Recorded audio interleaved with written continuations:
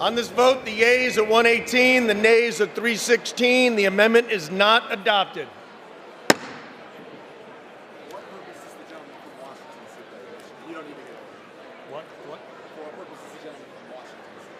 What purpose does the gentleman from Washington seek recognition? Mr. Speaker, I move the committee do now rise. The question is on the motion that the committee rise. All those in favor say aye. All those opposed say no. The ayes have it. The motion is adopted. Accordingly, the committee rises.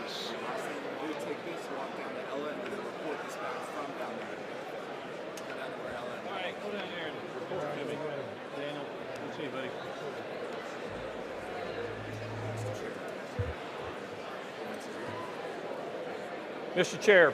Mr. Speaker, the Committee of the Whole House and the State of the Union, having had under consideration H.R. 5894, directs me to report that it has come to no resolution thereon.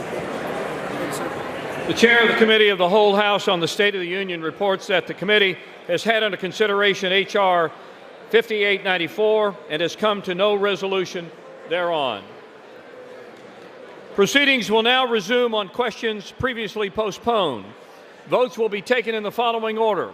The motion to suspend the rules and pass H.R. 6363 and agreeing to the Speaker's approval of the Journal if ordered. Electronic votes will be conducted as 5-minute votes pursuant to Clause 9 of Rule 20. Pursuant to Clause 8 of Rule 20, the unfinished business is the vote on the motion by the gentlewoman from Texas, Ms. Granger, to suspend the rules and pass H.R. 6363 as amended, on which the yeas and nays are ordered. The clerk will report the title. H.R. 6363, a bill making further continuing appropriations for fiscal year 2024 and for other purposes. Question is, will the House suspend the rules and pass the bill as amended? Members will record their votes by electronic device. This is a 5-minute vote.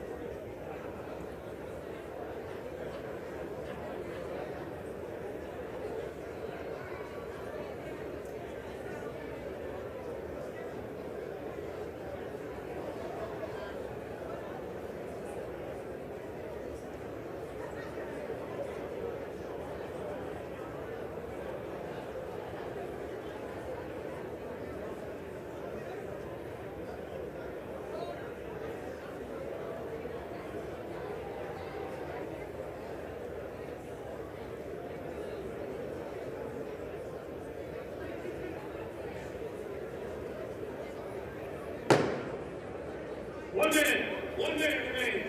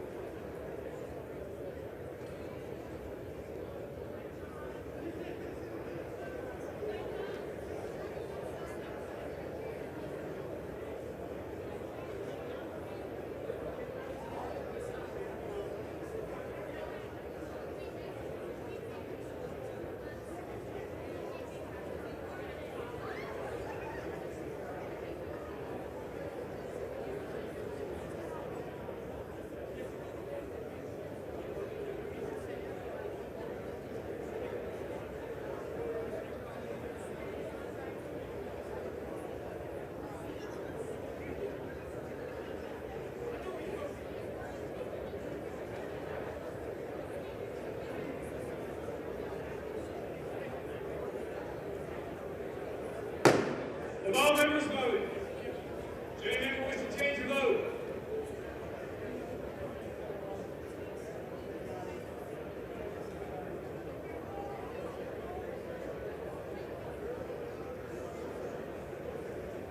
On this vote, the yeas are 336, the nays are 95.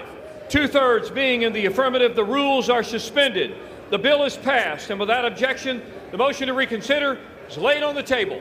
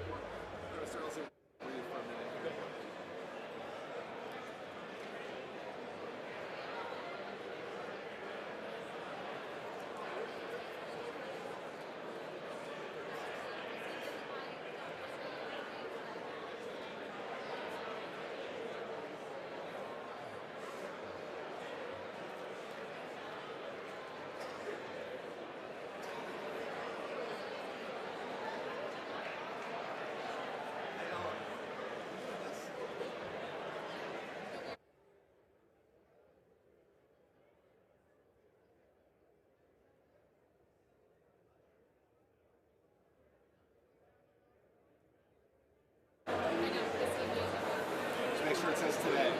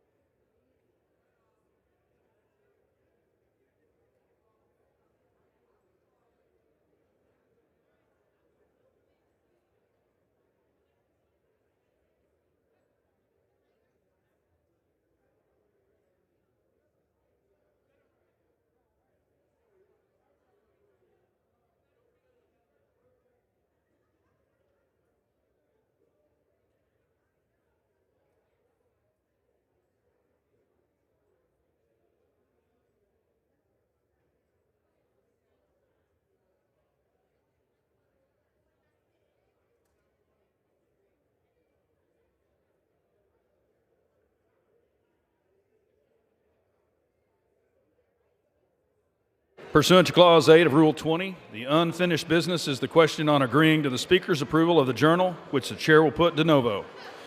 The question is on agreeing to the Speaker's approval of the Journal. Those in favor say aye. Those opposed say no. In the opinion of the Chair, the ayes have it, and the Journal stands approved. Chair will receive a message. Mr. Speaker, a message from the President of the United States. Mr. Speaker, Madam Secretary. I am directed by the President of the United States to deliver to the House of Representatives a message in writing.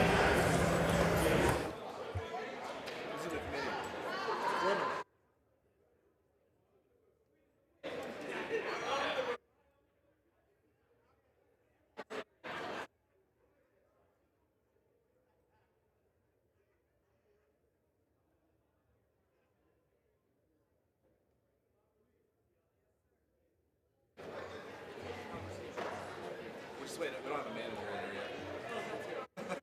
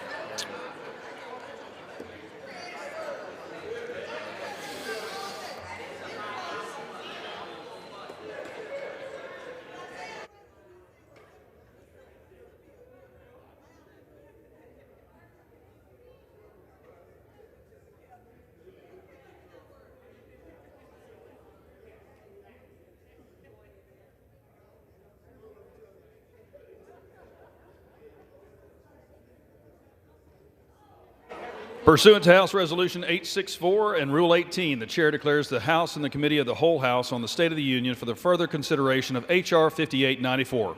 Will the gentleman from Virginia, Mr. Whitman, kindly take the chair?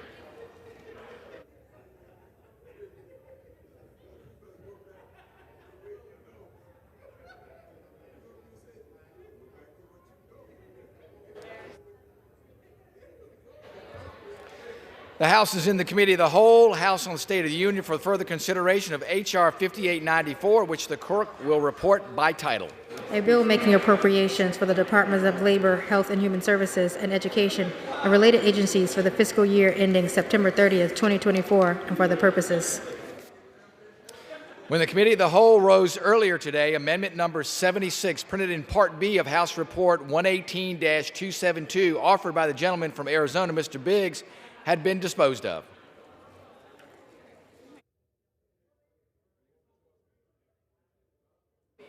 Okay. The committee will be in order. It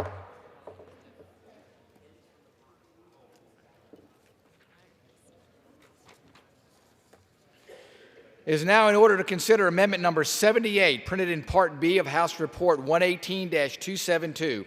For what purposes does the gentleman from Pennsylvania seek recognition? Mr. Chairman, I have an amendment at the desk. The clerk will designate the amendment. Amendment number 78, printed in Part B of House Report number 118-272, offered by Mr. Perry of Pennsylvania. Pursuant to House Resolution 864, the gentleman from Pennsylvania, Mr. Perry, and a member opposed each will control 5 minutes. The chair recognizes the gentleman from Pennsylvania. Thank you, Mr. Chairman. This amendment halves the funding for the taxpayer-funded activists at the National Labor Relations Board. The National Labor Relations Board is supposed to act to prevent and remedy unfair labor practices committed by private sector employees, employers, and unions. Unfortunately, under the Biden administration, the NLRB has been filled with labor activists who seek only to empower union bosses at the expense of employees, employers, and consumers. Moreover, the recent actions represent substantial executive overreach to implement a radical agenda so toxic that it could not be achieved by this administration when they had both chambers of Congress or by the Obama administration with a filibuster-proof majority. The fact that this agenda is so radical and out of touch with the American people that it's been routinely rejected by the people's representatives should be the end of this conversation, but it's not. Instead, the Biden administration seeks, through executive fiat, to impose the PRO Act that failed to pass legislatively. Just this year, the Biden NLRB has issued the following PRO Act provision by fiat: Joint Employer Standard, which destroys the franchise model and eliminates independent contractors. Thank you very much.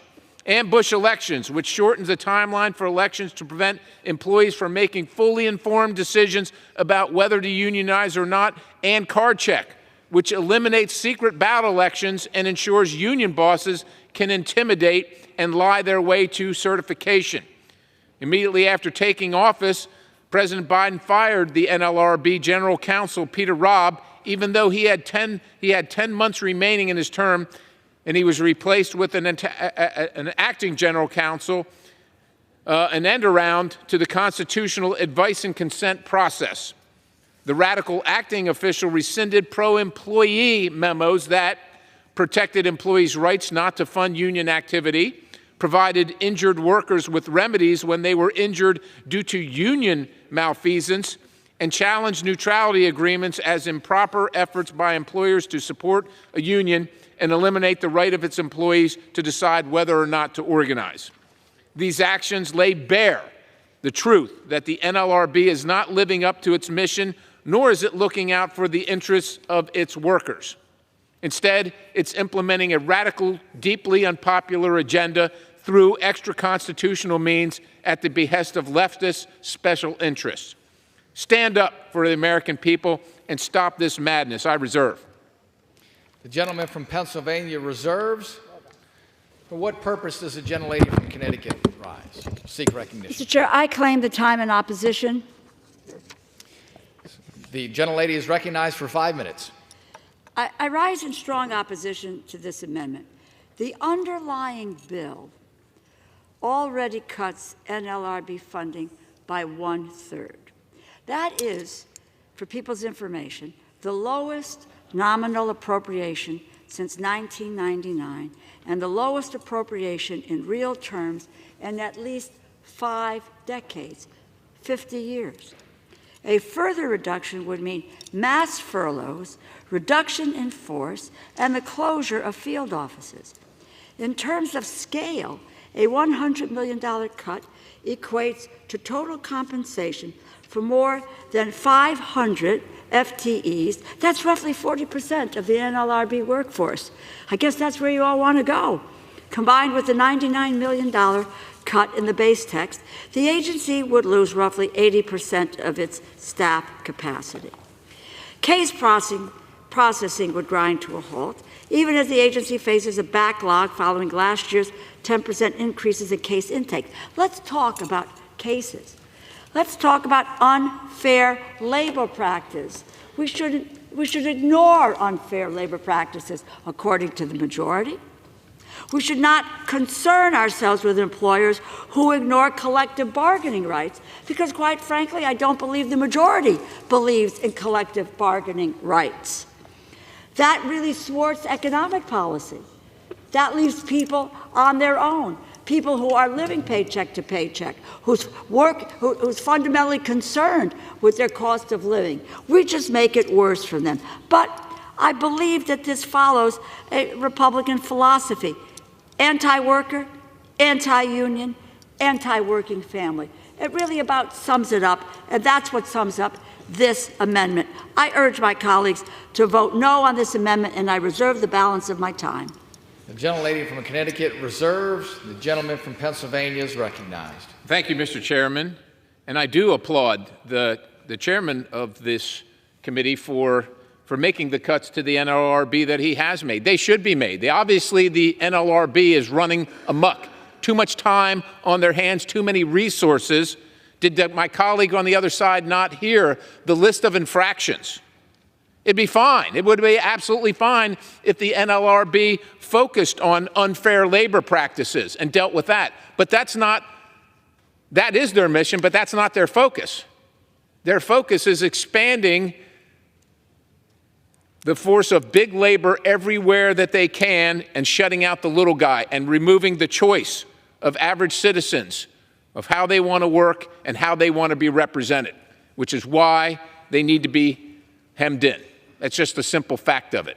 And if it takes it back to the point where they are only focusing on unfair labor practices, then I think we will have done our job well. This amendment actually strengthens the chairman's position in negotiations with the Senate when this bill comes to that negotiation.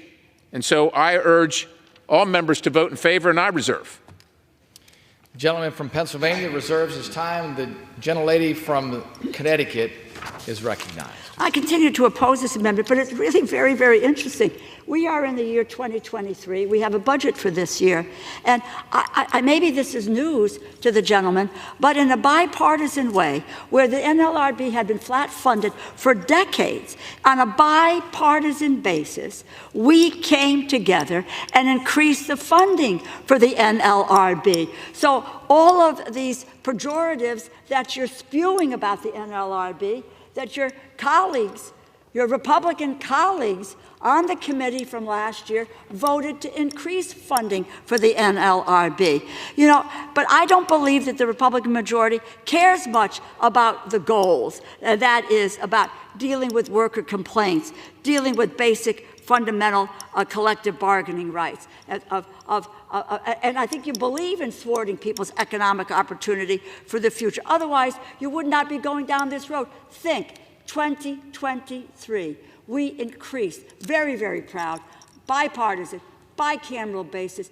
increase the funding for the NLRB to be able to do its jobs. I don't know what's happened to folks in this since last December, but you clearly don't follow what has been happening and what was being done with the NLRB.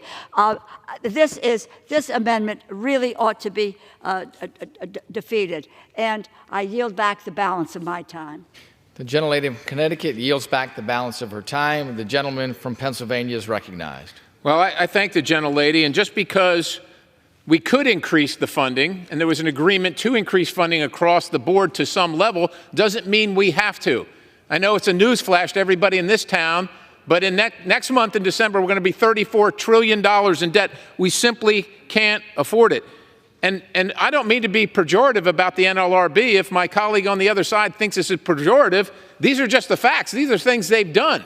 If you don't like them, don't blame me. I'm pointing out what they did, which is why we need to take action here and rein this out-of-control agency in. With that, I yield the balance. Okay. The gentleman from Pennsylvania yields back. The question is on the amendment offered by the gentleman from Pennsylvania. Those in favor say aye. Those opposed say no. In the opinion of the chair, the ayes have it. The amendment is not agreed to. Mr. Chair. Yes. For what purpose does the gentlelady from Connecticut rise? I demand a recorded vote. A recorded vote has been requested. Pursuant to Clause 6, Rule 8, further proceedings on the amendment offered by the gentleman from Pennsylvania will be postponed.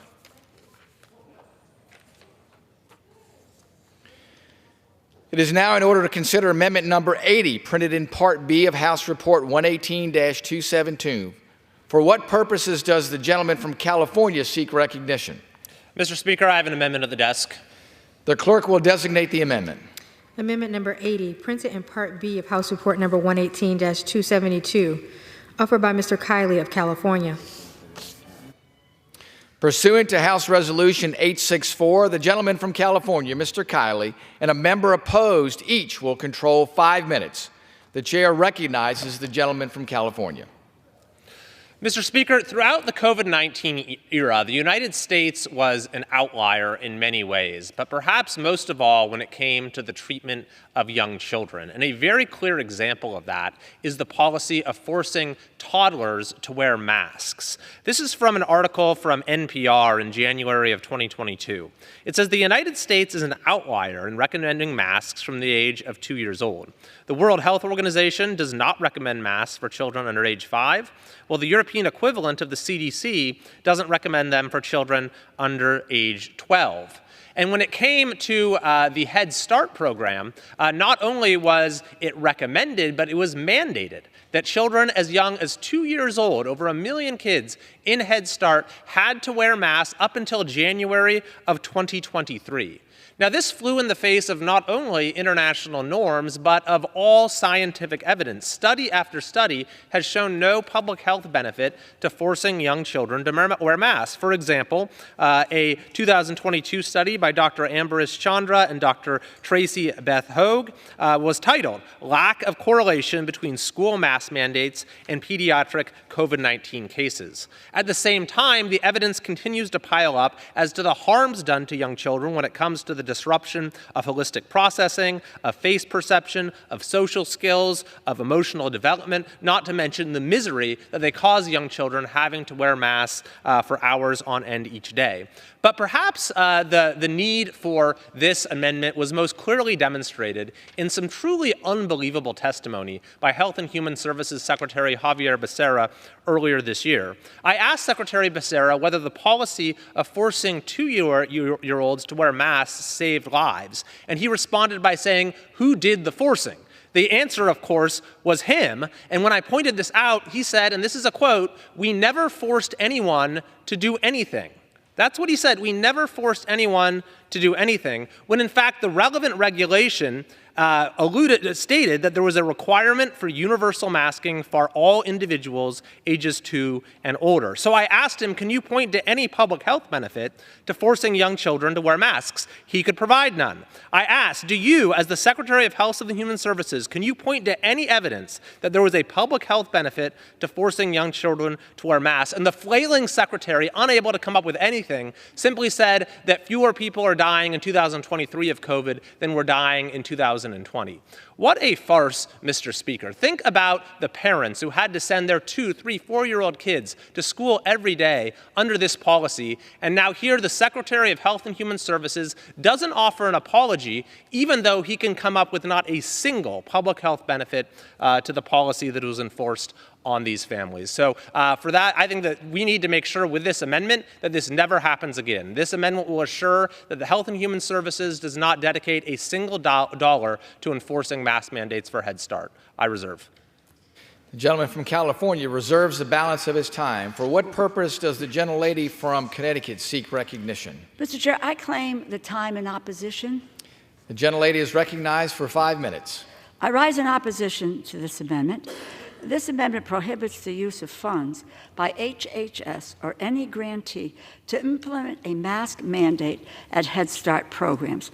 First, I think we need to be clear about the facts. There is currently no federal mask requirement in place. There is no federal mask requirement in place. This amendment would leave federal government ill-equipped to implement evidence-based policies that protect the health and safety of the public if we face another public health emergency, such as a dangerous new COVID-19 variant. Preventing diseases reduces healthcare costs, such as hospitalization and pharmaceuticals. Masking is a critical public health tool. New variants are an expected part of the evolution of viruses and can be more aggressive, transmittable, or cause more severe disease than the original strain. Face masks can protect the wearer and those around them by preventing transmission. Although many people would like to act as if COVID is over, it is not. Over the past 3 years, there were more than 1 million deaths due to COVID in the United States, some of whom the people in this room knew and loved. We also know that some people infected with the virus that causes COVID-19 can suffer long-term effects from their infection, meaning they can experience health problems that can last for years. Our nation's public health officials need to have options to protect our communities as we continue to live with COVID and respond to other public health emergencies in the future. Why would we politicize something that could help our fellow Americans stay healthy? The sweeping amendment is unnecessary. It puts us all at risk. I think it sets a dangerous precedent for Congress to overrule a scientific process. Follow the science. That's what we need to be doing, and not following the politics, the religious beliefs, the philosophies, the ideology of Republican members of Congress. I urge my colleagues to oppose the amendment, and I reserve the balance of my time. The gentlelady from Connecticut reserves the balance of her time. The gentleman from California is recognized. Well, the gentlewoman from Connecticut referred to evidence-based policies, and yet the Secretary of the U.S. Department of Health and Human Services could not cite a single piece of evidence in support of this policy. Not only that, this policy has been rejected by the World Health Organization, and it's been rejected by the European equivalent of the CDC. So I would yield back to the gentlewoman and ask if she has come across any evidence that has somehow eluded the Secretary of Health and Human Services, the World Health Organization, and countries and our counterparts in Europe. I reserve. The gentleman from California reserves his time. The gentlelady from Connecticut is recognized. I continue to oppose this amendment. I make the point I made before. Why do we want to really politicize an issue of public health and public safety? We can come together around these issues. It's not a matter of gotcha or so. Yeah, you know, we all experienced a very traumatic period in our lives with COVID-19. And yes, there were, masks. We're trying to find our way forward to protect people in this country. That is essentially what it's all about. You can have a disagreement, but why would we prohibit the use of funds by HHS or any grantee to implement a mask mandate at Head Start programs when there is no federal mask requirement in place? I oppose the amendment and I yield back. The gentlelady from Connecticut yields back the balance of her time. The gentleman from California is recognized. To be very clear, I just asked the gentlewoman to provide us with some evidence in support of her position after she herself claimed that her position was evidence-based, and she could not do so. Just like the Secretary of Health and Human Services could provide no evidence for a policy that has been rejected broadly across the world. So I would strongly urge passage of this amendment. It is past time to restore some sanity in this country and to make sure that the sort of harmful, unevidence-based policies that so many Americans have to live with never again return in this country. Thank you, and I yield the remainder of my time. The gentleman from California yields back the balance of his time. The question is on the amendment offered by the gentleman from California. Those in favor say aye. Those opposed say no. In the opinion of the chair, the ayes have it. The amendment is not agreed to. The amendment is agreed to. It is now in order to consider amendment number 81, printed in Part B of House Report 118-272. For what purpose does the gentlewoman from Colorado seek recognition? Mr. Chair, I have an amendment at the desk. The clerk will designate the amendment. Amendment number 81, printed in Part B of House Report number 118-272, offered by Ms. Boebert of Colorado. Pursuant to House Resolution 864, the gentlewoman from Colorado, Ms. Boebert, and a member opposed each will control 5 minutes. The chair recognizes the gentlewoman from Colorado. Thank you, Mr. Chair. I rise today to offer my common sense amendment to transfer $2 million from government bureaucracy to the Office of Inspector General to combat waste, fraud, and abuse. As a proud member of the House Oversight Committee, I am a firm believer in holding our government accountable to the people we serve. Honest, hardworking American citizens should be able to trust that their tax dollars are being spent responsibly and for their intended purpose. The Department of Education Office of Inspector General must have adequate resources and funding to uncover waste, fraud, and abuse to ensure that the department can focus on providing for the education of America's children. Ever since the passage of the Inspector General Act of 1978, Inspectors General has uncovered billions of dollars of fraud and exposed numerous instances of criminal wrongdoing. The Department of Education is no exception. According to this year's semi-annual report, the Department of Education Office of Inspector General closed 32 investigations involving fraud, or corruption and secured more than $41.92 million in restitution, settlements, fines, savings, recoveries, and forfeitures. As a result of this work, criminal actions were taken against numerous people, including current and former school officials and service providers who cheated students and taxpayers. The Inspector General accomplished these feats in only half a year. In fiscal year 2023, the Department of Education had a budget of a whopping $271 billion. The American people should be able to trust that these funds are being used to support the education of their children and for no other purpose. My common sense amendment will ensure that the Inspector General has the funding and resources they need to ensure that the department's funds are being used responsibly. We have a sacred duty to secure and ensure that Department of Education funds are used to further the education of our children, and we must not tolerate any wrongdoing that defrauds America's children, students, and families. I urge my colleagues to support my amendment to increase funding for the Department of Education Office of Inspector General. Mr. Chair, I reserve. The gentlelady from Colorado reserves the balance of her time. For what purpose does does anybody wish to claim time in opposition? Mr. Chair, I Seeing yield. none, the gentlewoman from Colorado is recognized. I yield. The gentlelady from Colorado yields. Pursuant to the question is on the amendment offered by the gentlelady from Colorado. Those in favor signify by saying aye. Those opposed say no. In the opinion of the chair, the ayes have it. The amendment is agreed to. It is now in order to consider amendment number 82, printed in Part B of House Report 118-272. For what purpose does the gentleman from Georgia seek recognition? Mr. Speaker, I have an amendment at the desk. The clerk will designate the amendment. Amendment number 82, printed in Part B of House Report number 118-272, offered by Mr. Allen of Georgia. Pursuant to House Resolution 864, the gentleman from Georgia, Mr. Allen, and a member opposed, each will control 5 minutes. The chair recognizes the gentleman from Georgia.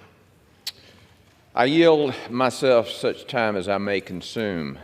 Mr. Speaker, I rise today to urge support for my amendment, which will prohibit taxpayer funds from being used to finalize the Biden administration's destructive proposed fiduciary rule. I believe saving for retirement is crucial for American families, and access to professional financial advice should not be hindered by burdensome overregulation.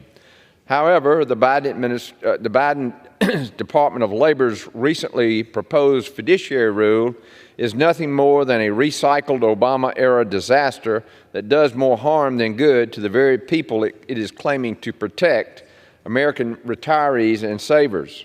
This rule would raise costs and reduce access to financial advice for Americans with low and moderate incomes, as well as small businesses. But don't just take my word for it. A Deloitte study demonstrated the damage resulting from the 2016 fiduciary rule, finding that 53% of U.S. financial advisors limited or eliminated access to brokerage advice for retirement accounts, not to mention having shifted their position on what it means to be an investment advice fiduciary 3 times in the last 2 years. The Department of Labor has created confusion in the marketplace with their reckless indecisiveness. By requiring financial advisors to adhere to a strict, burdensome, and unworkable regulation, retirement advice will no longer be accessible to those most in need of retirement security.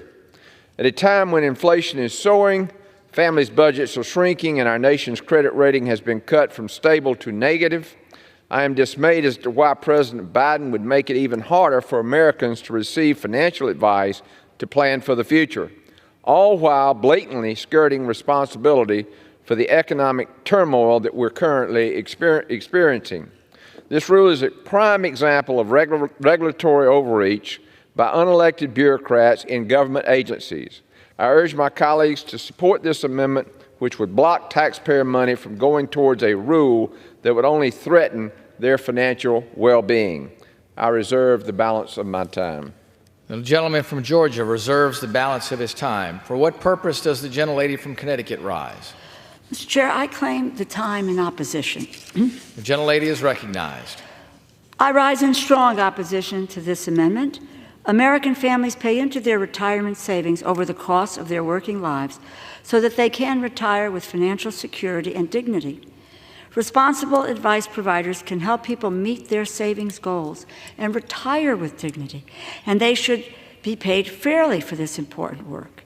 Unfortunately, many retirement savers rely on the financial advice of providers that do not put their interest first, actions that can lead to diminished investment returns or higher transaction costs. Let me give you an example. Advice rooted in conflicts of interest regarding the sale of just one investment product, that's fixed index annuities, may cost savers as much as $5 billion per year. This hurts workers, families, and the American economy. Plain and simple, these are a form of junk fees that can erode the retirement savings of hardworking American families. Fortunately, the Department of Labor is proposing to protect retirement investors through a new rule requiring financial advisors to avoid recommendations that pad their pockets at the expense of retirement savers. And I don't know if somebody can tell me, why wouldn't we want to protect folks in retirement? This amendment would block the department's regulatory efforts to protect retirement savers from junk fees. This would leave the investments of hardworking Americans vulnerable to financial advisors looking out for their own financial gain at their clients' expense. I urge my colleagues to vote no on this amendment, and I reserve the balance of my time. The gentlelady from Connecticut reserves the balance of her time. The gentleman from Georgia is recognized. Mr. Speaker, my amendment will help protect the millions of hardworking taxpayers who rely on financial advisors to assist in planning for their future. I strongly urge my colleagues to support this amendment and fight against this administration and unelected bureaucrats who want to grow big government. I yield back the balance of my time. The gentleman from Georgia yields back the balance of his time. The gentlelady from Connecticut is recognized. I continue to oppose the amendment and yield back the balance of my time. The gentlelady from Connecticut yields back the balance of her time. The question is on the amendment offered by the gentleman from Georgia. Those in favor say aye. Those opposed say no. In the opinion of the chair, the ayes have it. The amendment is agreed to.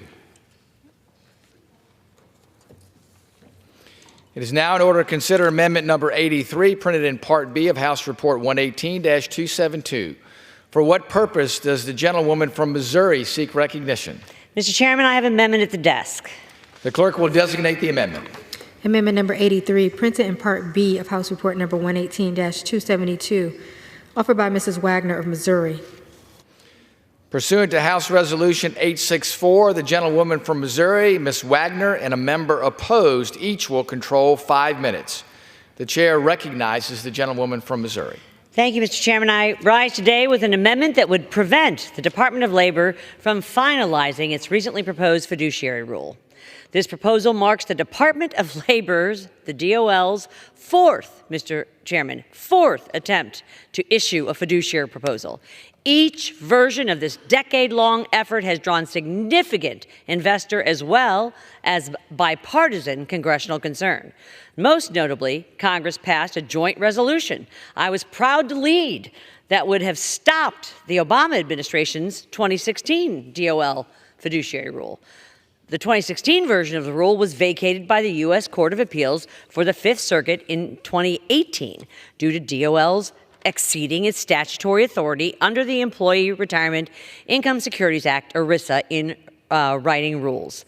This court rejected proposal threatened access to affordable and reliable retirement investment advice for millions of low and middle income Americans. Furthermore, this rule caused major disruptions in the market, created more retirement insecurity, and resulted in fewer product choices for America's workers and retirees. The Obama administration's DOL fiduciary rule would have left Americans who were just starting to build their retirement savings without access to financial advice or paying more for fewer options and decreased service. The Biden administration's fiduciary rule is no different. And as Chairwoman Fox put it just the other day, the proposal, and I quote her, is just new lipstick on the same old pig. The last time the Department of Labor meddled with the definition of fiduciary, we watched more than 10 million Americans lose access to financial advice. Do we really want to go down this road again when we know exactly where it leads? The changes that the Department of Labor is proposing contain overly burdensome requirements that will increase consumer costs, limit choices, and cut off access to financial investment products that are known to provide a secure, guaranteed stream of income for retirees.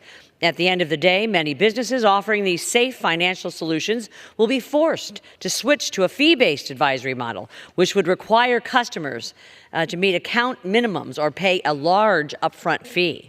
Ultimately, this will shut millions of low and middle-income Americans out of the financial advice market, and we would be left with two classes of investors: those who can afford investment advice and those who cannot. Mr. Chairman, just to put it simply, Americans are worried. They're worried about their future. They're struggling to save for their retirement, to put a child through college, or to one day open their own business. On top of all the existing barriers to save, the Biden administration wants to make that even more challenging with its ready for this, 500-page regulation. We know these regulations do not work. We've seen them fail. We've seen them hurt those who can least afford it during this savings crisis. Both chambers of Congress, Republicans and Democrats, have come together in the past and recognized the harm that this rule will have on those looking to save for retirement. I would urge my colleagues on both sides of the aisle to support this amendment that protects retail investors and America's savers, and I reserve the balance of my time. The gentlelady from Missouri reserves the balance of her time. For what purpose does the gentlelady from Connecticut seek recognition? Mr. Chair, I claim the time in opposition. The gentlelady from Connecticut is recognized for 5 minutes. I oppose this amendment. I just say I think the gentlelady is right. Americans are worried about very serious financial issues. They're living paycheck to paycheck, and they're struggling. And what, in fact, they don't need is irresponsible providers charging them junk fees that takes money out of their pocket instead of understanding that they do have some advice and counsel as to where to go and who the bad actors are. Once again, this amendment would leave retirement savers vulnerable to junk fees. I oppose this amendment and reserve. Gentlelady from Connecticut reserves the balance of her time. The gentlelady from Missouri is recognized. The changes the Department of Labor are proposing contain overly burdensome requirements that will increase consumer costs, limit choices, and cut off access to financial investment products that are known to provide secure, guaranteed stream of income for retirees. I urge my colleagues to support this amendment and shut down the Department of Labor's fourth attempt at a fiduciary rule that will hurt retirees and investment savers. And I yield back. The gentlelady from Missouri yields back the balance of her time. The gentlelady from Connecticut is recognized. I continue to oppose this amendment and yield back the balance of my time. The gentlelady from Connecticut yields back the balance of her time. The question is on the amendment offered by the gentlelady from Missouri. Those in favor, say aye. Those opposed, say no. In the opinion of the chair, the ayes have it. The amendment is agreed to. It is now in order to consider amendment number 84, printed in Part B of House Report 118-272. For what purposes does the gentleman from South Carolina seek recognition? Mr. Speaker, I have an amendment at the desk. The clerk will designate the amendment. Amendment number 84, printed in Part B of House Report number 118-272, offered by Mr. Norman of South Carolina.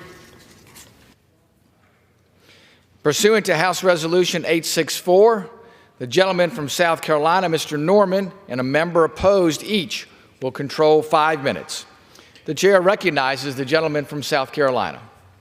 Mr. Speaker, my amendment would prohibit funding from being used to carry out the actions described in Biden's October 31st fact sheet regarding cracking down on so-called junk fees that we've heard a lot of tonight. Specifically, this amendment would prevent funding from being used to implement the Department of Labor's controversial effort to crack down on so-called junk fees in retirement investing that could easily result and will result in higher fees and fewer investment options for hardworking Americans. Since the beginning of the Biden administration's whole-of-government crusade against so-called junk fees, it has been clear that the president and his officials are just targeting fees and practices that go against their own objectives, preferences. The administration can't even define what a junk fee is. Maybe my good friend on the left could define what a junk fee is. I reserve the balance of my time. Gentleman from South Carolina reserves the balance of his time. Does any member wish to claim time in opposition? Mr. Chair, I claim time in opposition. The gentlelady from Connecticut is recognized for 5 minutes. Thank you. The prior speaker talked about families trying to save for college. I understand that. It's tough these days to save for college, put your kids through, especially in this economy. Thwarted, I might add, but some of the prior amendments that we've seen here tonight. But why wouldn't we try to protect those folks, allowing them to save and quite honestly, save them from junk fees? And I didn't really realize it. So many of my Republican colleagues support this effort, which would really leave retirees susceptible to people who would sell them a bill of goods. Pick and a poke. You pick your, whatever commentary you want to make, and then charge them for it. Where, you deny people a real return on their investment, but you charge them a fee for doing that. That's a junk fee. You're paying for junk. Junk advice, junk assistance, and you bear the brunt of that providers. And I'm not saying it's all providers. There are probably lots of good folks, that there are financial consultants, advisors. But don't tell me there aren't a lot of bad actors in this area who are collecting from the most vulnerable. And not every person in retirement has all of the knowledge to do everything that they need to do to evaluate, investigate a financial planner to make them whole at the end of the day. Like I just mentioned before, this is an amendment that leaves retirement savers vulnerable to these junk fees. I oppose the amendment and I reserve. The gentlelady from Connecticut reserves the balance of her time. The gentleman from South Carolina is recognized. Mr. Speaker, I still didn't hear the definition of a junk fee. You've got a politician and bureaucrats in the Labor Department restricting what commissions brokers who are in a competitive business can charge to willing buyers.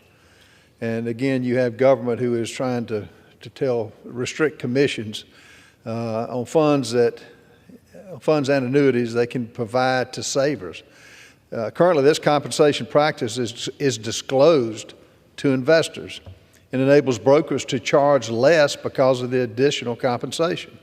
The White House fact sheet does not dispute that fees may actually increase as a result of this rule. This proposal is misguided and risk creating confusion in the marketplace, unwarranted compliance expenses, and instability for retirement plan retirees and savers. Again, this is done voluntarily on who you deal with. It's a competitive business, and there again you have politicians who probably have never been in the workforce and bureaucrats trying to dictate what they are. Don't take my word for it. Listen to the experts who serve in the industry. They actually work in the industry. According to the American Council of Life Insurers, a fiduciary-only regulation would shut off access to important retirement tools and hurt the very people the regulation intends to help.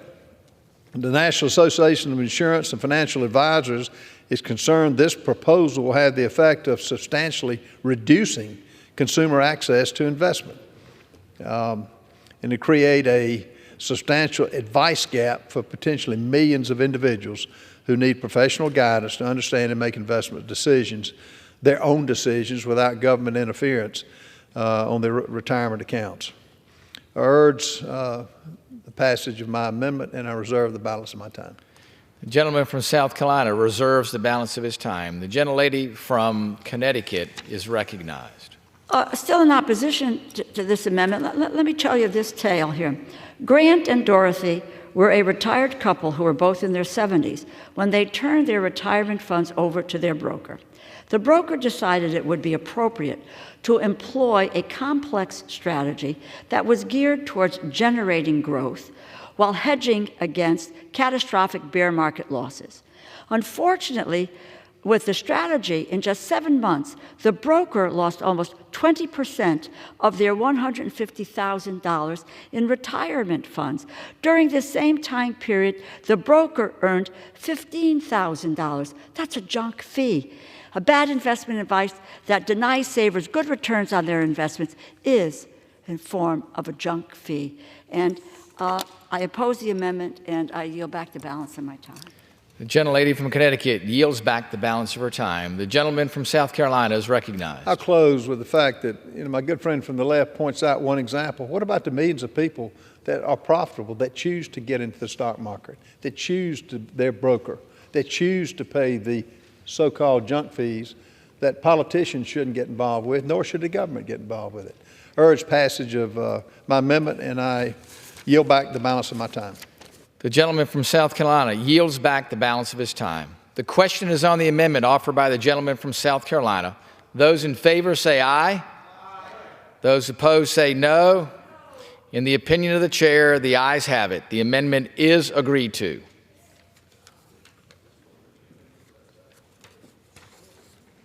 It is now in order to consider amendment number 85, printed in Part B of House Report 118-272. For what purpose does the gentleman from Arizona seek recognition? I have an amendment at the desk. The clerk will designate the amendment. Amendment number 85, printed in Part B of House Report number 118-272, offered by Mr. Biggs of Arizona. Pursuant to House Resolution 864, the gentleman from Arizona, Mr. Biggs, and a member opposed each will control 5 minutes. The chair recognizes the gentleman from Arizona. Thanks, Mr. Chairman. I rise to speak in support of my amendment, which will prohibit the Department of Health and Human Services from making any voluntary contributions to the World Health Organization.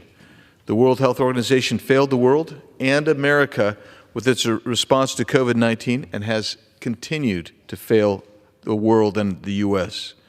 The WHO helped perpetuate the Chinese government's wholly inaccurate claims and even praised their handling of the outbreak. The WHO director applauded President Xi's very rare leadership and China's transparency. The WHO was complicit in its deception, willfully accepting what China had claimed and spread to the rest of the world, instead of doing its job and verifying the claims that were made. Further, in 2021, the WHO dismissed the COVID lab leak theory as, quote, being extremely unlikely, close quote, after a visit to China. The WHO even returned from that trip with a theory that the virus was transmitted to humans through frozen food, which was an absurd claim. Then in 2022, 2 years after the COVID, the WHO changed its tune and recommended more investigation into the lab leak theory. The same theory that it had so eagerly dismissed as a conspiracy theory because President Trump suspected what was going on back in 2020. But it turns out President Trump was right to withdraw funding from the World Health Organization. In addition, the World Health Organization has allowed North Korea to sit on its executive board. North Korea lacks any qualification to justify its seat on the board. North Korea lacks any sort of transparency in its management of the COVID-19 outbreak. North Korea's track record of responses to public health issues raises significant concerns that it is able to participate in the WHO's decision-making process. How is it that North Korea, a country that has a well-documented history of human rights abuses and atrocities, is allowed to sit on the World Health Organization's executive board, an executive board that sets and enforces the organization's agenda and policy? The human rights record of North Korea is often considered one of the worst in the world, and I'll reserve. The gentleman from Arizona reserves the balance of his time. For what purpose does the gentlelady from Connecticut seek recognition? Mr. Chair, I claim the time in opposition. The gentlelady from Connecticut is recognized for 5 minutes. I rise to claim time in opposition to this amendment. The amendment would prohibit HHS, Health and Human Services, from making any voluntary contributions to the World Health Organization, including contributions from the Centers for Disease Control and Prevention and the Administration for Strategic Preparedness and Response.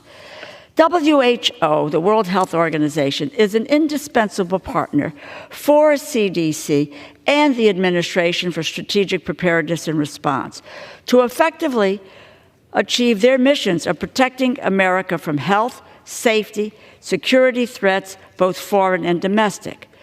The World Health Organization sets health norms and standards for its 194 member states, for everyday public health concerns, as well as crises and public health emergencies. Without collaboration with WHO, CDC and the United States would have limited means by which to inform and influence those global norms. As a UN organization, the World Health Organization has access to geographies and populations that may be difficult for our CDC, the Center for Disease Control and Prevention, and other bilateral public health agencies to reach, and therefore filling critical needs around the world to address public health threats at their source in a way no other organization can.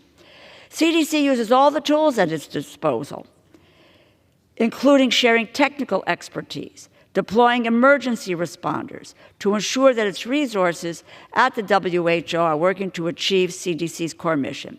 The Center for Disease Control and Prevention works with the World Health Organization to address ongoing public health threats and priorities, including polio eradication, routine immunizations, and immunization system strengthening, pandemic, seasonal, and avian influenza, and building foundational public health capacities at the country level to strengthen global health security.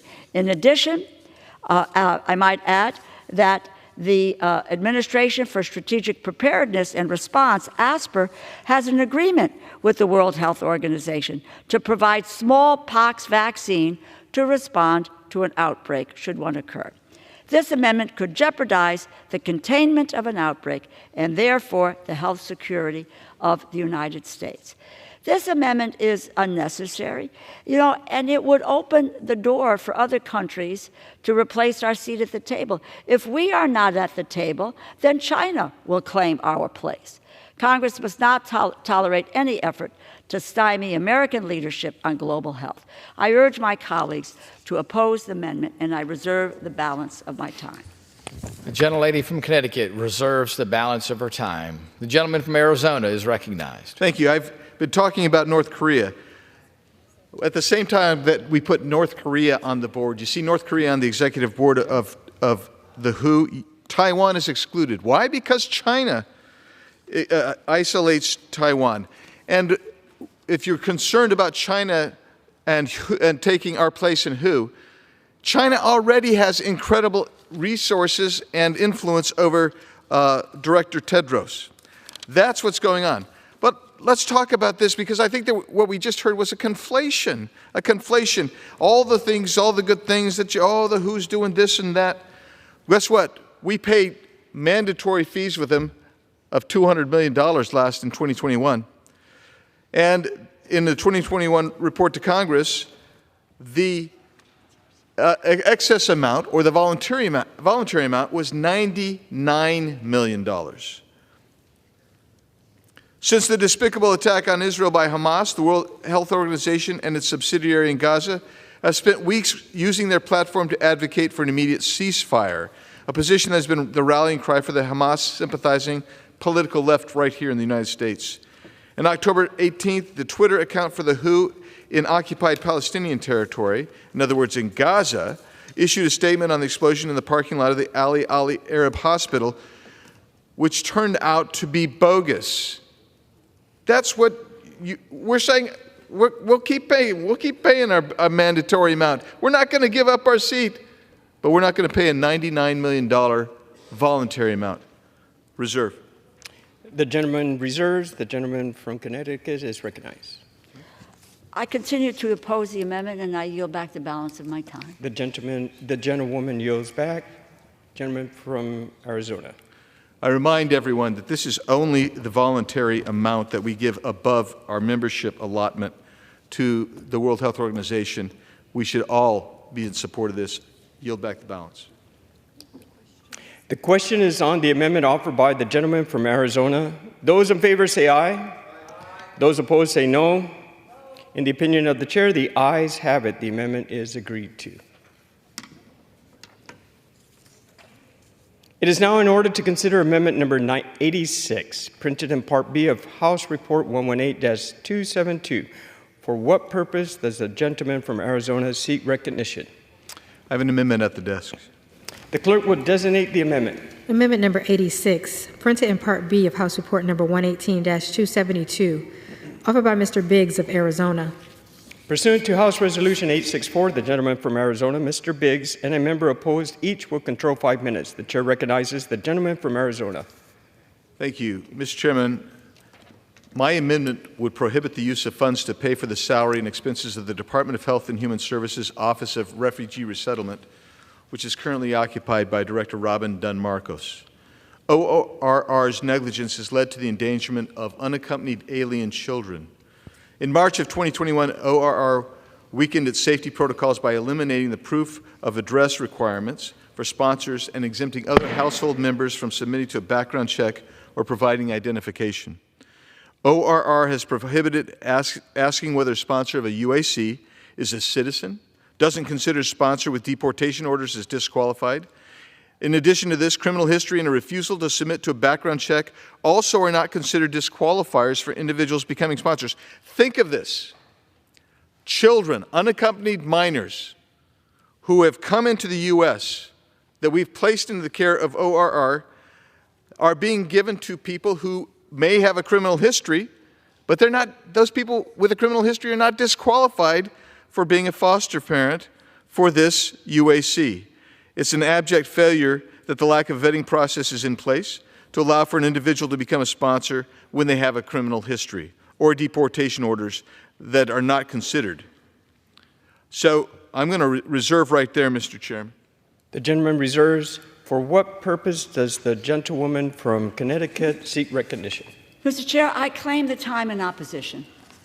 The gentlewoman is recognized. I rise in strong opposition to this amendment. It really is disgraceful that the Republican majority has shown a proclivity in the 2024 appropriations bills to target dedicated public service and threaten their livelihoods. Public services are doing their jobs, and they carry out the policy of the administration that they serve, Democrat, Republican. The gentleman may have genuine concerns about the Office of Refugee Resettlement, but Congress should be talking about policy concerns without rhetoric and certainly without personal retribution to the employees devoting their time and talent to the federal government. Ms. Dunn Marcos is extremely qualified. She has worked tirelessly on refugee issues domestically and internationally for years. She has led teams for the International Rescue Committee across the United States and Europe. She has served in the Peace Corps. She stood up the processing services in safe havens for thousands of Afghans during Operation Allies Welcome. And she now oversees the care of thousands of vulnerable, unaccompanied children. Ms. Dunn Marcos is a dedicated public servant, Defunding the office of the director position is not how we solve policy differences. I urge my colleagues to vote no on this amendment, and I reserve. The gentlewoman reserves. The gentleman from Arizona is recognized. You know what I think is disgraceful? I think it's disgraceful when the person who's in charge of placing those children has lost contact and communication with more than 85,000, according to the New York Times, and that was 7 months ago. The real number now exceeds 100,000. 100,000 children that this individual has lost contact, her office and department has lost contact with. That's what's disgraceful. If we're talking about policy and that she's merely carrying out the policy of the administration, are you telling me that it's the policy of this administration to lose contact and not adequately vet people? You know, you have some people who received literally a dozen or more individuals, little children, into that home, and that person was not qualified, not adequately vetted. 2/3 of all UACs that leave HHS's care work illegal, full-time jobs, often in factories and in hazardous conditions. ORR has an agreement that the sponsor is supposed to sign to protect the UAC from being trafficked or exploited. But that doesn't seem to be very effective. Caseworkers within ORR claim that HHS regularly ignored obvious signs of labor exploitation, such as single sponsors sponsoring multiple UAC, hotspots in the country where many UAC sponsors are not the children's parents, UAC with significant debts, and direct reports of trafficking. These sponsors that are inadequately vetted by ORR and HHS can be dangerous by sending these children to work in factories and other hazardous work environments. You want to know what's disgraceful? That's what's disgraceful. This person should not be in this position. If this is the Biden policy, that's disgraceful. I don't think that's really what this administration wants done. This bill, this amendment, would remove this office, and let's get somebody in there who's interested in taking care of those kids and making sure they're cared for. I get down to the border regularly. I go to the border often. I can't tell you how many times I've walked upon groups with unaccompanied children, knowing that we have no idea whether they're going to be cared for in our country or not. A reserve. Gentleman reserves. The gentlewoman from Connecticut is recognized. You know, I continue to oppose this amendment. It really is pretty disgraceful that this young woman is a public servant with an impeccable background in the area of dealing with refugees, International Rescue Committee, Peace Corps, Safe Haven for Afghans, serving Operation Allies, Welcome, caring for thousands of vulnerable children now. This is beneath our dignity, and I might add it's a little bit about theater of the absurd, and it's disgraceful, the direction that this committee has gone in dealing with really dedicated public servants and denigrating them and trying to threaten their livelihoods. You know, there are policy differences, as I said, and without rhetoric, certainly without personal retribution. And nobody out there, if they have differences with us, threatening our livelihoods. Why are we doing that to others? We have a policy difference. Let's get it sorted out and find another way to deal with policy difference instead of defunding the office of the director position. Again, I urge my colleagues to vote no on this amendment, and I yield back the balance of my time. The gentlewoman yields back. The gentleman from Arizona is recognized. Thank you. Again, you know what I think is disgraceful? If we're going to start placing someone's livelihood and say, well, they had an impeccable background. You know who doesn't care about their livelihood and impeccable background? How about the kids that have been misplaced, over 100,000, many working in illegal labor jobs? You know, they don't care about her livelihood. They would like to be cared for humanely. How about the children that have been sex trafficked? They don't care about her livelihood or her impeccable background. And I don't either. I care about those children. And I think it's disgraceful that this administration continues to allow this kind of policy to be implemented, if that's their policy. The vetting requirements that this director put in place facilitates this trafficking and abuse of these children. It is disgraceful. I urge people to adopt my amendment, and I yield back the balance of my time. Gentleman yields back. The question is on the amendment offered by the gentleman from Arizona. Those in favor say aye. Those opposed say no. In the opinion of the chair, the ayes have it. The amendment is agreed to. Mr. Chair.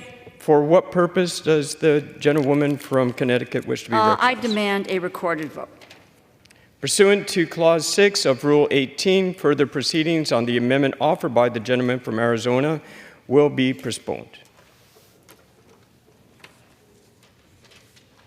It is now in order to consider Amendment Number 87, printed in Part B of House Report 118-272. For what purpose does the gentleman from Oklahoma seek recognition? Mr. Chairman, I have an amendment at the desk. The clerk will designate the amendment. Amendment number 87, printed in Part B of House Report number 118-272, offered by Mr. Burkeen of Oklahoma. Pursuant to House Resolution 864, the gentleman from Oklahoma, Mr. Beechin, and a member opposed each will control 5 minutes. The chair recognizes the gentleman from Oklahoma. Thank you, Mr. Chairman. Before we start debating this amendment, I want to start with some important facts. A lot of us in our states, including Oklahoma, are facing a foster care home shortage.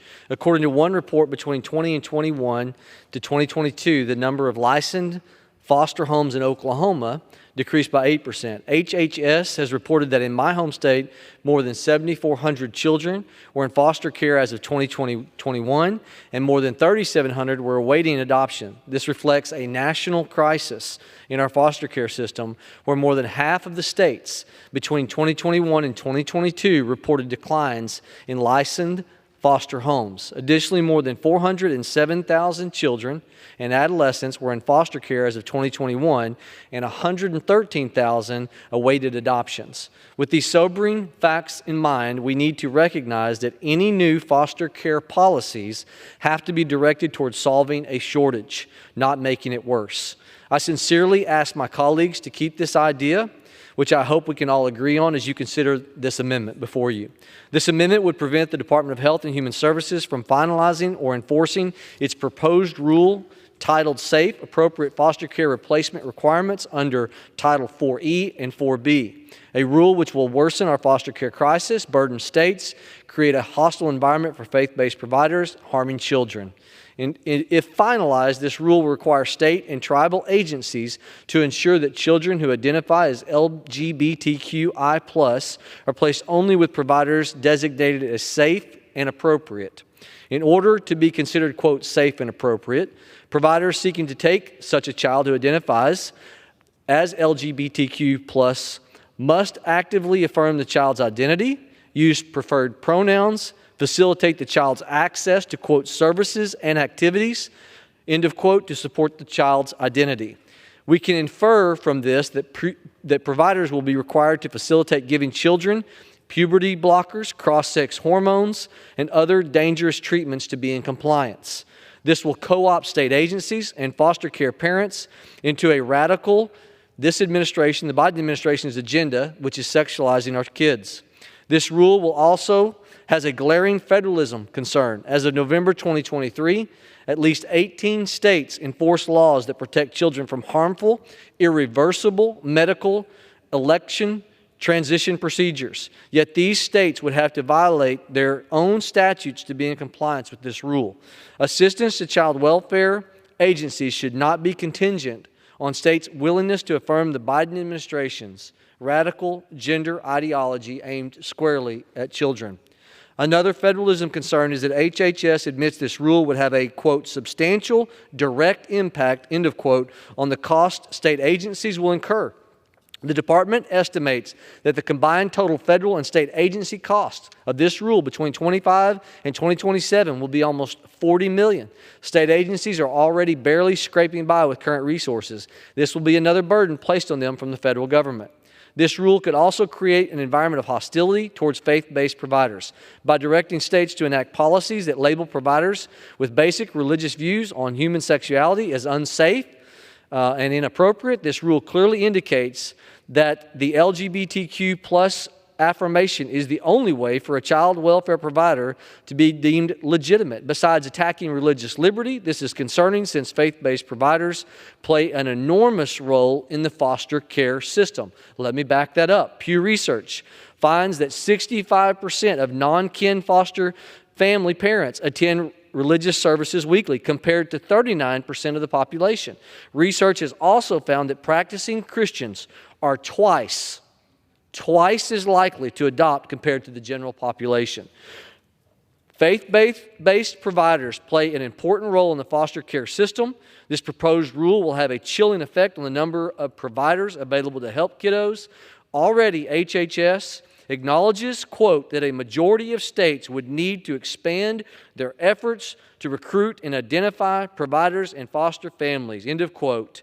What HHS is admitting is that this undermines their ability to recruit foster families. This rule undermines foster family recruitment. Why in the world would we want to move forward with this?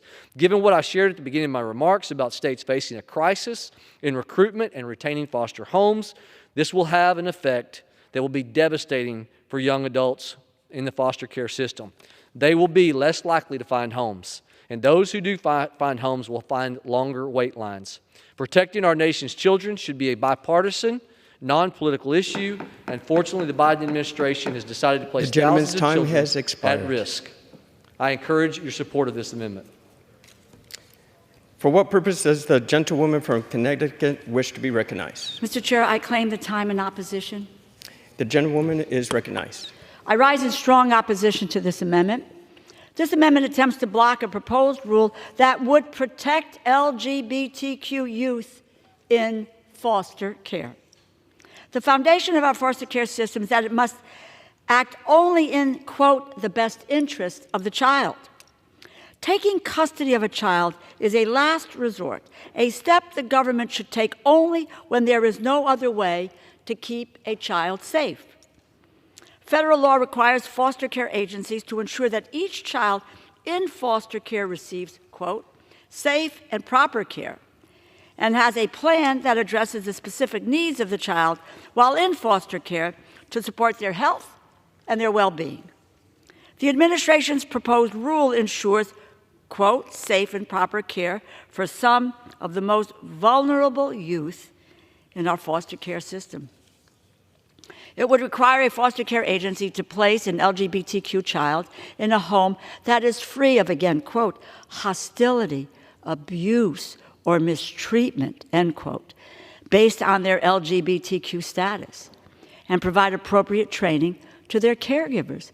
That's all. Why wouldn't we want a child to be in an environment that's free of hostility, abuse, or mistreatment?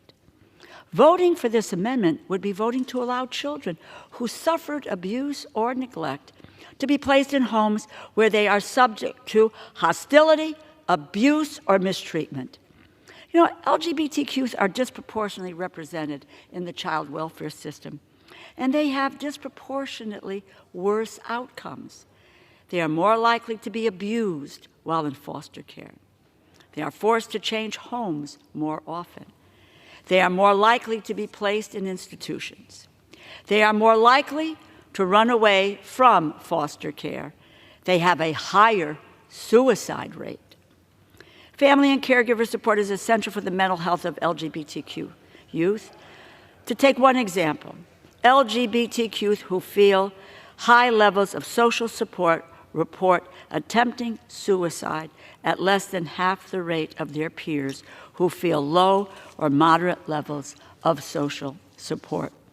It is unconscionable and disgraceful that anyone would try to make the child welfare system less safe for any youth, let alone the LGBTQ youth we know who are especially vulnerable. I urge and strongly urge my colleagues to vote no on this amendment, and I reserve the balance of my time. The gentle lady has the only time remaining. I would just once again repeat, continue my opposition of this. LGBTQ youth foster care, very vulnerable. Why do we not want them to be provided with safe and proper care, to be in an environment free of hostility, abuse, or mistreatment based on that status? That's all this signifies. And I'm opposed to this amendment, which really attempts to block this rule that protects LGBTQ youth in foster care. Continue opposition, and I yield back the balance of my time. Gentlewoman yields back the time. The question is on the amendment offered by the gentleman from Oklahoma. Those in favor say aye. Aye. Those opposed say no. In the opinion of the chair, the ayes have it. The amendment is agreed to. Mr. Chair, I move to strike the last word. Does the gentleman rise as designee of the chair? Pardon? I rise as a designee of the gentlelady from Texas, Ms. Granger. The gentleman is recognized for 5 minutes. Thank you. Mr. Chair, Mr. Chair, just a few weeks ago, the administration issued a proposed rule which imposes radical sexual orientation and gender identity policy on the child welfare system. So I rise in strong support of my colleague, Representative Burchine from Oklahoma's amendment, which prohibits funding for the finalization of this rule. By requiring states to deem some foster care providers as safe and appropriate, the administration has created a policy which implies that faith-based providers who have traditional views of marriage and sexuality are incapable of providing a safe environment for children and adolescents. I oppose such a notion, vehemently oppose such a notion, and strongly believe that faith-based providers often fill gaps in the child welfare system and provide quality, loving care rooted in a deep calling and conviction to care for those in need. The foster care system in the United States is in a deep crisis, with over 400,000 in the system and over 100,000 awaiting adoption. We must stand up and support faith-based providers across this country. We must object to the villainization of these organizations, and we must defund the imposition of radical political policies in the child welfare system. I urge all my colleagues to join me in supporting this amendment by the gentleman from Oklahoma, and I reserve. Does the gentleman yield back? I reserve. The gentleman can't reserve. The gentleman is unable to reserve. Oh, I yield. The gentleman yields. I yield back. The gentleman yields back. The chair understands that amendments number 88 and 89 will not be offered.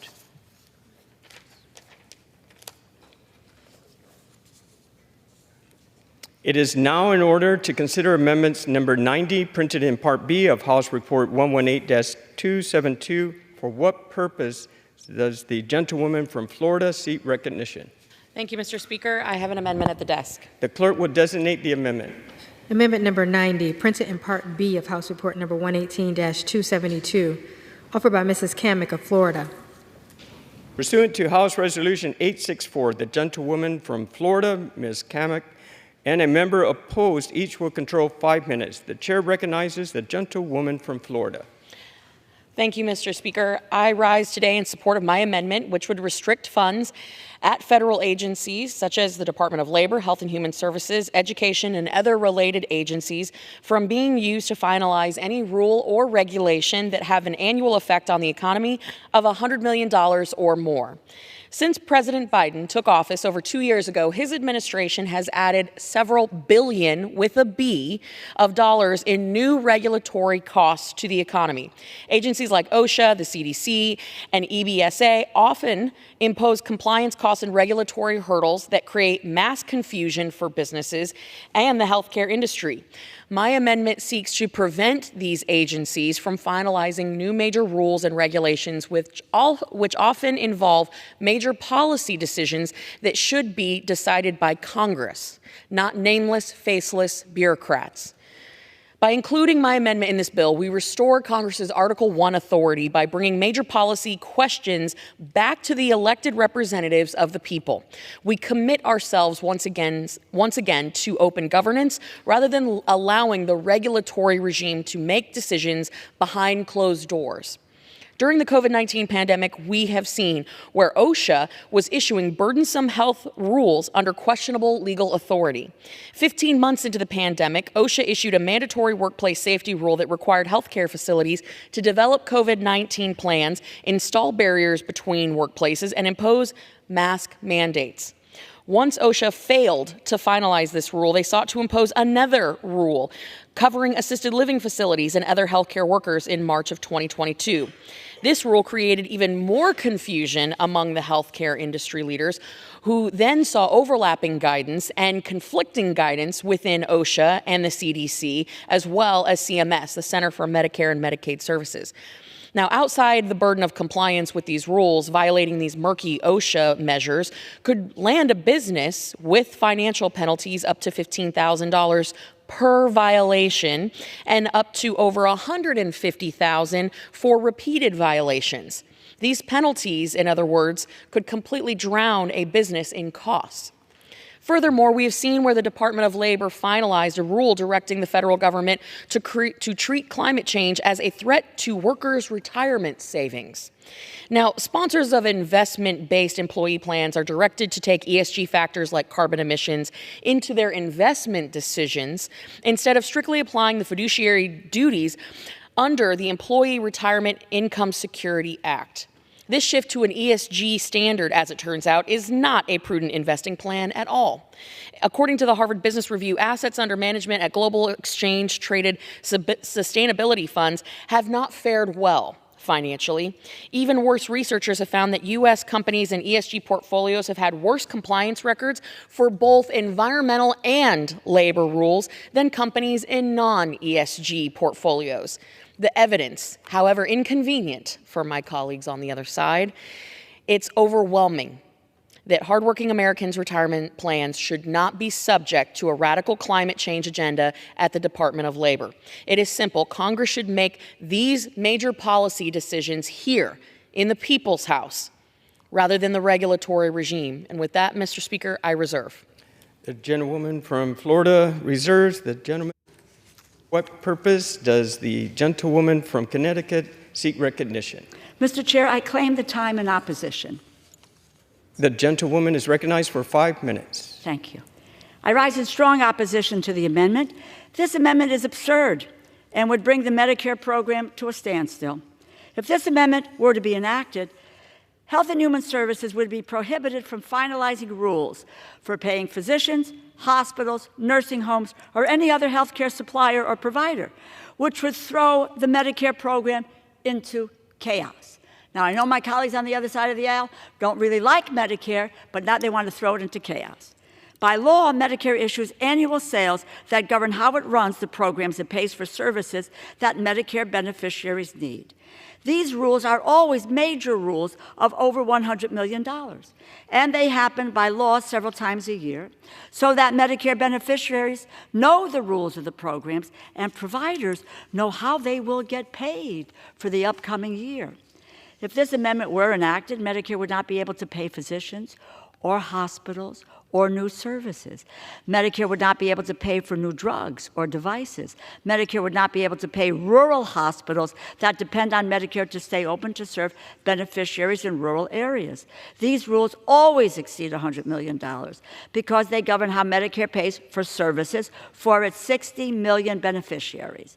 In short, this amendment would cause a massive disruption to health care for millions of seniors and individuals with disabilities. The amendment is not a serious policy proposal. It really is a campaign slogan. I urge my colleagues to oppose the amendment, and I reserve.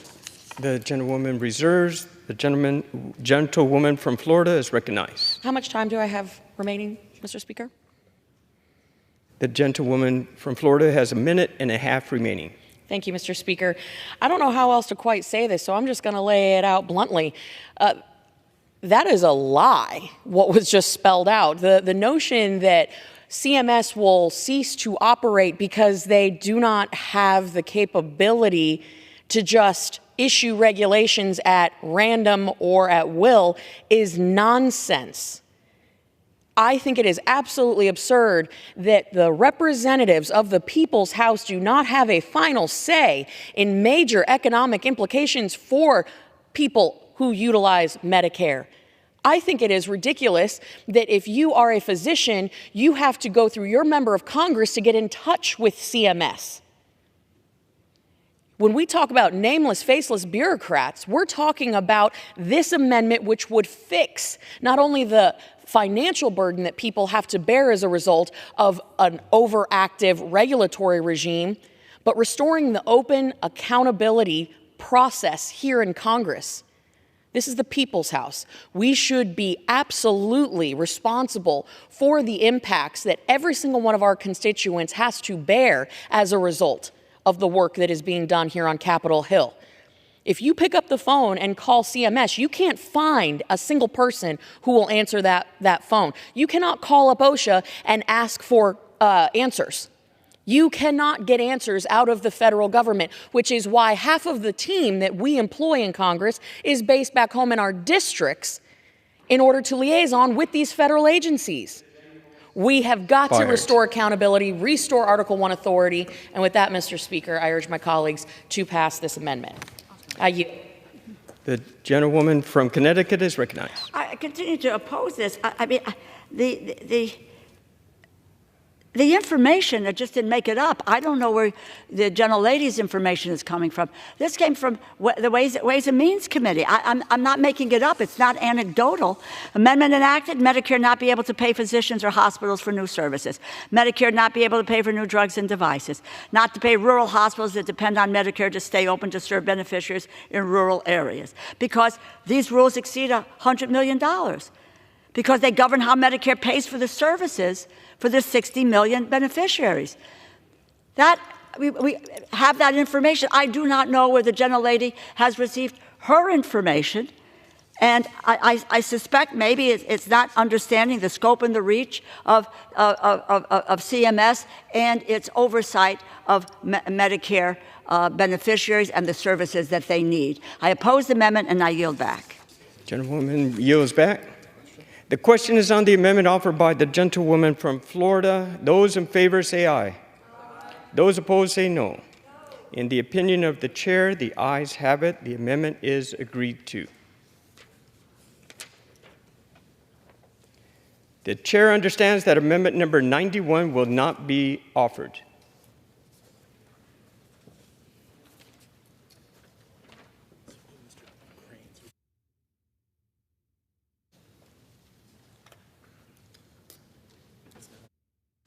It is now in order to consider amendment number 92, printed in Part B of House Report 118-272.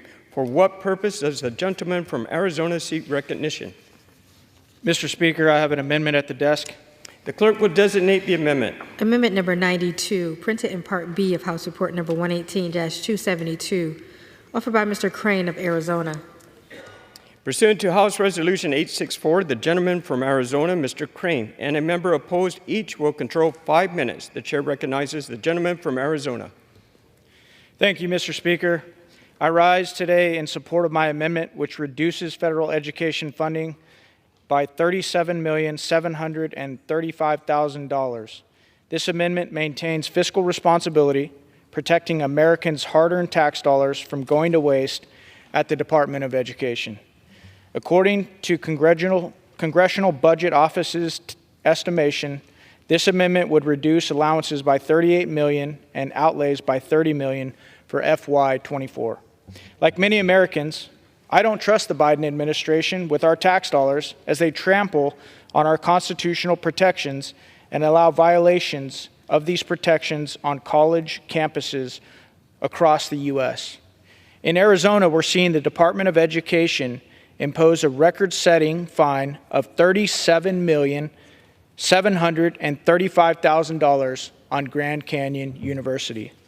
Foolishly, this fine is being imposed for something that the university has already been cleared of in a court of law. Adding insult to injury, they're imposing a record fine on GCU that would unjustly impede their ability to operate. As the largest private Christian university in the nation, GCU's enrollment has grown to an estimated 118,000 students because of their innovative approach to higher education. If GCU is forced to pay this fine, I believe the Department of Education should be defunded by the same amount. We the people are sick and tired of the woke indoctrination of our youth. I find it absurd that the Department of Education would target private Christian schools while ignoring the larger systemic issues within higher education.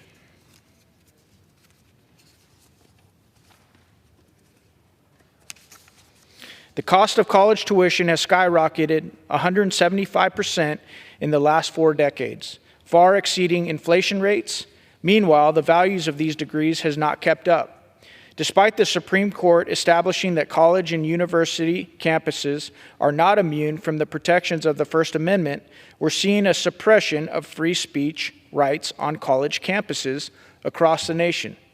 63% of students believe the political and social climate on their campus prevents people from freely expressing their opinions, an increase of almost 10% in the past 2 years. The University of Texas at Austin threatened to fire or penalize a professor who exposed the university's plans to ensure that new hires have uniformly left-wing views on cultural issues.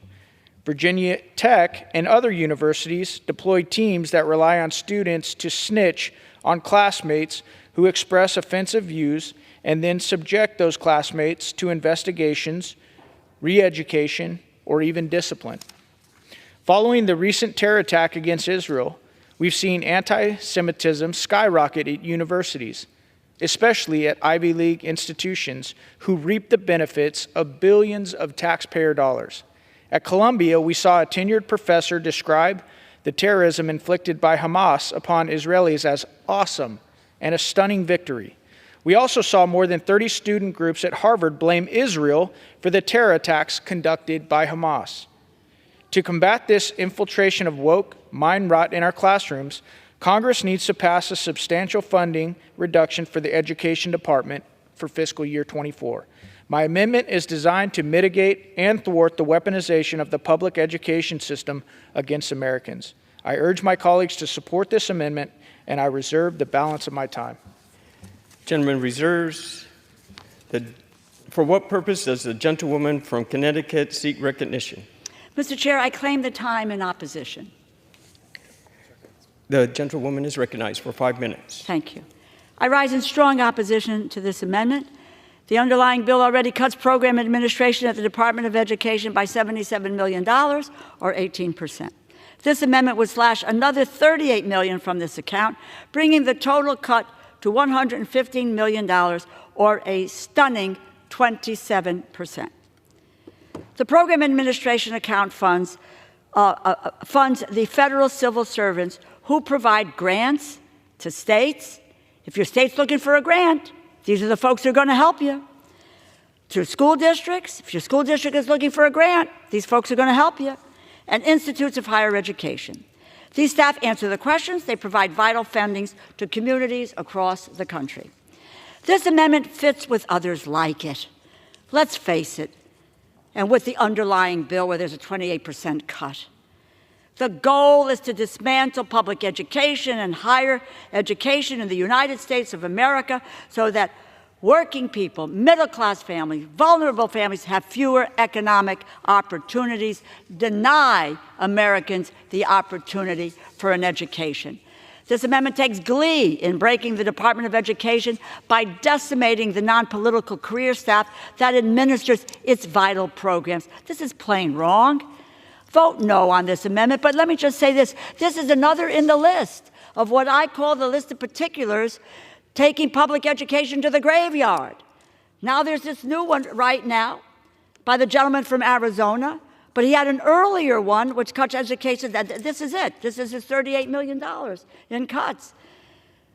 We slash Pell Grant funding, eliminate funding to give out Pell Grants and collect student loans, eliminating funding for HBCUs, MSI, tribal colleges, TRIO, Gear Up, eliminates education research funding, eliminating the salary of the education secretary, and now this on top of the underlying bill with a 28% cut. Do I make my point? The Republican majority is looking to eliminate public education in the United States of America. Not a very noble goal. I urge my colleagues to vote no on this amendment. I reserve the balance of my time. Gentlewoman reserves the balance of time. The gentleman from Arizona is recognized. Again, this issue has already been settled in federal court. In January, the 11th Circuit Court found GCU innocent of the charges ED is using to impose this record-setting fine. What right do bureaucrats have to overrule our judicial system? This is a multi-million-dollar fine we're talking about, the largest penalty ever handed down by the Education Department. I want to repeat that. This issue has already been settled in federal court. I reserve. Reserves. Gentlewoman from Connecticut is recognized.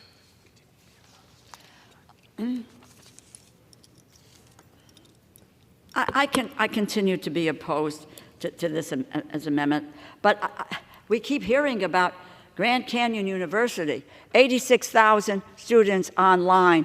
I would once repeat that the nonprofit, but they deal with for-profit companies, and what they do is they're ripping off students, ripping them off.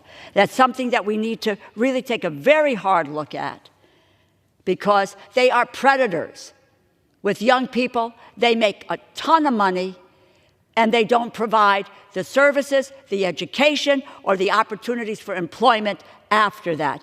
There are people here who are all over these so-called nonprofits who are really in league with profit-making companies that are raking in tons of dollars at the expense of our students. I oppose the amendment, and I yield back. Gentlewoman yields back. Gentleman from Arizona is recognized. Mr. Speaker, it's interesting that my colleague on the other side says that Grand Canyon University is ripping people off. If that's the case, why didn't the 11th Circuit Court find GCU guilty? That's not what happened at all. My colleague on the other side of the aisle is not the judge, the jury, okay? Like I said, the 11th Circuit Court already found GCU innocent. My colleague also said that there's only 87,000 students at GCU. There's 118,000 students because of their innovative approach to higher education. We are very proud of this. We are very proud of this college in Arizona. I reserve. Gentleman's time has expired. The gentlewoman from... The question is on the amendment offered by the gentleman from Arizona. Those in favor say aye. Aye. Those opposed say no. In the opinion of the chair, the ayes have it. The amendment is agreed to. Mr. Chair. Mr. Chair. For what purpose does the gentlewoman from Connecticut seek recognition? I demand a recorded vote. Pursuant to Clause 6 of Rule 18, further proceedings on the amendment offered by the gentleman from Arizona will be postponed.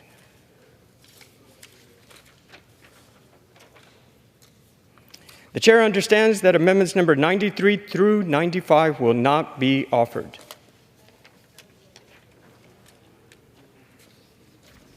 It is now in order to consider amendment number 96 printed on Part B of House Report 118-272. For what purpose does the gentleman from Virginia seek recognition? Mr. Chairman, I have an amendment at the desk. The clerk will designate the amendment. Amendment number 96, printed in Part B of House Report number 118-272, offered by Mr. Good of Virginia. Pursuant to House Resolution 864, the gentleman from Virginia, Mr. Good, and a member opposed each will control 5 minutes. The chair recognizes the gentleman from Virginia.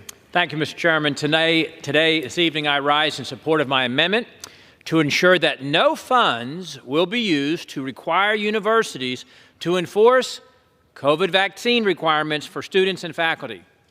My amendment is important for two reasons. First, because many universities, unbelievably so, but they are still actively mandating COVID vaccines for their students. There are students who, mind you, that were never at any serious risk of the virus.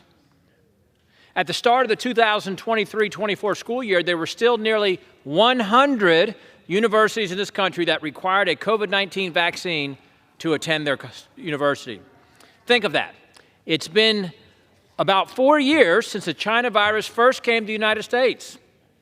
And the federal government finally declared, however, the pandemic, just back in May of this year, finally declared the pandemic was over. Although for many of us, the remediation efforts were over as soon as we realized what we suspected, that the masking up and the vaccine requirements were exploited by a bureaucracy that was trying to impose their will on normal Americans. Yet so many universities are still forcing students who have likely already contracted COVID at this point. Everybody's had it by now, right? Many of whom never were sick or with symptoms, and all of whom recovered. But in the event that they were any serious risk to begin with, didn't matter. They were required to take a vaccine that they didn't need and didn't want. The second reason this is important, my amendment to be supported, is to preemptively check the government's authority, a government that has sadly broken the trust of the American people on this and many other issues. Over the last 3 years, we've seen this government push so many unconstitutional vaccine mandates for healthcare workers, those who treated us during the height of the virus, for government employees, for members of the military, the armed forces who were discharged for not getting a vaccine, for law enforcement officers, for first responders, and lots of other regular Americans and workers across the country. In fact, the Biden administration is still spending money to promote the COVID vaccine. And they have a program to pay for the vaccine for uninsured Americans through the end of next year, the end of 2024. We cannot assume that because the pandemic is over officially, that the anti-freedom vaccine agenda will stop. Students should be free to pursue an education without the government violating their most basic personal freedoms. I now urge all of my colleagues to support my amendment, and I reserve. The gentleman from Virginia reserves. For what purpose does the gentlewoman from Connecticut seek recognition? Mr. Chair, I claim the time in opposition. The gentlewoman is recognized for 5 minutes. I rise in strong opposition to this amendment. This amendment prohibits the use of funds to require any institution of higher education to enforce any COVID-19 vaccine mandate. First, second or third time I've repeated this. Let us be clear. There is no federal requirement that any institution of higher education put in place a COVID vaccine mandate. Now, the university could easily have their own immunization policy, which is part of their immunization strategy. But no one from the federal government is forcing universities to enforce any COVID-19 vaccine mandate. No one. Now, I find what's really interesting here is that we don't want, I'm told all the time, especially with regard to education, that government should not be interfering with education and educational institutions. They should be doing what they want to do. Federal government stay out. Now, all of a sudden, what we are going to do is prohibit the use of funds to require any institution of higher education to enforce any COVID-19 vaccine amendment where there is no federal requirement to enforce a vaccine amendment. It really is pretty preposterous here. But let me just step back. COVID-19 vaccines are safe. They're effective at protecting people from getting seriously ill, being hospitalized, or dying. Vaccination remains the safest strategy for avoiding hospitalizations, long-term health outcomes, and death. COVID vaccination reduces the risk of death by at least 75%. Getting a COVID-19 vaccine is a safer, more reliable way to build protection than getting sick with COVID-19. And for those who have had COVID, vaccines offer added protection against being hospitalized from a new infection. New variants are expected part of the evolution of viruses and can be more aggressive, transmittable, or cause more severe disease than the original strain. Vaccines continue to be our best line of defense. And scientific experts have determined that COVID vaccines to be safe and effective, and hundreds of millions of doses have been administered in the United States. We should not place restrictions like those of this amendment, where we say we do not want to interfere from the federal government. Imagine, we talk about the federal government in curricula. We don't want to do that, certainly, and we don't. But the Republican majority now wants to impose a restriction on institutes of higher education regarding the tools that they view to use in their own best interest to protect the health and safety of their students. Urge my colleagues to vote no on this amendment and reserve the balance of my time. The gentlewoman reserves. The gentleman from Virginia is recognized. Thank you, Mr. Chair. It should be chilling to Americans as they watch the resistance to efforts to prevent the federal government from funding and enforcing a vaccine requirement. My friend on the other side said, hey, there is no vaccine requirement. Then why would you not support an amendment that says the federal government cannot enforce or require a vaccine amendment on a college campus? And for that matter, the federal government doesn't require it. How about if we say the federal government cannot require it? That they cannot, not that they don't require it, they cannot require it. We don't permit the federal government to require a vaccine mandate. Why would we even allow that to be an option? Over the last few years, Americans watched their most basic fundamental freedoms trampled on by this federal government. Their right to worship. There's a reason why the beginning of the Bill of Rights starts with the freedom of religion. That's the first one. The right to assemble was trampled upon. The right to travel, freedom of movement, the right to earn a living, to operate your business, to make basic medical decisions for yourself, or even to disclose your own medical information. America is done with tyrannical China virus mandates. Our economy is still reeling from how the government crushed it during the COVID virus and the disastrous policies of this administration. I'm sure if they could, the other side would reinstate mask mandates right here in this chamber, and vaccine mandates and all around the country if given the opportunity. I urge my colleagues to support freedom and to vote in favor of this amendment. And I reserve. Gentleman reserves. Gentlewoman is recognized. I oppose this amendment, and one more time be clear that there is no federal mandate for vaccine. There's no mandate. There's no federal government forcing a university to have a vaccine mandate. You want to vote for freedom? Allow the university to do what it is that it would like. I yield back. Gentlewoman yields back. The gentleman is recognized. Mr. Chairman, virtually all universities in the country are subsidized by federal tax dollars. And I encourage my colleague to join us in ensuring that there will be no vaccine mandate. And I ask all of my colleagues to support this amendment, and I yield back. The question is on the amendment offered by the gentleman from Virginia. Those in favor say aye. Those opposed say no. In the opinion of the chair, the ayes have it. The amendment is agreed to. The chair understands that amendments number 97 and 98 will not be offered.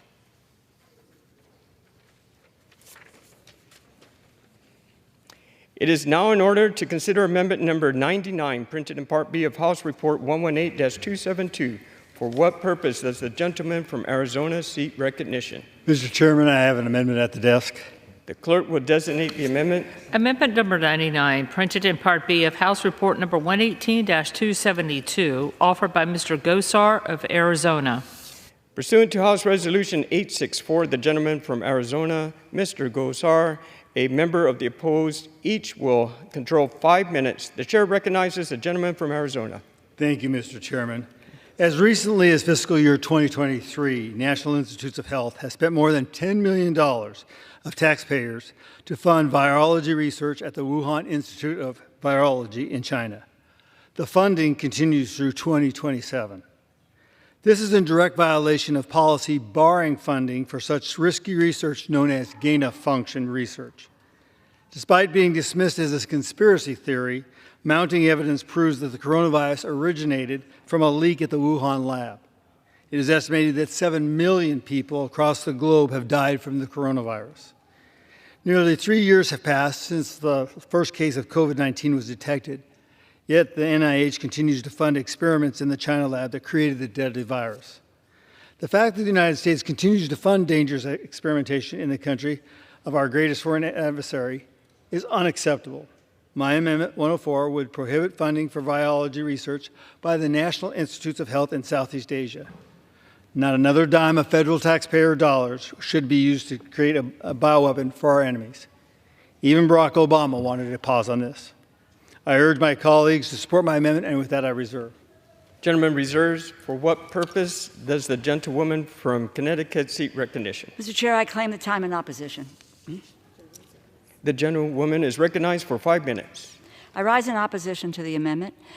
The amendment would block funding for 2 research grants funded by the National Institutes of Health, or the NIH. NIH grants are funded after a vigorous peer review process to identify the most promising research proposals. In this case, the congressman from Arizona has identified research grants to study bat coronavirus as well as zoonotic virus emergence in Southeast Asia. Given the global impact of the COVID-19 pandemic, I would argue that we really do need to understand more about bat coronavirus, as well as zoonotic virus emergence in Southeast Asia. But I would tell you, I'm not in the medical profession. I'm not a scientist. I believe in the research. I believe that we need to take a look at things, given what we have heard anyway. And again, I'm not a scientist, but I believe in research. And we need to understand more about bat coronavirus, zoonotic virus. Coronaviruses and zoonotic virus are not going to disappear if we stop funding research.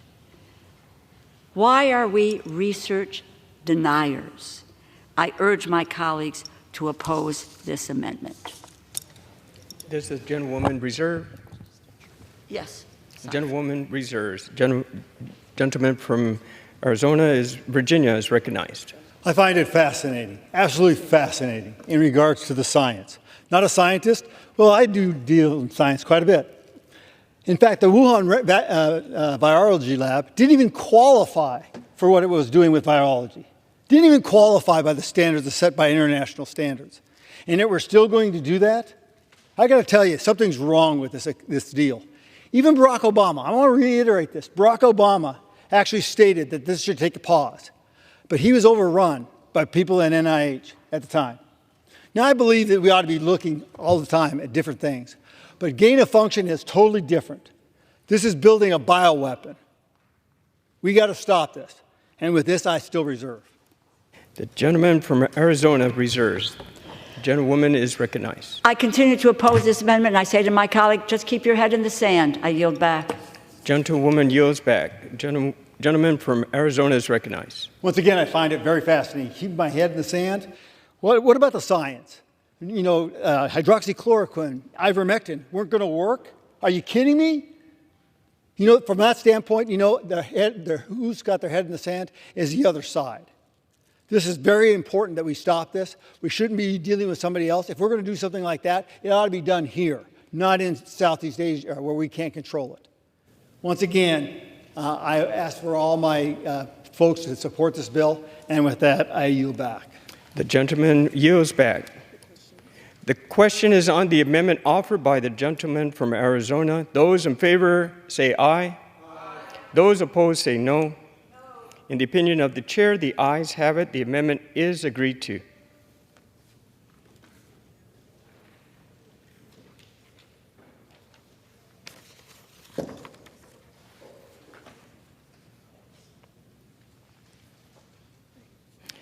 It is now in order to consider amendment number 100, printed in Part B of House Report 118-272. For what purpose does the gentleman from Louisiana seek recognition? Mr. Chairman, I have an amendment at the desk. The clerk will designate the amendment. Amendment number 100, printed in Part B of House Report number 118-272, offered by Mr. Graves of Louisiana. Pursuant to House Resolution 864, the gentleman from Louisiana, Mr. Graves, and a member opposed each will control 5 minutes.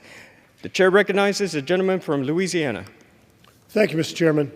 Mr. Chairman, This amendment's a simple amendment. Earlier this year, as part of the Fiscal Responsibility Act, we enacted for the first time ever an administrative pay-go. We put a provision in place that said if this administration is going to try and put regulations in place that cost in excess of $100 million, then they have to offset those costs, meaning they have to rescind other regulations to offset that cost on American taxpayers. Therefore, the net cost would be zero. If you're going to put $100 million in new burden requiring regulations in place impacting American households and businesses, you have to rescind $100 million worth of regulations on American families and American businesses. This amendment takes it next level. Look, when our constituents elect us to office, they expect us to be here representing them. Yet, during this administration's first 2.5 years, they attempted to put additional cost or heap additional burden to the tune of $1.5 trillion on American taxpayers. Mr. Chairman, I want you to think about that for just a minute. It is effectively the President of the United States, one person, unilaterally spending $1.5 trillion. That's effectively what we're going to spend in discretionary spending this year. And one person doing it without any action by the Congress. So what this amendment does is it says that it's fine. If you want to put regulations in place, that's fine. But if you're going to propose something that's going to cost over $100 million, it has to come to Congress. It has to come before the representatives that were elected by the people to approve it or shut it down. And so I think this is a simple amendment. It is complementary to amendments that have passed to 3 other appropriations bills. It's complementary to what President Biden signed into law earlier this year on the administrative pay-go. I urge adoption of the amendment and reserve. Gentleman reserves. For what purpose does the gentlewoman from Connecticut seek recognition? Mr. Chair, I claim the time in opposition. The gentlewoman is recognized for 5 minutes.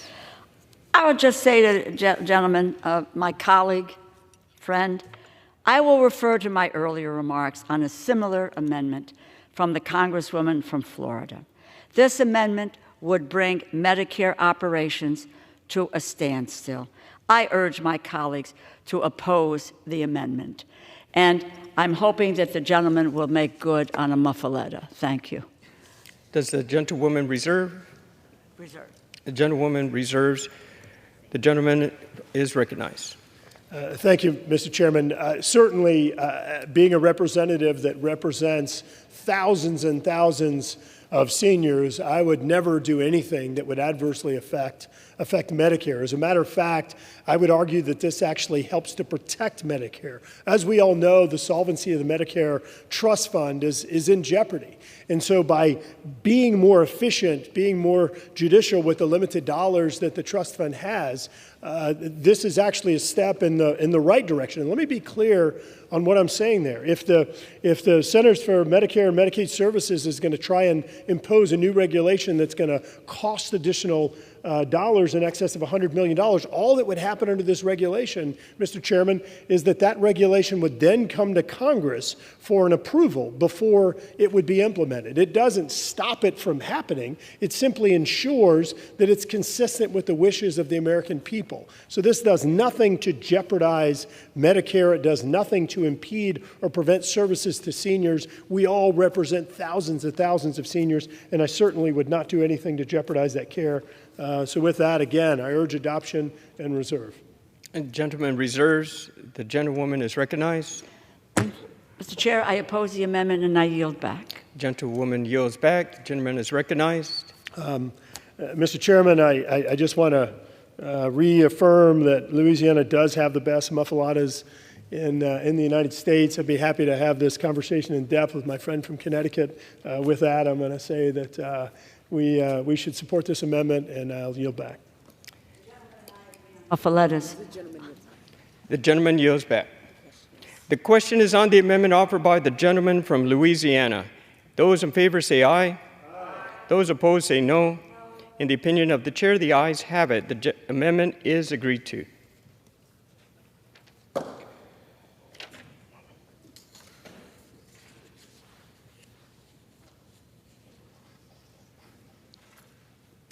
It is now in order to consider Amendment Number 101, printed in Part B of House Report 118-272. For what purpose does the gentlewoman from Georgia seek recognition? Mr. Chair, I have an amendment at the desk. The clerk will designate the amendment. Amendment number 101, printed in Part B of House Report number 118-272, offered by Ms. Green of Georgia. Pursuant to House Resolution 864, the gentlewoman from Georgia, Ms. Green, and a member opposed each will control 5 minutes. The chair recognizes the gentlewoman from Georgia. Thank you, Mr. Chair. My amendment prohibits funding for the promotion, implementation, or enforcement of the CDC's recommendation to add the COVID vaccine to the child and adolescent immunization schedule. In the fall of 2022, the Advisory Committee of Immunization Practices voted to recommend that the CDC add the COVID vaccine to the child and adolescent immunization schedule, despite having zero scientific evidence for such recommendation. This decision recommended that children as young as 6 months get the COVID vaccine and accompanying boosters. In direct contradiction to the science, the CDC officially implemented the recommendation earlier this year. All studies showed that young children were far less likely to be infected or hospitalized by COVID. Between August 1st, 2020 and August 21st of 2021, the CDC reported that less than 1% of kids' hospitalizations for COVID resulted in death. Less than 1%. Children comprised less than 0.01% of COVID hospitalizations and 0.0005% of deaths, according to the CDC study. Why would the CDC implement such a recommendation to knowingly inject an experimental shot, especially one that is not even fully FDA approved, into kids who have an almost 0% chance of dying from COVID? Now we see that the side effects of the unapproved experimental vaccine are proving to be detrimental to children and are causing irreversible injuries. 9 days after receiving the vaccine, a 6'9", healthy 17-year-old Everest Romney was admitted to the ICU with blood clots in his brain. Anyone who talked about the incident on social media was censored. 9 months later, he was admitted for a second time. Doctors found another blood clot, a deep vein in his right leg, and potentially permanent heart inflammation. Now he can no longer play basketball and he has to take blood thinners. Thank God he is still alive. Stephanie DeGaray's now 15-year-old daughter was in the Pfizer COVID vaccine trial and is now in a wheelchair with vision problems and a feeding tube. Several groups on Facebook were even taken down after she tried telling her story. Dr. Cody Meisner's chief of pediatric infectious diseases at the Tufts Children's Hospital in Boston said, "It is hard to deny that there's some event that seems to be occurring in the terms of myocarditis. Although the CDC does not have the authority to officially mandate the vaccines for kids, the CDC's recommendation to add the vaccine to the child and adolescent immunization schedule is the foundation for all the vaccine mandates for kids in schools, daycares, sports leagues, and extracurriculars. My amendment would protect children from the experimental shot by blocking the implementation of the baseless CDC recommendation. I urge all of my colleagues to support my amendment, Mr. Chair, and at this time I yield my time. The gentlewoman yields. For what purpose does the gentlewoman from Connecticut seek recognition? Mr. Chair, I claim the time in opposition. The gentlewoman is recognized for 5 minutes. I rise in opposition to the amendment. This amendment prohibits the use of funds to implement, promote, or enforce the recommendation of the Centers for Disease Control and Prevention to add the COVID-19 vaccine to the child and adolescent immunization schedule of the Advisory Committee of Immunization Practices. This amendment would set a dangerous precedent for Congress to overrule the scientific process used in determining eligible vaccines for children. The amendment would interfere with the work and purpose of the Advisory Committee on Immunization Practice, CDC's Federal Advisory Committee, which develops recommendations on the use of vaccines in the civilian population of the United States. The Advisory Committee is comprised of medical and public health experts who make recommendations that include the ages when the vaccine should be given, the number of doses needed, the amount of time between doses, and precautions and contraindicators. Before recommending any vaccine, the Advisory Committee considers many factors, including the safety and the effectiveness of the vaccine. CDC sets the U.S. adult and childhood immunization schedules based on these recommendations. The COVID-19 vaccine has already been added to the CDC immunization schedules based on recommendations from the Advisory Committee. This amendment would undermine CDC's ability to engage in its ongoing immunization work, including the safe and effective COVID-19 vaccines. Kids may be less likely to get COVID, but why wouldn't we want to continue to protect them? And we need, for immunity's sake, we need to protect the entire population, to be able to protect everyone. I urge my colleagues to oppose the amendment, and I reserve the balance of my time. The gentlewoman has the only time remaining. My time. Okay. I oppose this Gentlewoman amendment is recognized. with the interference with the really the scientific process that's used in determining eligible vaccines for children, and I yield back. The gentlewoman yields. The question is on the amendment offered by the gentlewoman from Georgia. Those in favor say aye. Those opposed say no. It is the opinion of the chair. The ayes have it. The amendment is agreed to.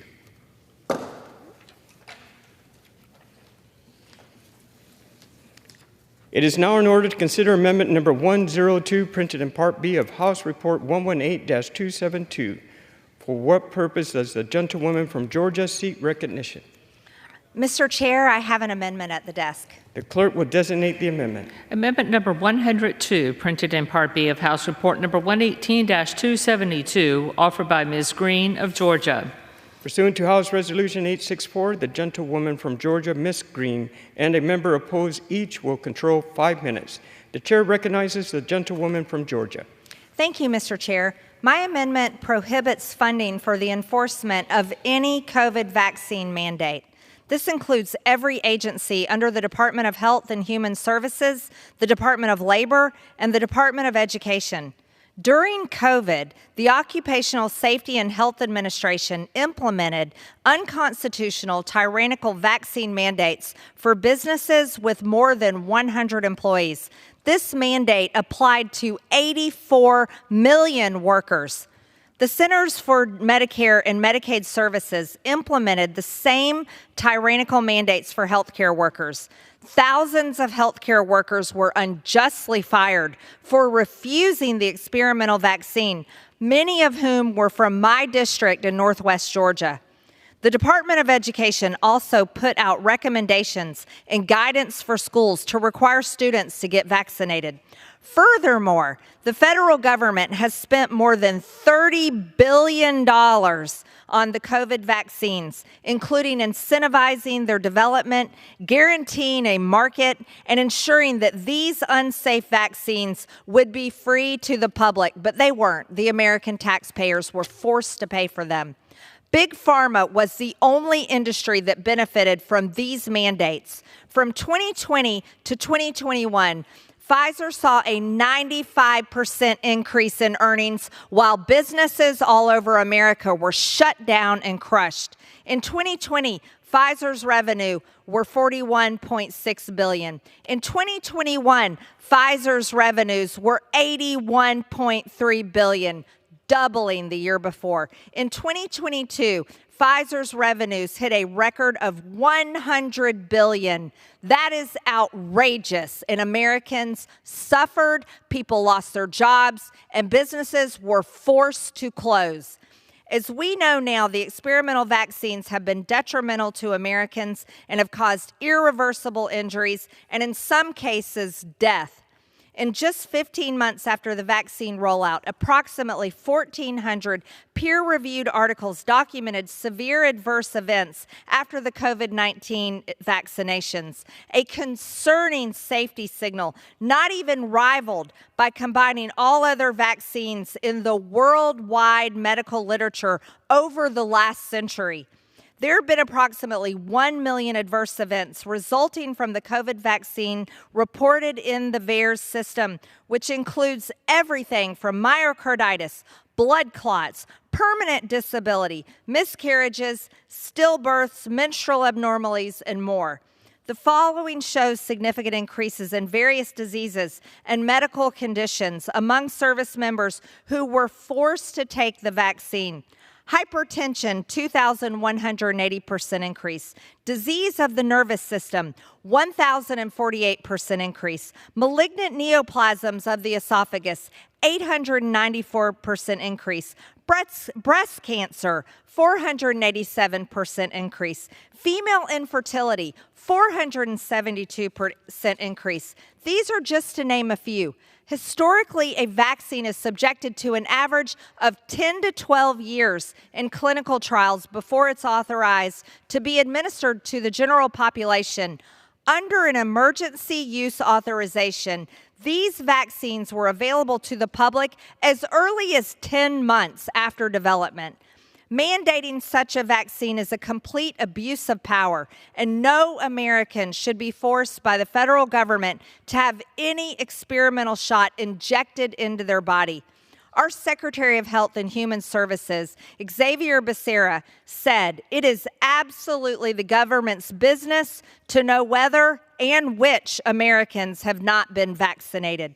He also previously said, absolutely, the message is clear. You're vaccinated, guess what? You get to return to more normal lifestyle. If you're not vaccinated, you are still a danger, and you're still in danger as well, so get vaccinated.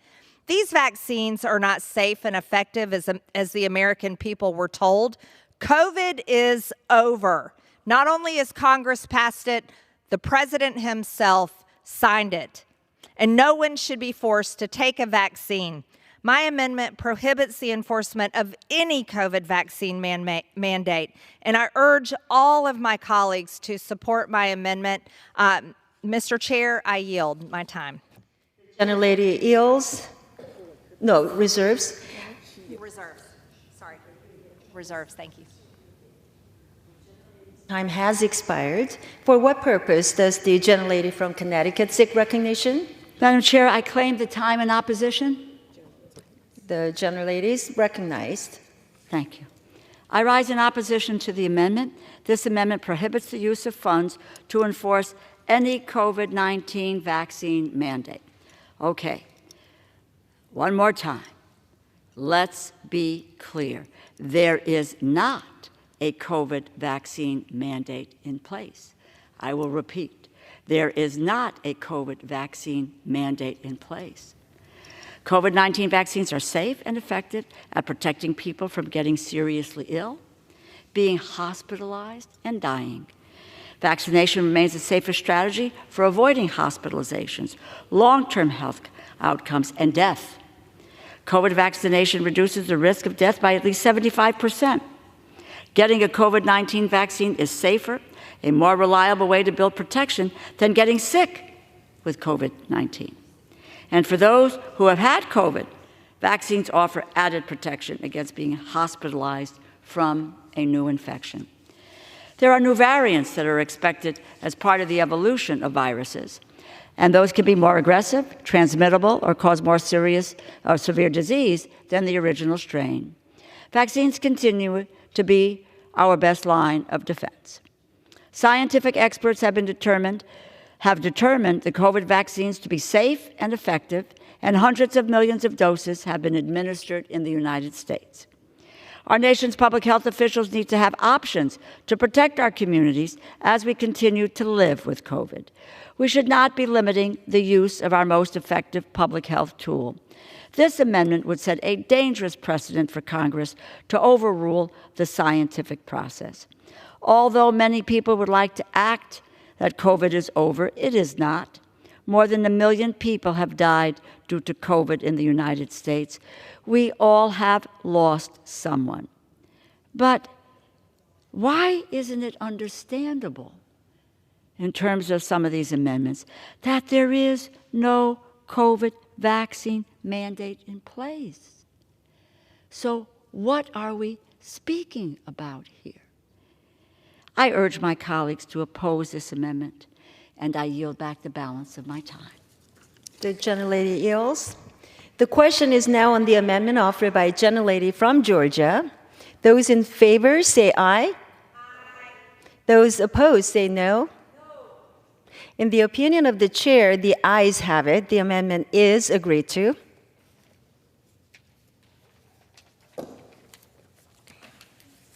It is now in order to consider amendment number 103, printed in Part B of House Report 118-272. For what purpose does the gentlewoman from Georgia seek recognition?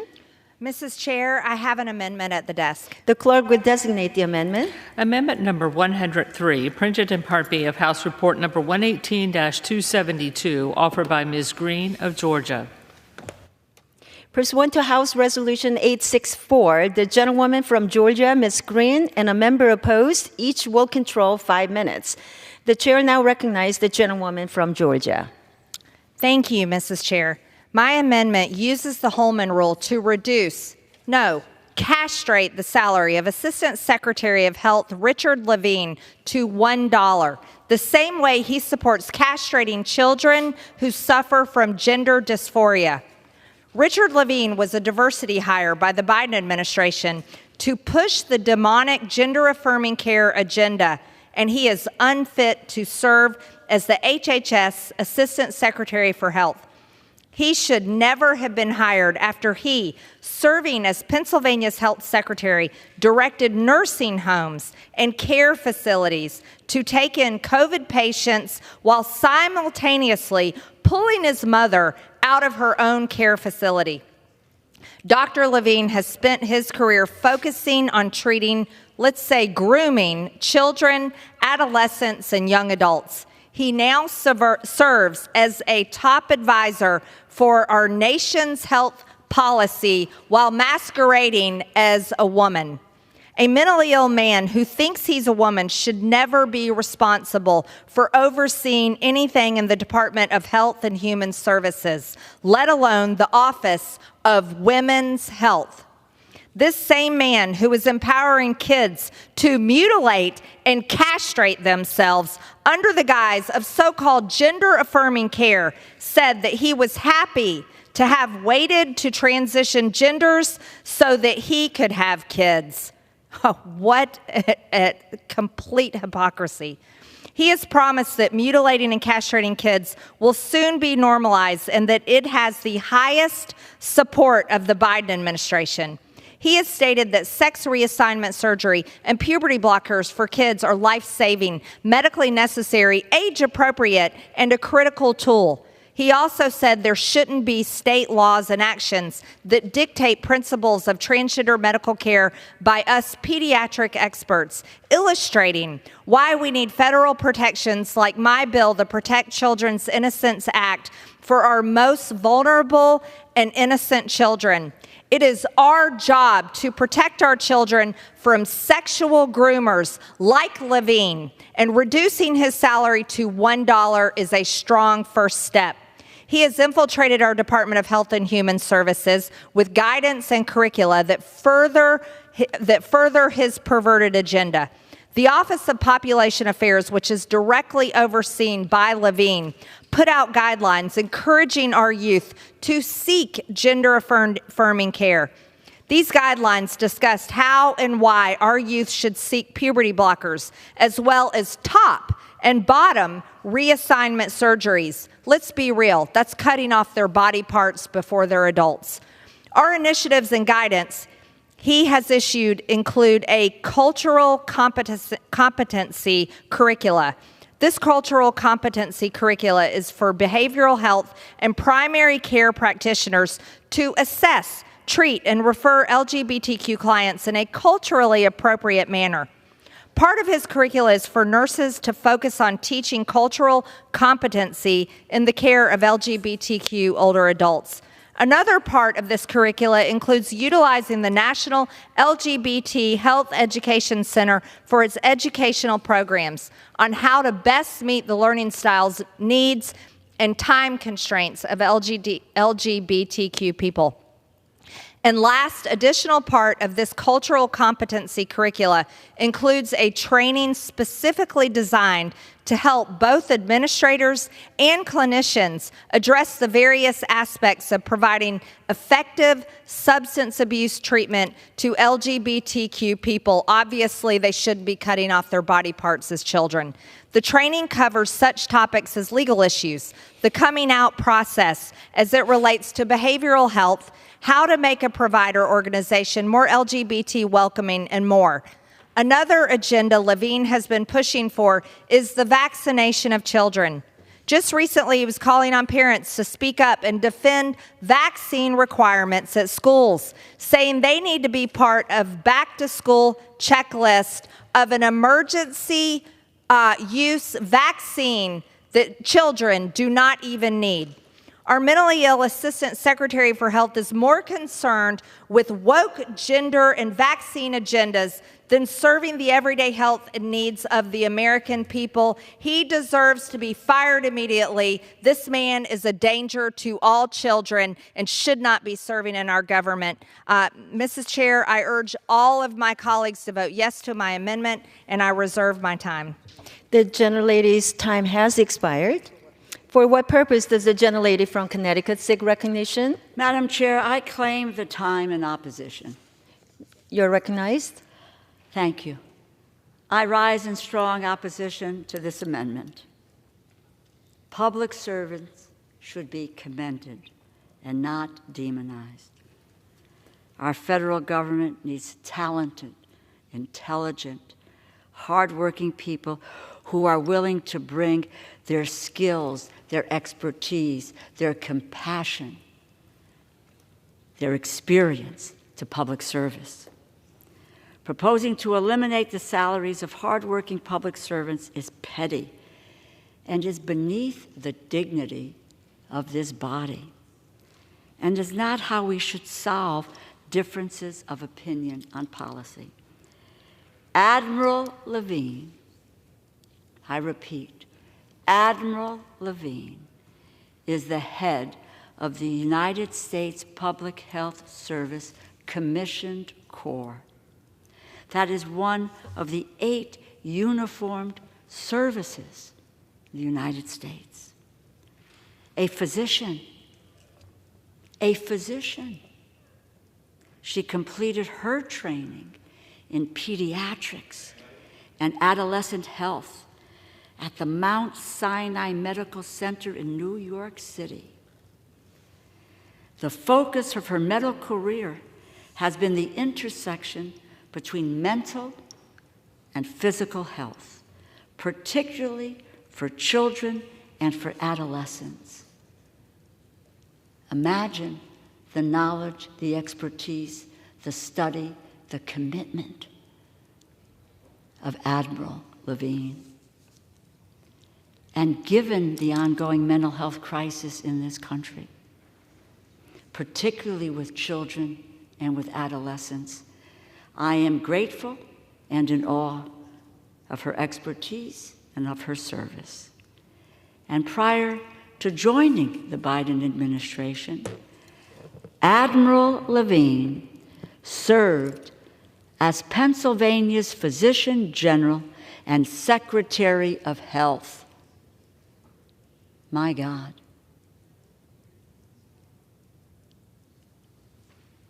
What a background. She is highly qualified, for her position. And I want to tell her tonight that I commend her efforts to improve the health of Americans across this country. But let's be honest, the Congresswoman from Georgia submitted this amendment to target the salary of a transgender health official. It is as simple as that.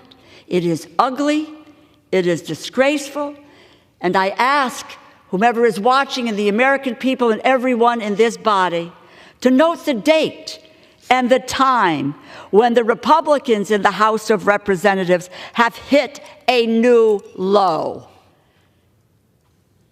I urge my colleagues to vote no on this vindictive amendment offered to target the salary of a qualified transgender health official who has the expertise and the knowledge to address health issues in a way that many in this body are unable to do. I urge my colleagues vote no on this amendment, and I reserve the balance of my time. The gentlelady has only time remaining. I yield back the balance of my time. Gentlelady yields.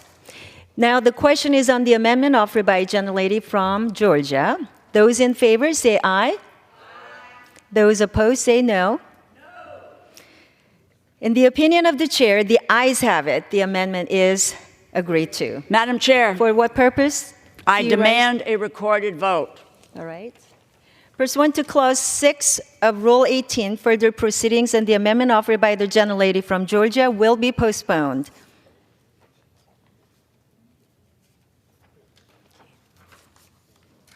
It is now in order to consider amendment number 104, printed in Part B of House Report 118-272.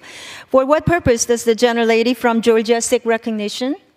Mrs. Chair, I have an amendment at the desk. The clerk will designate the amendment. Amendment number 104, printed in Part B of House Report number 118-272, offered by Ms. Green of Georgia. Pursuant to House Resolution 864, the gentlelady from Georgia, Ms. Green, and a member opposed, each will control 5 minutes. The chair recognizes the gentlelady from Georgia. Thank you, Mrs. Chair. My amendment uses the Holman Rule to reduce the salary of Secretary of Education Miguel Cardona to $1. Miguel Cardona is unfit to serve the American people as Secretary of Education. He is complicit in allowing biological men to compete against women in labeling parents as domestic terrorists and in implementing critical race ideology in schools. His Department of Education issued a proposed rule on Title IX to set out a standard for how schools must adopt sex-related criteria that would limit or deny a student's eligibility to participate on a male or female athletic team consistent with their gender identity. Under this proposed rule, schools would be prohibited from adopting a policy that directly bans all transgenders from participating on athletic teams that correspond to the gender they identify as. If schools were to implement such a ban, they would be subjected to intense litigation.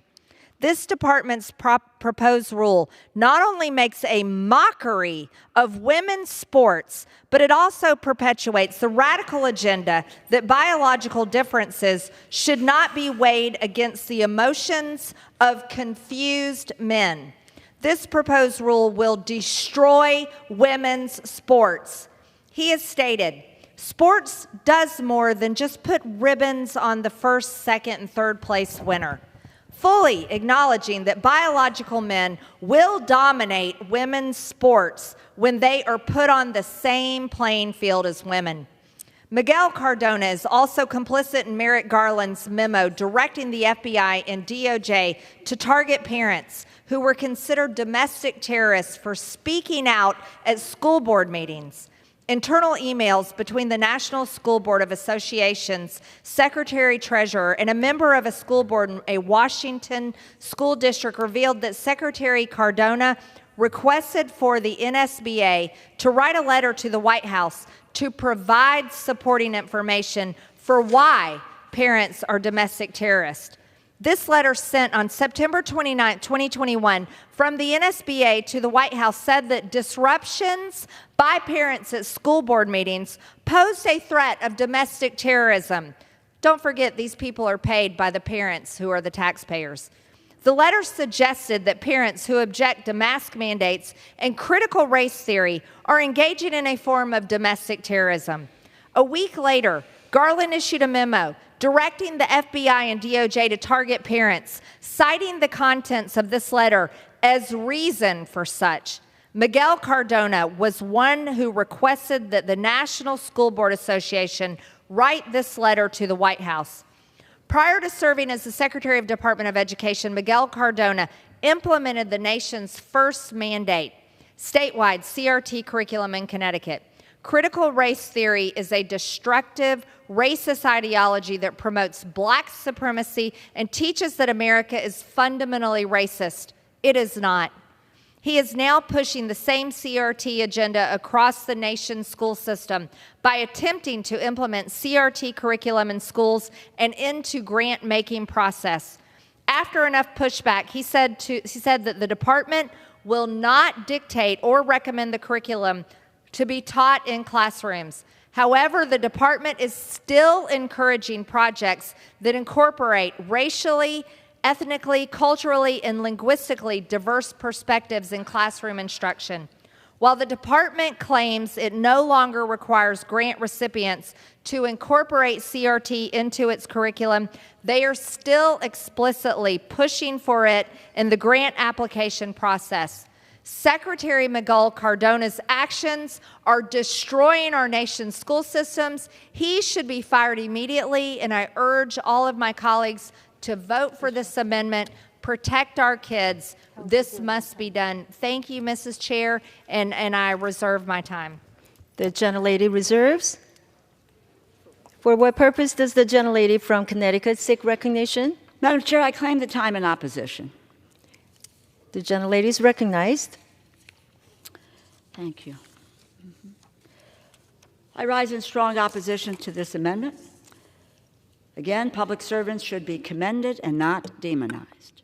Our federal government needs talented, intelligent, hardworking people who are willing to bring their skills to public service. Proposing to eliminate the salaries of hardworking public servants is petty, and it is, yes, beneath the dignity of this body, and it is not how we should solve differences of opinion on policy. I suspect that folks could challenge members of Congress on their views and their opinions, but yet they don't have the ability to threaten our livelihoods. Maybe they should have the ability to threaten our livelihoods. Proposing to eliminate the salaries of hardworking public servants is really a stain on this institution. In Connecticut, and I know Secretary Cardona well, Secretary Cardona is well known for a career as an educator, a passion and dedication for students and teachers, a commitment that has now been on full display nationally. You know, when he first joined the department, students and families were facing unprecedented change and disruption to their education. With his leadership and investments made by Congress over the past several years, including the American Rescue Plan and the Bipartisan Safer Communities Act, schools now have the resources to strengthen teaching and learning in our classrooms. Under his leadership, schools can better support student academic recovery, address mental health needs, and tackle nationwide teacher shortages. Those are the issues. We need his steady leadership at the helm of a vital agency that oversees our investments, our federal investments in public education. But let me take a second to make a comment, Madam Chair. We are now less than 4 days away from a government shutdown. Instead of focusing on keeping our government open, We are working on a bill that is going nowhere. This is a bridge to nowhere for sure. The harmful funding cuts proposed in this bill and the ugly amendments that demean this body and this institution are on full view. This is not regular order. What we should be doing now is to have the allocations for each of the appropriations subcommittees. We should do what was agreed to by the former Speaker of the House in the budget agreement. And we should be moving toward passing appropriations bills that will provide the services and the resources to the American public in agriculture, in education, in health, in transportation. We should be dealing with the issues of national security which face us today. We should be dealing with the international crises which face us today, which are going begging, about which we are doing nothing. This is an unbelievable waste of time and an exercise in futility with the overview of an ugliness that once again demeans this institution. This is the Congress of the United States.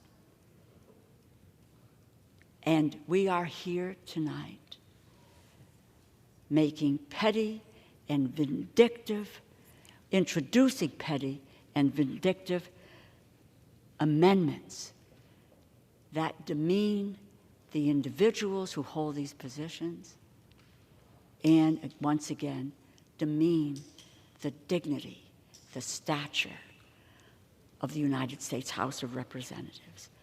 I urge my colleagues to vote no on this vindictive amendment, and I yield back. The gentlelady's time is expired, and Gentlewoman from Georgia is now recognized. Thank you, Mrs. Chair. My Democrat colleague across the aisle, who's 80 years old and has been here over 30 years, just said we're on the verge of a shutdown.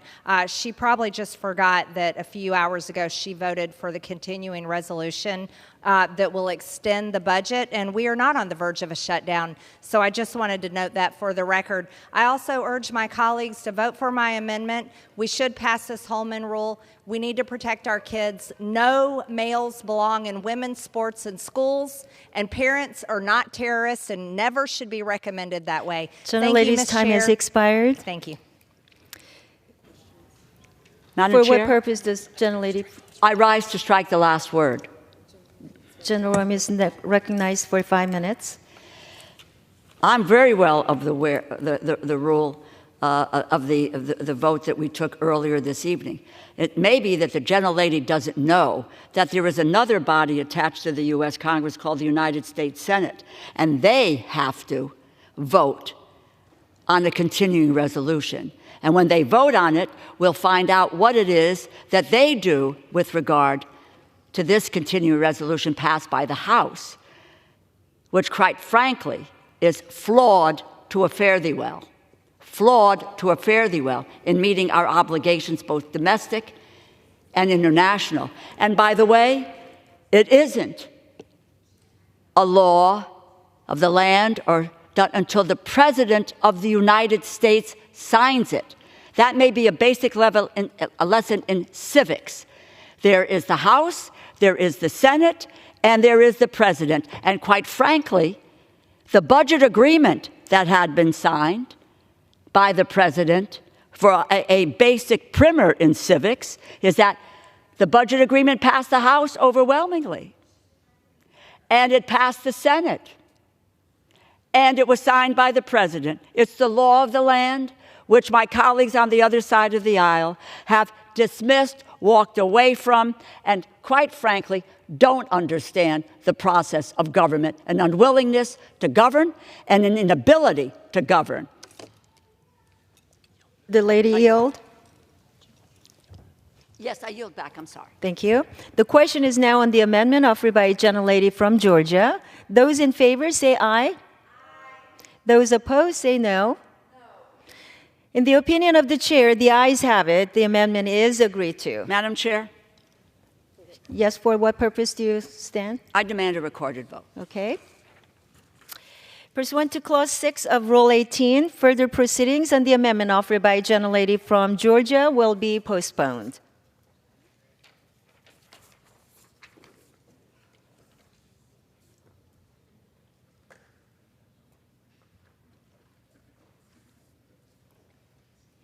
It is now in order to consider amendment number 105, printed in Part B of House Report 118-272. For what purpose does the gentlewoman from Wyoming seek recognition? But at the desk. The clerk will designate the amendment. Amendment number 105, printed in Part B of House Report number 118-272, offered by Ms. Hageman of Wyoming. Pursuant to House Resolution 864, the gentlewoman from Wyoming, Ms. Hageman, and a member opposed each will control 5 minutes. The chair recognizes the gentlewoman from Wyoming. Thank you, Madam Chairman. I rise today in support of my amendment number 105, which prohibits the Department of Labor from providing so-called climate literacy training. In September 2022, the Department of Labor released a, quote, climate adaptation plan. This plan identifies the department as the agency that developed the climate training and discloses that it is exploring collaboration with other agencies for the purpose of promoting climate literacy training. Madam Chair, this climate literacy training is yet another example of the extent to which radical climate hysteria has permeated every agency and sub-agency within the Biden administration. The Department of Labor's mission statement actually says that it is responsible to foster, promote, and develop the welfare of the wage earners, job seekers, and retirees of the United States, improve working conditions, advance opportunities for profitable employment, and assure work-related benefits and rights. Perhaps it would be a surprise to the Department of Labor, but creating a, quote, climate adaptation plan is not listed as either part of the agency's mission or priorities. Yet here we are. It is time for the Biden administration to stop catering to a politically radical agenda and actually focus on governing.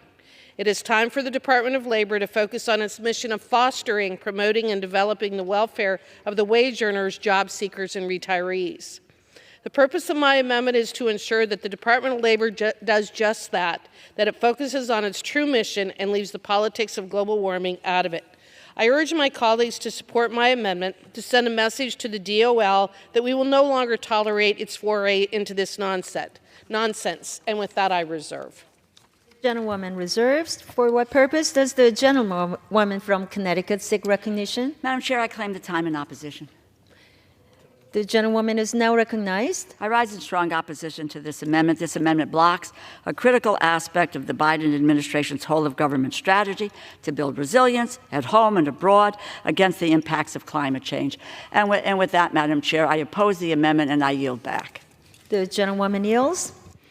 Since President Biden took office, the American worker has suffered a 3.1% pay cut, caused in large part by this administration's obsession with all things climate change and its war on affordable energy. The dramatic increases in energy costs have translated into higher costs for everything else, including food, housing, clothing, entertainment, and travel. This administration's war on affordable domestic energy has thus dramatically and negatively affected the very people that the DOL was created to serve, the American worker. In short, American energy independence is good for the American worker, but the converse is also true. Dependence on foreign-produced energy is bad for the American worker. Yet that is the very outcome of these wrong-headed programs such as the DOL's climate literacy training. Such training won't improve the lot of the American worker, it will hurt it. Last year, U.S. inflation-adjusted household income fell by the most in over a decade. This reduction in income is the direct result of the inflationary pressures caused by the Biden administration's energy and climate policies. These policies have also impacted our labor force participation rate, which remains low and has never fully recovered since the pandemic. There are serious labor issues to address in this country, and while I would argue workforce development and job creation are not a role of the federal government at all, so long as the Department of Labor exists, it should be focused on how it will work with American industries to foster a strong labor market. And with that, I urge my colleagues to support this amendment, and with that, I yield back. The gentlewoman yields. The question is on the amendment offered by a gentlewoman from Wyoming. Those in favor say aye. Those opposed say no. In the opinion of the chair, the ayes have it. The amendment is agreed to. It is now in order to consider amendment number 106, printed in Part B of House Report 118-272. For what purpose does gentlewoman from Wyoming seek recognition? Madam Chair, I have an amendment at the desk. The clerk will designate the amendment. Amendment number 106, printed in Part B of House Report number 118-272, offered by Ms. Hageman of Wyoming. Pursuant to House Resolution 864, the gentlewoman from Wyoming, Ms. Hageman, and a member opposed, each will control 5 minutes. The chair recognizes the gentlewoman from Wyoming. Thank you, Madam Chair. I rise in support of my Amendment 106, which prevents the Department of Labor from carrying out the environmental justice grant activities described in its 2022 Climate Adaptation Plan. Similar to my previous amendment on climate literacy training, this is climate change political capture inside the agencies of the federal government. Since taking office, President Biden has issued several executive orders directing federal agencies to address climate change and environmental justice, whatever that means. The DOL has been very busy in implementing that directive, and in the process, it has deflected resources away from its mission and wasted taxpayer dollars on trying to implement the Green New Deal. With its climate adaptation plan and environmental justice grant activities just being part of those efforts. The fact is that we don't need any such plan, and the justice that the DOL is peddling isn't justice at all. It is government-imposed wretchedness dressed up with nonsensical language, the very purpose of which is to pursue an agenda that has never been approved by this body. I encourage my colleagues to vote for my amendment, and with that I reserve. The gentlewoman reserves. For what purpose? Does any member claim time in opposition? Sorry. For yes, what Madam purpose Chair, does I the claim the gentlewoman time in from Connecticut opposition. seek recognition? Yes, I claim time in opposition. Thank you. I Gentlewoman rise in is strong recognized. opposition to this amendment. This amendment blocks another critical aspect of the Biden administration's whole of government strategy to build resilience, both at home and abroad, against the impacts of climate change. And it's my understanding that this amendment would prohibit, let me give it an example. The agency highlighted certain grants provided under the Workforce Opportunity for Rural Communities and Clean Energy Sector apprenticeships provided through the bipartisan Youth Build program, but that would be blocked. It's wrong to block the Department of Labor from common sense grant making intended to build skills in the clean energy sector for rural workers and for at-risk youth. I urge my colleagues to vote no on this amendment, and I yield back the balance of my time. The gentlewoman yields. While the workforce... The gentleman from Wyoming seek recognition? Yes, thank you. While the Workforce Opportunity for Rural Communities does fund rural grant opportunities, this amendment would simply prevent the Department of Labor from infusing environmental justice priorities into the program and return its focus to building economic opportunity for rural Americans. In other words, it uses the money the way that it should. My amendment would block using money for things that it should not be using it for.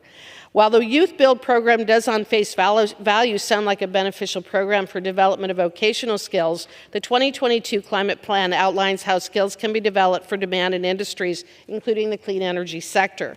The reality is that it is a misapplication of funds and it is being used inappropriately. When outlining its so-called environmental justice work, the DOL's climate plan references a strategic investment. But such waste of resources isn't an investment at all. It is a colossal waste of taxpayer money. Madam Chair, the Department of Labor is dedicating limited resources, manpower, and money towards implementing the left's climate change agenda, while the very American citizens on whose behalf it is supposed to be advocating, the working man, lose ground every day. With inflation eating away at their buying power, individuals having to give up on work, and intergenerational government dependency being some of the fallout related to those policies. A vote for my amendment is a vote for sending a message to the Department of Labor and any federal agency engaged in pushing radical climate change initiatives. It is time for the DOL to focus on the job the American people expect it to do. And with that, I yield back. The gentlewoman yields. The question is on the amendment offered by a gentlewoman from Wyoming. Those in favor say aye. Those opposed say no. In the opinion of the chair, the ayes have it, and the amendment is agreed to. It is now in order to consider amendment number 107, printed in Part B of House Report 118-272. For what purpose does the gentlewoman from Wyoming seek recognition? Madam Chair, I have an amendment at the desk. The clerk will designate the amendment. Amendment number 107, printed in Part B of House Report number 118-272, offered by Ms. Hageman of Wyoming. Pursuant to House Resolution 864, the gentlewoman from Wyoming, Ms. Hageman, and a member opposed, each will control 5 minutes. The chair recognizes the gentlewoman from Wyoming. Madam Chair, I rise today in support of my amendment number 107, which prohibits the Department of Education from carrying out strategies listed in the department's report titled Strategies for Increasing Diversity and Opportunity in Higher Education. In June 2023, the Supreme Court, through the decision in Students for Fair Admissions versus Harvard, rightfully ended affirmative action and processes related to the admission of students into higher educational institutions based upon racial factors. This landmark case has finally ended affirmative action, an agenda that its supporters lauded for maintaining equity and inclusion, but what was actually founded upon, implemented, and pursued for the purpose of furthering racial discrimination. As Justice Roberts has previously said, the way to stop discrimination on the basis of race is to stop discriminating on the basis of race. I agree. That, however, is not the way that the Biden administration sees it. The Biden administration and the Federal Department of Education don't seem to care what the Supreme Court says and have every intention to continue implementing programs that directly violate the fair admissions decision. The current federal education department has done what agencies like this do best. They release a report that, while having no force and effect of law, provides a roadmap for colleges and universities to effectively continue their race-based admission practices. The Federal Department of Education, in other words, is simply continuing with its race-based discrimination, just calling it by another name. My amendment is designed to block the Department of Education's efforts in that regard, and I encourage my colleagues to vote in favor. With that, I reserve. The gentlewoman reserves. Any member claim time in opposition? Madam Chair, I claim the time in opposition. The gentlewoman is recognized. I rise in opposition to this amendment. This amendment blocks suggestions and recommendations from a report by the Department of Education to ensure that college is available to all Americans who wish to attend, not just the wealthy, not just the privileged. In this report, the department has identified promising practice based on evidence that institutions can consider. Many of these interventions or practices have already been shown to be successful at other institutions or states. The types of strategies this amendment seeks to undermine are essential to expanding diversity and opportunity in higher education. Enjoy broad, bipartisan support. Strategies like supporting K-12 college counseling, why not? Providing emergency and need-based aid, why not? Supporting transfer and community college partnerships, why not? Instead of proposing amendments like this that would harm students, I hope my colleagues across the aisle will join me and the Department of Education. Let's expand educational opportunity for all Americans. Let's have a literate, educated society. I urge my colleagues to vote no on this amendment, and I yield back the balance of my time. The gentlewoman yields. The gentlewoman from Wyoming is recognized. This report, released in September 2023, describes the strategies that colleges and universities may use to continue their discriminatory diversity, equity, and inclusion agenda by suggesting that admission procedures include a holistic review of student candidates, emphasizing such factors related to their experiences with hardship, including racial discrimination, sources of inspiration, and demonstration of resiliency, and other qualities with clear racial undertones. Let me be clear, admission practices and professional recruiting standards are areas in which merit should be the sole and primary focus when selecting new candidates. My amendment prohibits the Department of Education from carrying out its strategies listed in the Department and report and ensures compliance with the Supreme Court's decision. I urge my colleagues to vote yes, and with that, I yield back. The gentlewoman yields. The question is now on the amendment offered by a gentlewoman from Wyoming. Those in favor say aye. Those opposed say no. In the opinion of the chair, the ayes have it, and the amendment is agreed to. It is now in order to consider amendment number 108, printed in Part B of House Report 118-272. For what purpose does gentlewoman from Wyoming seek recognition? Madam Chair, I have an amendment at the desk. The clerk will designate the amendment. Amendment number 108, printed in Part B of House Report number 118-272, offered by Ms. Hageman of Wyoming. Pursuant to House Resolution 864, the gentlewoman from Wyoming, Ms. Hagman, and a member opposed, each will control 5 minutes. The chair recognizes the gentlewoman from Wyoming. Thank you, Madam Chair. I rise in support of my Amendment 108, which prevents the Department of Education from carrying out its, quote, American History and Civics Education priorities referenced in the Federal Register entitled Proposed Priorities, American History and Civics Education. Under this 2021 proposed rule, the Department of Education sought to institute a variety of priorities under the National Activities Program and within American History and Civics Academies, seeking to promote a divisive educational curriculum. The real agenda behind these priorities is to attack our nation's history and pursue an agenda to allegedly address what it refers to as, quote, systemic marginalization, biases, inequities, and discriminatory policy and practice, and to allegedly help students understand their own biases when reviewing information. What complete and total hogwash and drivel. While the department was forced to abandon its efforts to institute its offensive agenda, it has also disclosed its intent to maintain what it refers to as invitational priorities, meaning that it will encourage others to do what it cannot. Madam Chair, our children deserve to be educated on history, mathematics, English, science, and other programs that are accurate, robust, educational, and that will prepare them to join the workforce and be productive members of society. They do not deserve to be indoctrinated into far-left hatred of America. My amendment would block the Department of Education from instituting these insidious priorities. I encourage my colleagues to vote in favor of it, and with that, I reserve. The gentlewoman reserves. For what purpose does the gentlewoman from Connecticut seek recognition? I claim the time in opposition. The gentlewoman is recognized. I rise in opposition to this amendment. It seeks to block priorities for an out-of-date civics competition from 2021.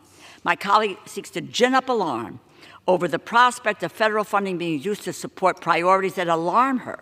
She failed to mention how the department ran an entirely new civics competition in 2023 that used different priorities from the 2021 competition. The department has no current plans to reuse the 2021 priorities that she speaks about.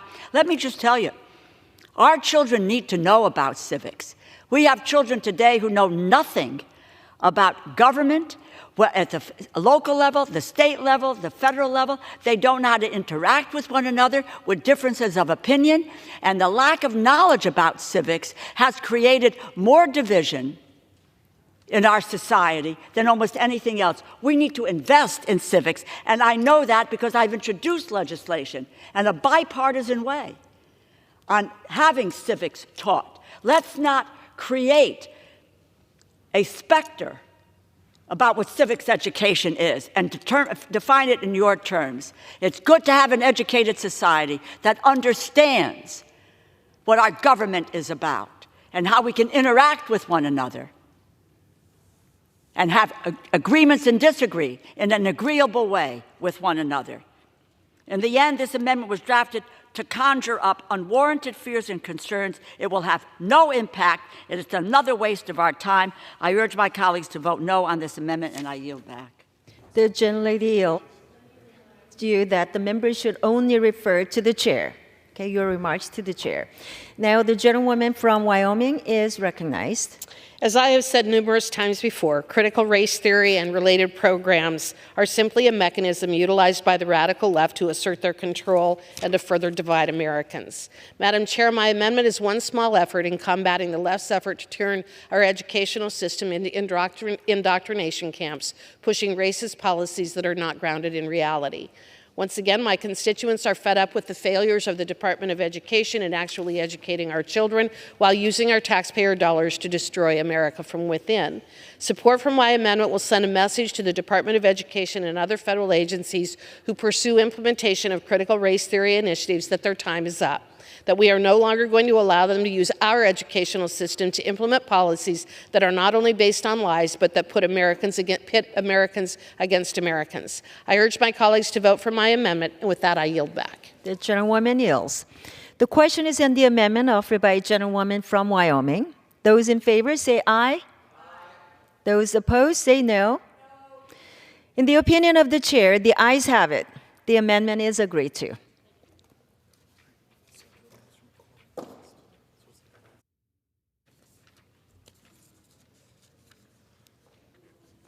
It is now in order to consider amendment number 109, printed in Part B of House Report 118-272. For what purpose does the gentleman from Georgia seek recognition? Madam Chair, I rise as the designee for Mr. Harris of Maryland and have an amendment at the desk. The clerk will designate the amendment. Amendment number 109, printed in Part B of House Report number 118-272, offered by Mr. McCormick of Georgia. Pursuant to House Resolution number 864, the gentleman from Georgia, Mr. McCormick, and a member opposed each will control 5 minutes. The chair recognizes the gentleman from Georgia. Thank you, Madam Chair. I rise to offer amendment number 109, limiting indirect costs paid by the National Institutes of Health to a maximum of 30% of the total grant awarded. Indirect costs are simply known as overhead costs. These costs are not directly attributable to the research and project or function. These costs include facility operations and maintenance, depreciation of buildings, and administrative expenses. In 2021, the National Institutes of Health spent $6.7 billion on indirect costs racked up by grant recipients. Meanwhile, the top grant recipients were universities sitting on multi-billion-dollar endowments, nonprofit organizations that provide research funding, such as the Bill and Melinda Gates Foundation, the Alzheimer's Association, and the American Heart Association, cap indirect costs at 10%. Congress has historically limited indirect costs for agricultural research to a maximum of 30%, which is included in the Agricultural Appropriations Bill. I propose that we apply this limitation to the National Institutes of Health research to ensure taxpayer dollars are being spent responsibly. I urge all members to consider supporting this common sense amendment, which would dedicate more research dollars to direct research costs. And I reserve. The gentleman reserves. For what purpose does the gentlewoman from Connecticut seek recognition? Madam Chair, I claim the time in opposition. The gentlewoman is recognized. I rise to claim time in opposition to the amendment. This amendment would cap the facilities and administrative costs for NIH awards at 30% of the cost of the award. About 6 years ago, in October of 2017, the Labor HHS Subcommittee held a hearing on this topic. And in a bipartisan way, we invited 4 experts who represented research institutions across the country, in Connecticut, in Oklahoma, San Francisco, and Seattle.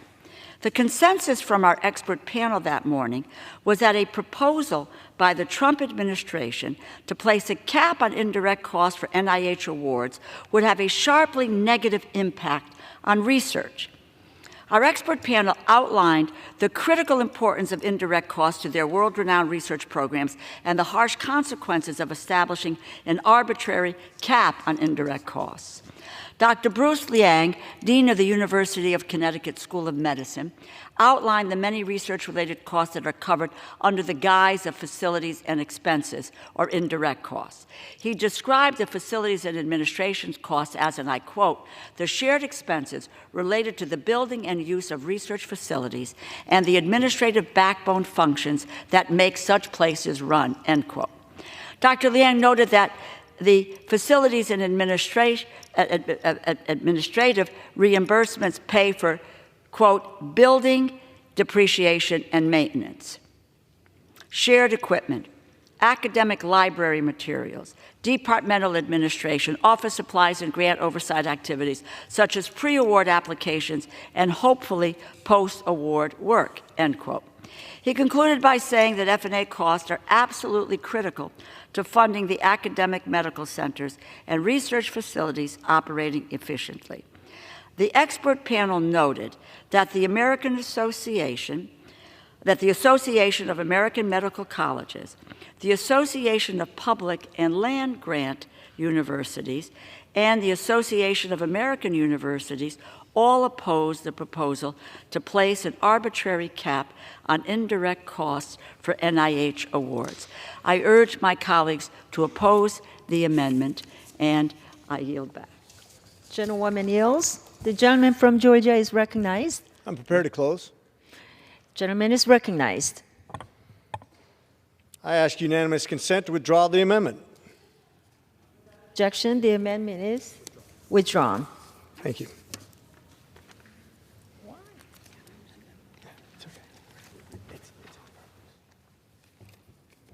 Now, in order to consider amendment number 110, printed in Part B of House Report 118-272. For what purpose? Gentleman from Oklahoma, seek recognition. Madam Chair, I rise in support of my Amendment 110. The clerk will designate the amendment. Amendment number 110, printed in Part B of House Report number 118-272, offered by Mr. Hearn of Oklahoma. Pursuant to House Resolution 864, the gentleman from Oklahoma, Mr. Hearn, and a member opposed, each will control 5 minutes. The chair recognizes the gentleman from Oklahoma. Chair, through the Belt and Road Initiative, the BRI, the Chinese Communist Party has been spreading its malign influence over the last decade. This initiative has one goal: to increase China's economic and political dominance over the United States and the world. Disguised as harmless global infrastructure, transportation, and production networks, the Belt and Road Initiative, or the BRI, is anything but harmless. Education is one of the primary targets of the BRI, and they're succeeding in their mission to indoctrinate American students with their communist ideals. Chinese state media even brags about the success of Confucius Institutes and other educational initiatives in spreading the CCP's influence. This doesn't stop on our college campuses. Right now, China is invading our K-12 schools through Confucius classrooms. Over the last decade or more, the CCP has infiltrated our public school system in setting up Chinese language and cultural programs in primary and secondary schools. These Confucius classrooms are funded by the Chinese government, both directly and through Confucius Institutes and other third parties. Make no mistake, this is not through the kindness of their hearts. The CCP is not interested at all in helping American students learn Mandarin. They want to brainwash our children, plain and simple. Since 2013, the authoritarian government of the People's Republic of China has sent curriculum and PRC-trained teachers into hundreds of K-12 schools across America as an unofficial component of its global influence campaign. The CCP has committed countless violations of human rights, and its authoritarian agenda is antithetical to the democratic principles of our country and what it was founded on. Chinese propaganda has no place in our education system. We have taken important steps towards mitigating Chinese influence in American universities by cracking down on Confucius Institutes. Now that the Chinese government has directed its attention toward elementary and secondary schools, it is time we do the same, protect our children from the malign influence of the CCP. My amendment would prevent federal funding for these Confucius classrooms. I urge my colleagues to support this amendment, and I reserve the balance of my time. The gentleman reserves. Does any member claim in opposition? Claim the time in opposition. Okay, the gentlewoman is recognized. I rise in opposition to this amendment. In the past few years, most of the institutes that are targeted, as I understand it, by this amendment, or Confucius classrooms that are affiliated with them have closed down. And according to the data from the Congressional Research Service and the National Academy of Scholars, we know that compared to 2019, when there were over 100 Confucius Institutes nationwide, there are now only a handful that operate in the United States, between 7 and 10. So they're not still operating. And given the rate, they may continue to plummet. But I'm struck by this amendment by exaggerating the threat and the proliferation of these kinds of classrooms. It seems to be spreading misleading information that creates fear. And the fear that's caused by these exaggerations lead to harm toward Asian American students and teachers. Now, to be honest, I don't know, and I would like to examine this, but they were teaching the Chinese language, Chinese culture. It may be where there were learning experiences, and I don't know the answer to that. I just know that this does not appear to be a difficulty, and I worry about spreading misleading information that creates fear. We have all seen in these areas what happens when fear and misinformation is spread, and it has resulted in violence against Asian American students, Asian American teachers, which is not something I believe my colleague would foster. I certainly don't want to, or that our colleagues want to foster. Honestly, based on the available data, I think we can conclude that this amendment does not address any measurable threat to our system of public education, and quite honestly, is not being offered in good faith. I urge my colleagues to vote no on this amendment, and I reserve the balance of my time. Gentlewoman reserves. Gentleman from Oklahoma is recognized. Madam Chair, I appreciate the chair lady recognizing that these institutions are closing down in record numbers. It must be that they're so successful that we're identifying these, and the school systems are identifying these, and states now have cleansed out a lot of their higher education Confucius Institutes.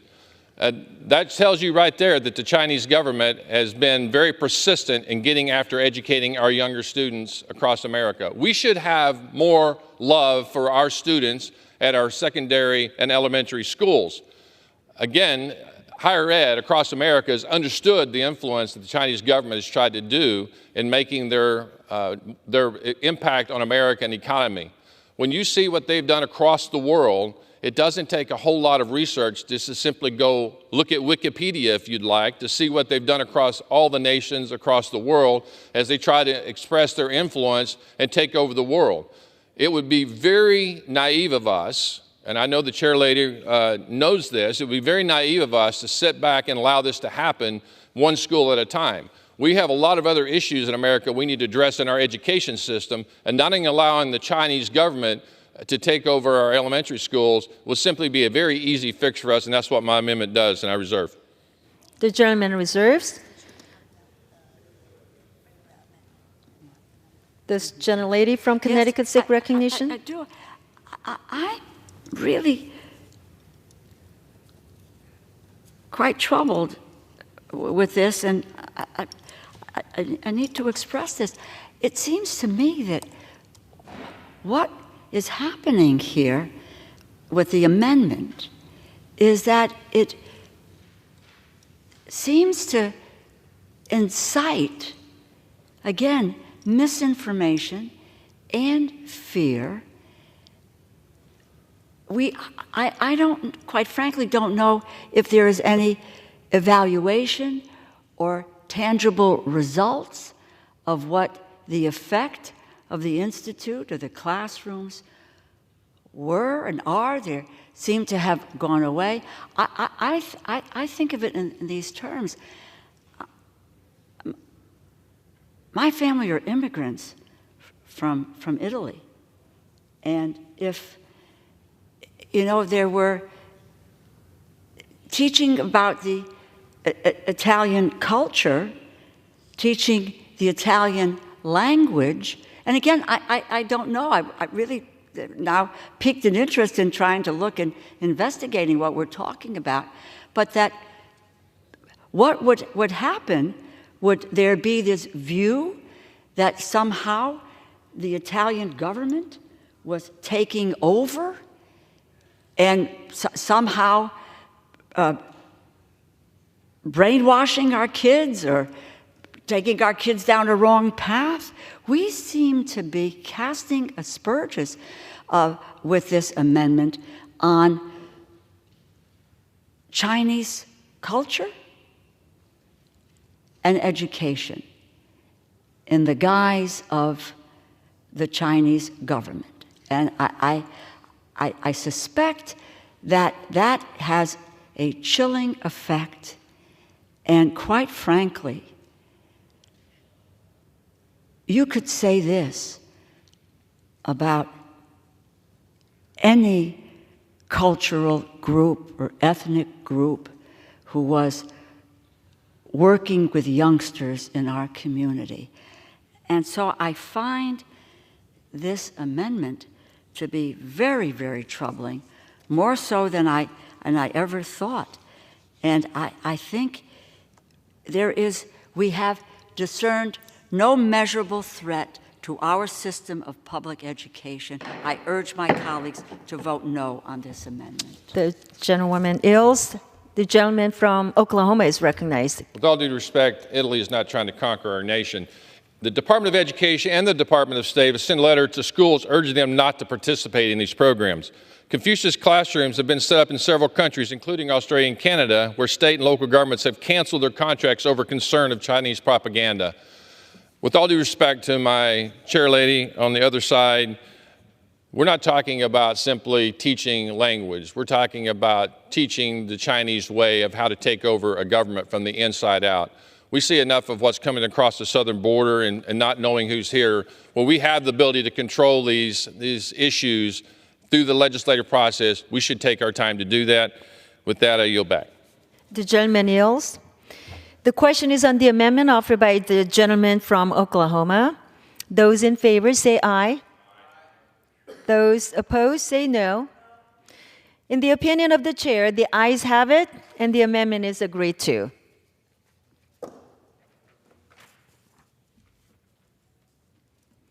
It is now in order to consider amendment number 111, printed in Part B of House Report 118-272.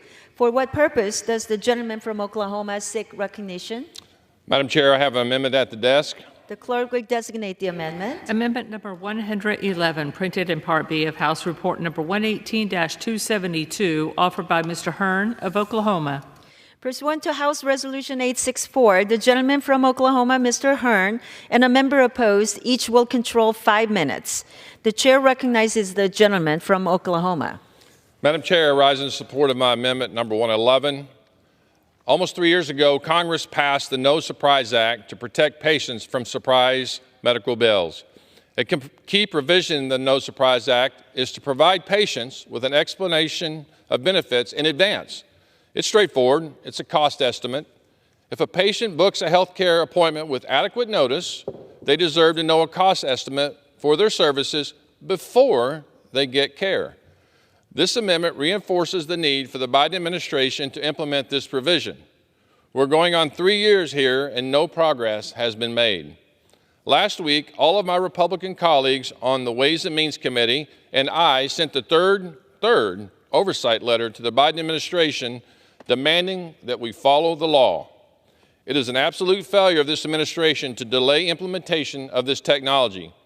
Considering American families' current economic struggles, anything to help with financial planning should be a priority. Knowing how much health services will cost removes some anxiety patients face when seeking medical care. Patients are nervous about their test results. There is no reason for the added anxiety of not knowing how much a service will cost them too.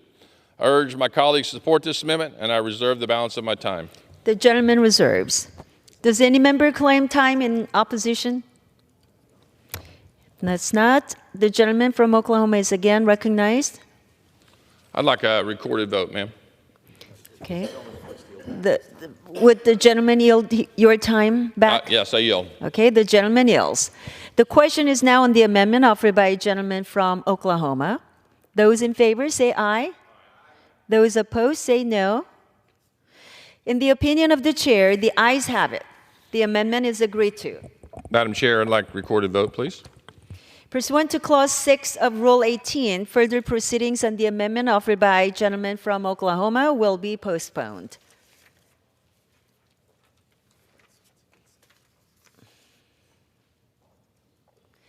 It is now in order to consider Amendment Number 112, printed in Part B of House Report 118-272. For what purpose does the gentleman from Louisiana seek recognition? Madam Speaker, I have an amendment at the desk. The clerk will designate the amendment. Amendment number 112, printed in Part B of House Report number 118-272, offered by Mr. Higgins of Louisiana. Pursuant to House Resolution 864, the gentleman from Louisiana, Mr. Higgins, and a member opposed, each will control 5 minutes. The chair recognizes the gentleman from Louisiana. Thank you, Madam Speaker. I rise in support of Amendment 112 of House Rules Committee print of H.R. 5894. Amendment 112 reduces the salary of Mr. Christopher Williamson, Assistant Secretary of the Mines Safety and Health Administration, to $1. This measure reflects our concern over the leadership under which questionable enforcement actions occurred. This is a call for accountability at the highest levels. Madam Speaker, and I encourage my passionate and brilliant colleague from Connecticut to consider my words. This chamber was built to reflect the highest ideals of individual rights and freedoms. The birth of our nation, as envisioned by our founder, included balance of powers built throughout our government. In this chamber, where we stand in the People's House as one half of our bicameral Congress, we are the legislative branch. We are held accountable by elections, in extreme cases, by censure or by ejection from Congress. Our judicial branch is filled with judges that are appointed, reviewed, and confirmed by our Senate and held to the highest standards. Our executive branch, at the highest levels, are accountable by election and in egregious or extreme circumstances by impeachment. But the bureaucrats, Madam Speaker, and I say to my colleagues respectfully across the aisle, the bureaucrats of the executive branch are hardly accountable save for by action through the power of the purse by Congress. We have not only the right to exercise the power of the purse, to do things like contract the salary of a rogue executive employee who has abused their authority and thwarted the will of the people. We have not only the right to do so, we have the obligation to do so. Reducing the salary of a bureaucrat regulator who has abused their authority is a shot across the bow of oppression. And I've listened respectfully to my colleagues oppose every amendment of the Republican majority, and I asked her to respectfully consider how else, Madam Speaker, might we control oppressive actions of rogue, abusive bureaucrats from within the executive branch. They are implanted within our government, an army of bureaucrats, virtually unreachable by standard business procedures, very difficult to fire or dismiss, insulated by many layers and levels of civil protections. Reducing the salary of a regulatory agent, employee of the executive branch, is an effective and constitutionally sound mechanism to control oppression. Madam Speaker, I rise in support of Amendment 112. I ask my colleagues on both sides of the aisle to support, and I reserve the balance of my time. The gentleman reserves. For what purpose does the gentlewoman from Connecticut seek recognition? Madam Chair, to claim time in opposition. The gentlewoman is recognized. I rise in strong opposition to this amendment. This amendment once again demonstrates the lack of seriousness of this process and the lack of seriousness by my Republican colleagues. I yield back. The gentlewoman yields. Gentleman is recognized again. Madam Speaker, how much time do I retain? 45 seconds. Madam Speaker, do I appear to be anything less than very serious? This is a serious body. I come from a humble background. I know what it is to earn a dollar or not. I rise in support of this action because it's the right thing to do. I encourage my colleagues to support my amendment. I yield the balance of my time. The gentleman yields. The question is now on the amendment offered by a gentleman from Louisiana. Those in favor say aye. Those opposed say no. In the opinion of the chair, the ayes have it. The amendment is agreed to. Madam Chair. Gentlewoman from Connecticut is recognized. I demand a recorded vote. All right. Pursuant to Clause 6 of Rule 18, further proceedings on the amendment offered by a gentleman from Louisiana will be postponed. It is now in order to consider Amendment Number 113, printed in Part B of House Report 118-272. For what purpose does the gentleman from Louisiana seek recognition? Madam Speaker, I have an amendment at the desk. The clerk will designate the amendment. Amendment number 113, printed in Part B of House Report number 118-272, offered by Mr. Higgins of Louisiana. Pursuant to House Resolution 864, the gentleman from Louisiana, Mr. Higgins, and a member opposed, each will control 5 minutes. The chair recognizes the gentleman from Louisiana. Thank you, Madam Speaker. I rise to speak in favor of Amendment 113 of House Rules Committee print of H.R. 5894.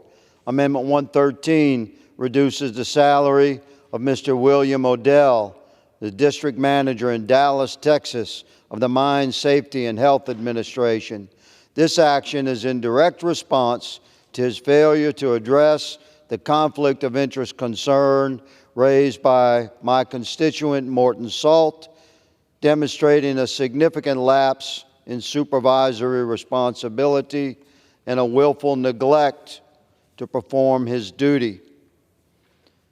Madam Speaker, as I stated earlier, it is our obligation as sworn servants to we the people to protect the individual rights and freedoms of our citizens. And when an executive abuses his authority in our government, he must be held accountable.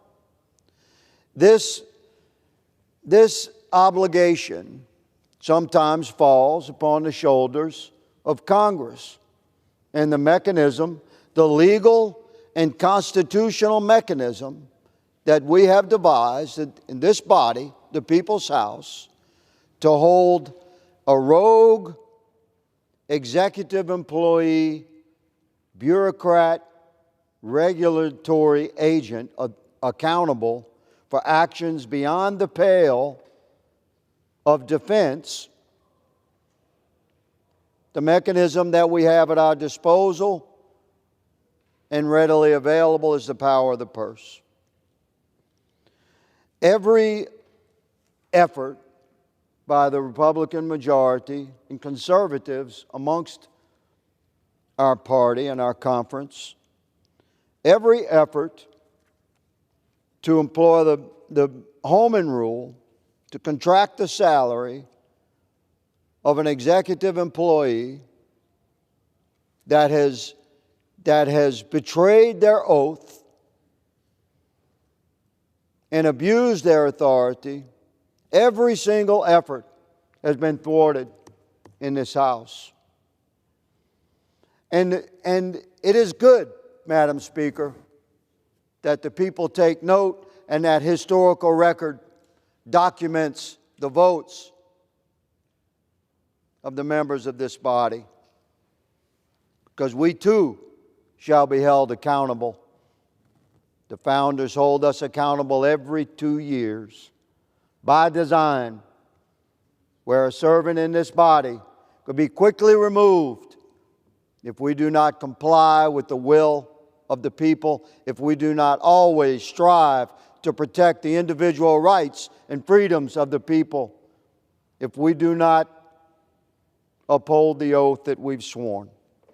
Madam Speaker, I urge my colleagues on both sides of the aisle to support Amendment 113, and I reserve the balance of my time. The gentleman reserves. For what purpose does the gentlewoman from Connecticut seek recognition? Madam Chair, I claim the time in opposition. The gentlewoman is recognized. Just to note, this federal employee is a non-political civil servant, but I'll say what I said before. I believe what this amendment demonstrates is a lack of seriousness of this process that we're engaged in here tonight, and a lack of seriousness of my Republican colleagues in this House. I oppose the amendment, and I yield back. The gentlewoman yields. The gentleman is recognized. Madam Speaker, I yield. The gentleman yields. The question is on the amendment offered by a gentleman from Louisiana. Those in favor say aye. Those opposed say no. In the opinion of the chair, the ayes have it. The amendment is agreed to. Madam Chair? The gentlewoman is recognized. I demand a recorded vote. Pursuant to Clause 6 of Rule 18, further proceedings on the amendment offered by the gentleman from Louisiana will be postponed.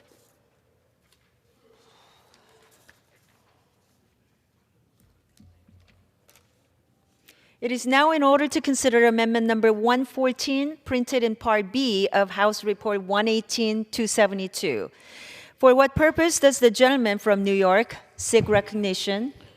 Madam Speaker, I have an amendment at the desk. The clerk will designate the amendment. Amendment number 114, printed in Part B of House Report number 118-272, offered by Mr. Lawler of New York. Pursuant to House Resolution 864, the gentleman from New York, Mr. Lawler, and a member opposed, each will control 5 minutes. The chair recognizes the gentleman from New York. Thank you, Madam Chair. Today I rise to urge the House to adopt my amendment, which would strip colleges and universities of federal funding if they authorize, facilitate, provide funding for, or otherwise support any event promoting anti-Semitism on their campuses. In the wake of the horrific October 7th attack on Israel, we have seen a startling rise in anti-Semitism in our country and across the globe.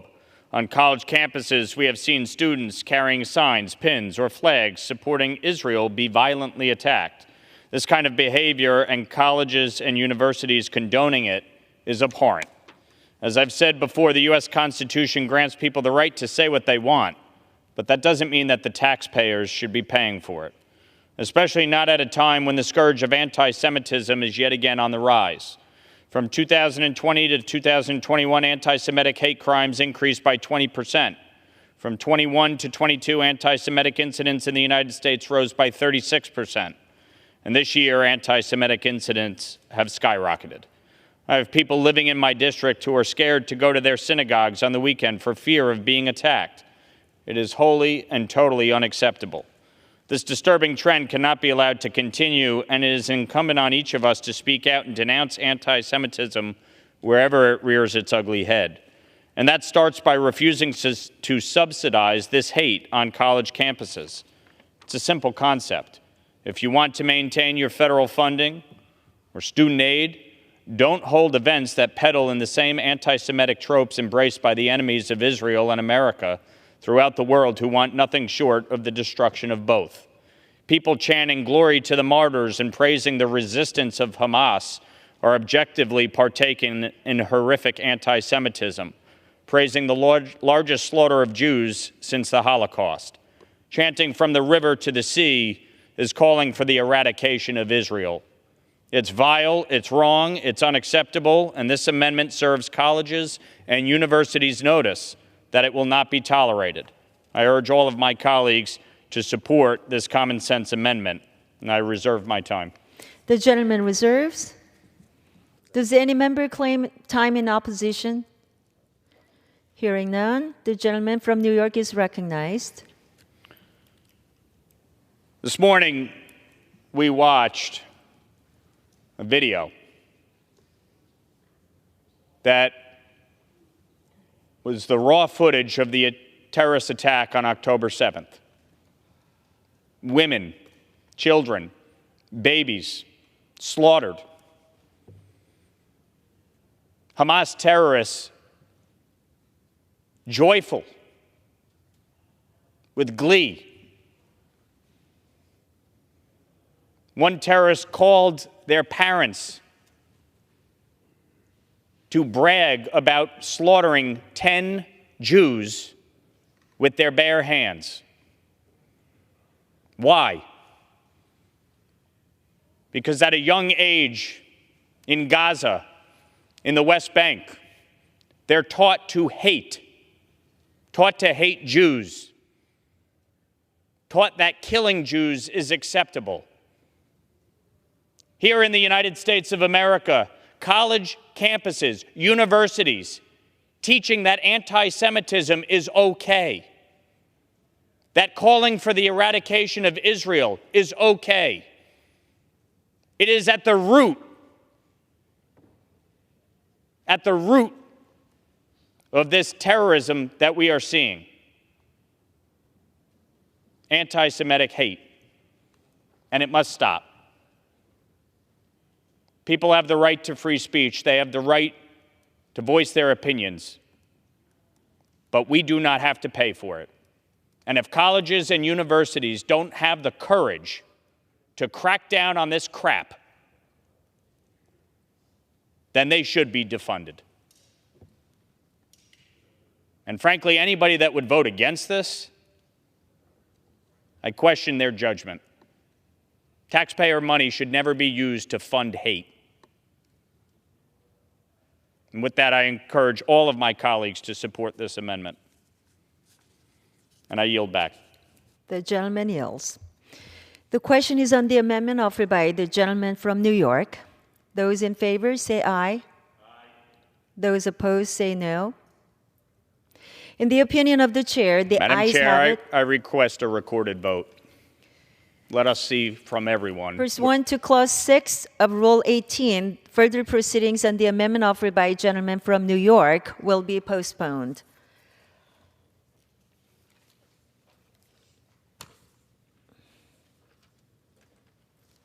It is now in order to consider amendment number 115, printed in Part B of House Report 118-272.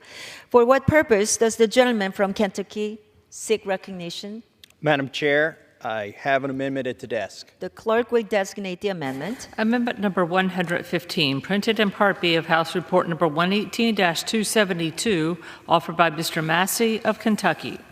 Pursuant to House Resolution 864, the gentleman from Kentucky, Mr. Massey, and a member opposed, each will control 5 minutes. The chair recognizes the gentleman from Kentucky. Madam Chair, I rise in support of my amendment, which states none of the funds made available by this act may be used to fund any grant related to any transgenic edible vaccine. And I reserve the balance of my time. The gentleman reserves. Does any member claim time in opposition?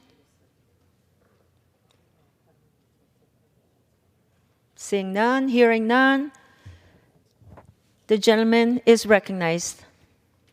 Madam Chair, does the term transgenic edible vaccine sound like something out of a scientific or a science fiction dystopian novel? Does the term transgenic edible vaccine sound like something out of a horror film? Well, it's not.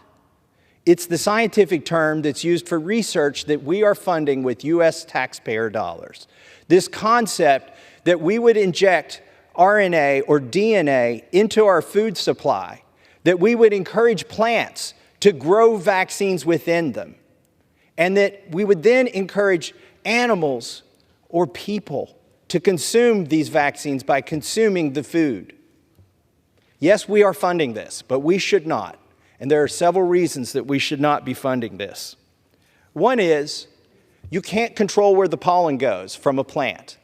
And many of these experiments happen outside of a greenhouse, outside of controlled facilities. In fact, we saw an incident where a transgenic edible vaccine was being grown in corn many years ago.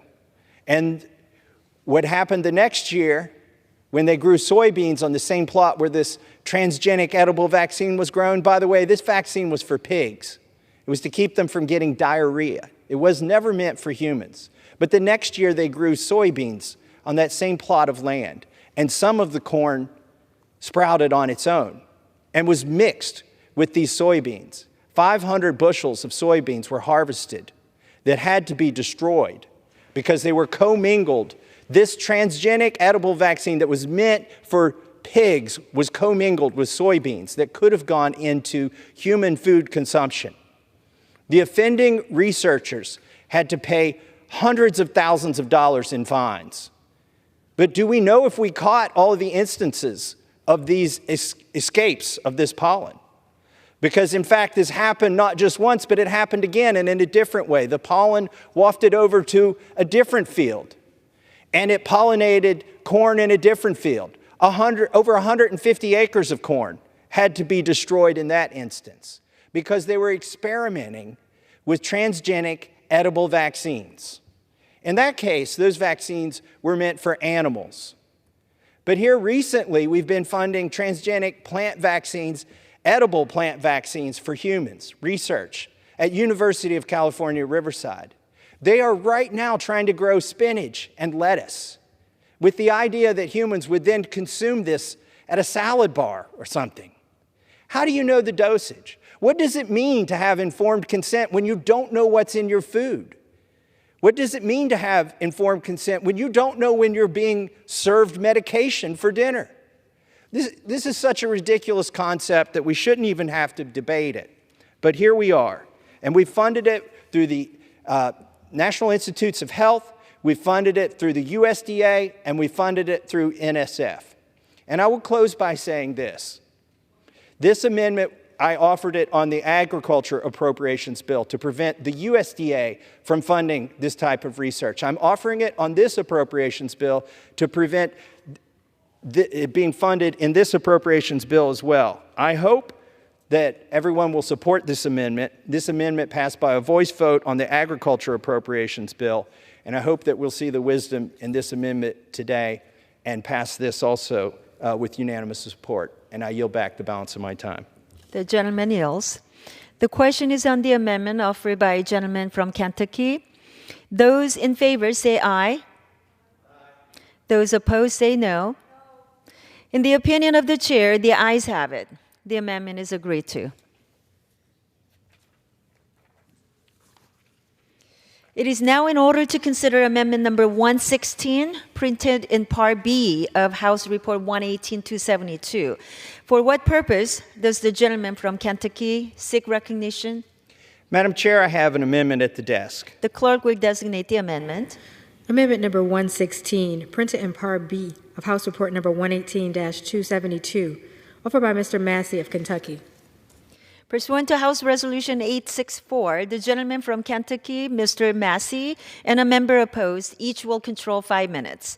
The chair recognizes the gentleman from Kentucky.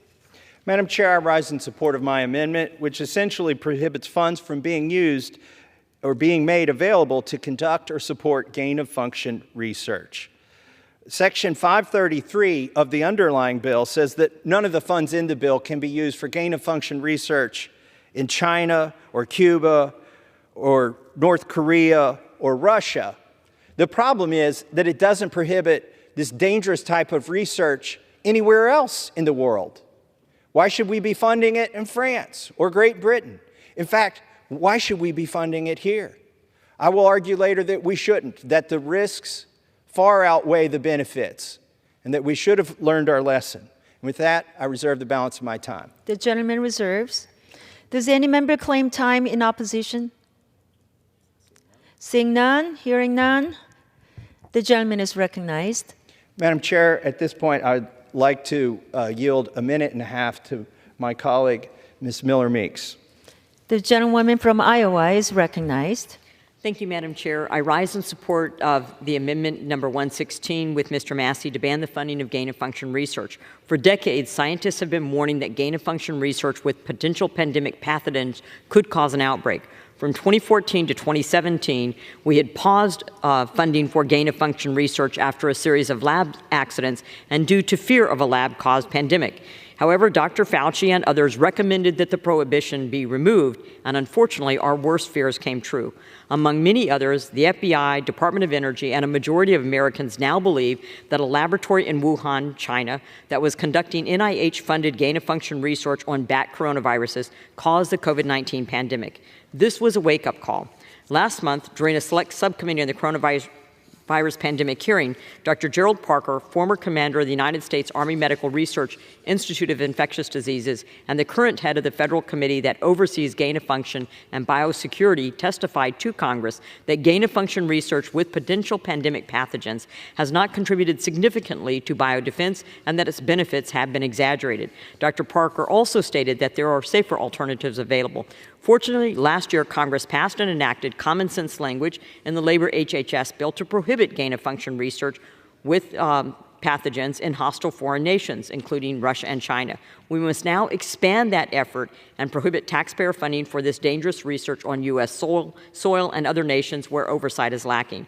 Prohibiting taxpayer funding of dangerous gain-of-function research with potential pandemic pathogens is a common-sense solution to protect public health and national time has security. expired. I urge my colleagues to vote yes on this amendment, and I yield back. Gentleman from Kentucky is recognized. Madam Chair, I think it would be useful at this point to define gain-of-function research. And I will use the written testimony of Richard Ebright, Board of Governors Professor of Chemistry and Chemical Biology at Rutgers University and Laboratory Director of Waxman Institute of Microbiology. In his testimony in a Senate hearing, he said that gain-of-function research is defined as research activities reasonably anticipated to increase a potential pandemic pathogen's transmissibility, pathogenesis, ability to overcome immune response, or ability to overcome a vaccine or drug. Now, why would you want to do this? Why would you want to do gain-of-function research? It's a seductive idea that you could take one of hundreds of thousands of viruses that exist in the animal kingdom outside of humans and try to predict, poke and prod on the virus, encourage it to be transmissible among humans so that you could then predict the next virus that might come into existence among humans and then come up with a vaccine for it. But statistically, there's no way you're going to predict what the next natural virus is going to be. What you will do, though, in the process of this research is create a cookbook, a blueprint for the next pandemic. So the danger in this research, part of the danger lies in the fact that you are uncovering secrets that will then be published, that can be used to create a pandemic of existential proportions.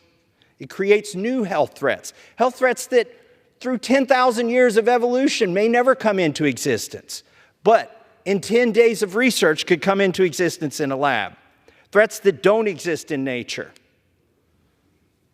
So why are we still doing this research right now? Well, in 2014, this research was put on pause from 2014 to 2017. Wisely, I would say. But then the pause was suspended in 2018. By the way, the projects that were paused did not include the projects at the Wuhan Institute of virology, unfortunately. But then when the pause was removed, this research began again in earnest. Again, creating tremendous risk for the human race. Why would we do this to ourselves? We shouldn't be doing this to ourselves, and we shouldn't be doing it with taxpayer dollars. There is no practical application of this outside of the curiosity of a government lab. This research will not continue in private labs because it's just not profitable. So we should stop it here. And with that, I urge adoption of the amendment. I think it's common sense, and let's protect America by not funding this research. And I yield back. Gentleman yields. The question is on the amendment offered by a gentleman from Kentucky. Those in favor say aye. Those opposed say no. In the opinion of the chair, the ayes have it. The amendment is agreed to.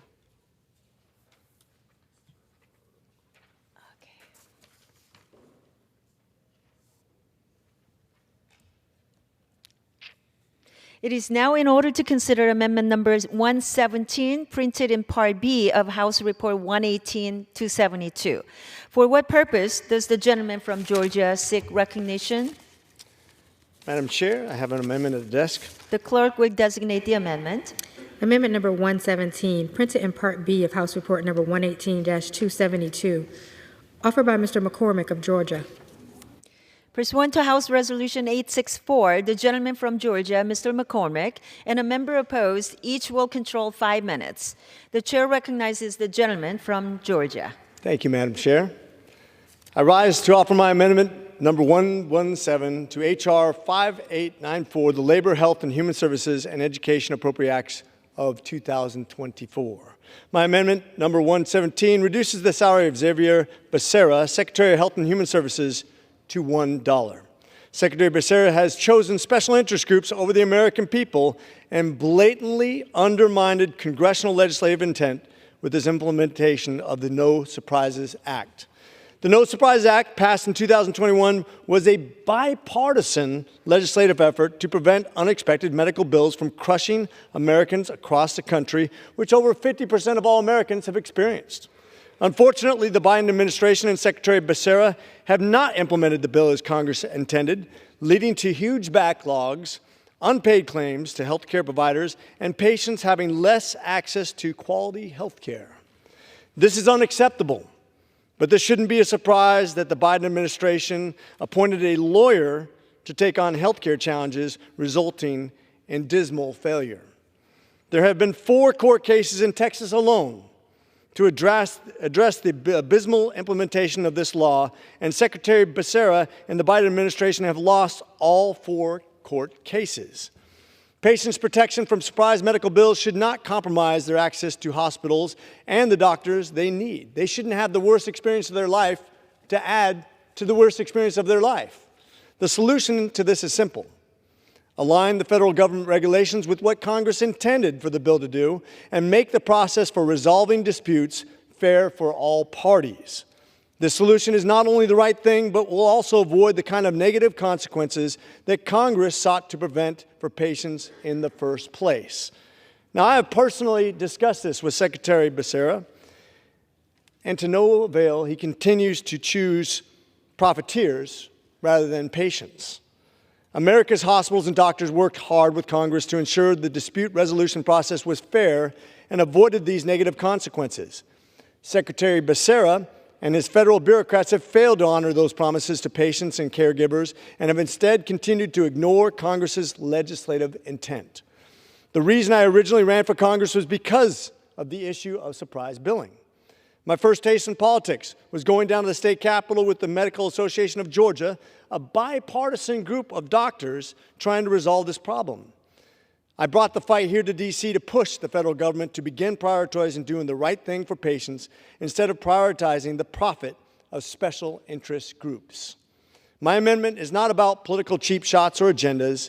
It's about protecting the American people from public servants who is no longer keeping their best interests at heart. And with that, I reserve. The gentleman reserves.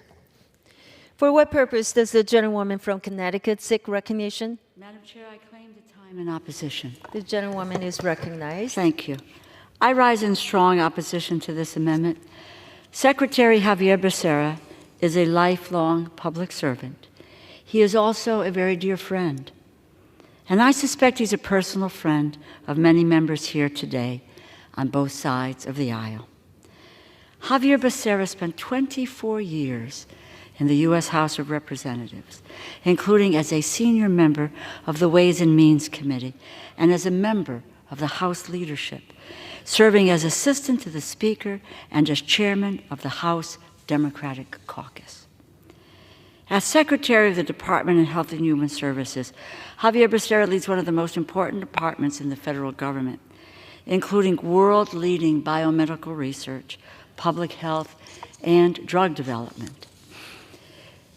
Health and Human Services is responsible for mental health, substance use prevention and treatment, community health centers, LIHEAP, Head Start, Child Care and Development Block Grant, emergency preparedness and response. As Secretary of HHS, he is responsible for Medicare, Medicaid, and the Affordable Care Act health insurance marketplaces, which together provide health care coverage to 160 million Americans, or nearly half of our country. During his tenure at HHS, Secretary Becerra has overseen record-breaking enrollment in health coverage under the Affordable Care Act, as more than 16 million people selected a marketplace health plan in 2023. Secretary Becerra's accomplishments are too numerous to list here. He has served his country honorably for more than 30 years, and he deserves better than this deplorable amendment. I urge my colleagues to vote no on this vindictive amendment. And I reserve the balance of my time. Gentlewoman reserves. I'm The prepared to gentleman close. from Georgia is recognized. I'm prepared to close. Does the general... Go ahead. Okay, gentleman is recognized. You're prepared to close, though, Close. right? Okay. Does the gentlewoman...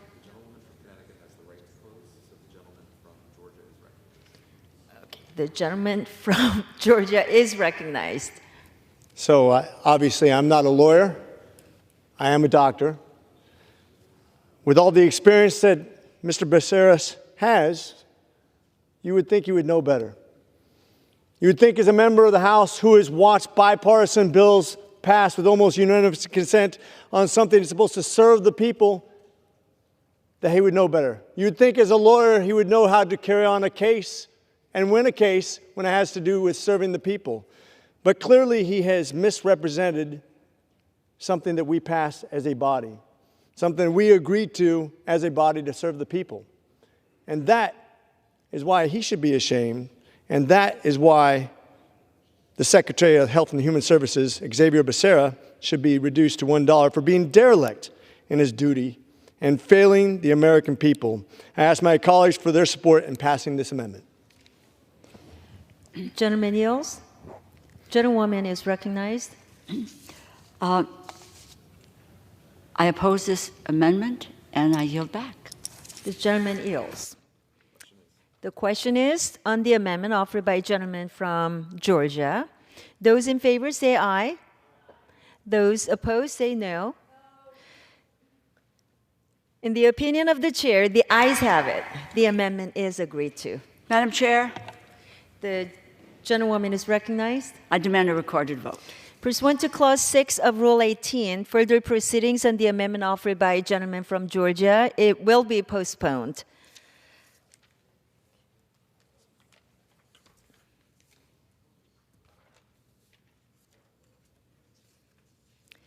It is now in order to consider Amendment Number 118, printed in Part B of House Report 118-272.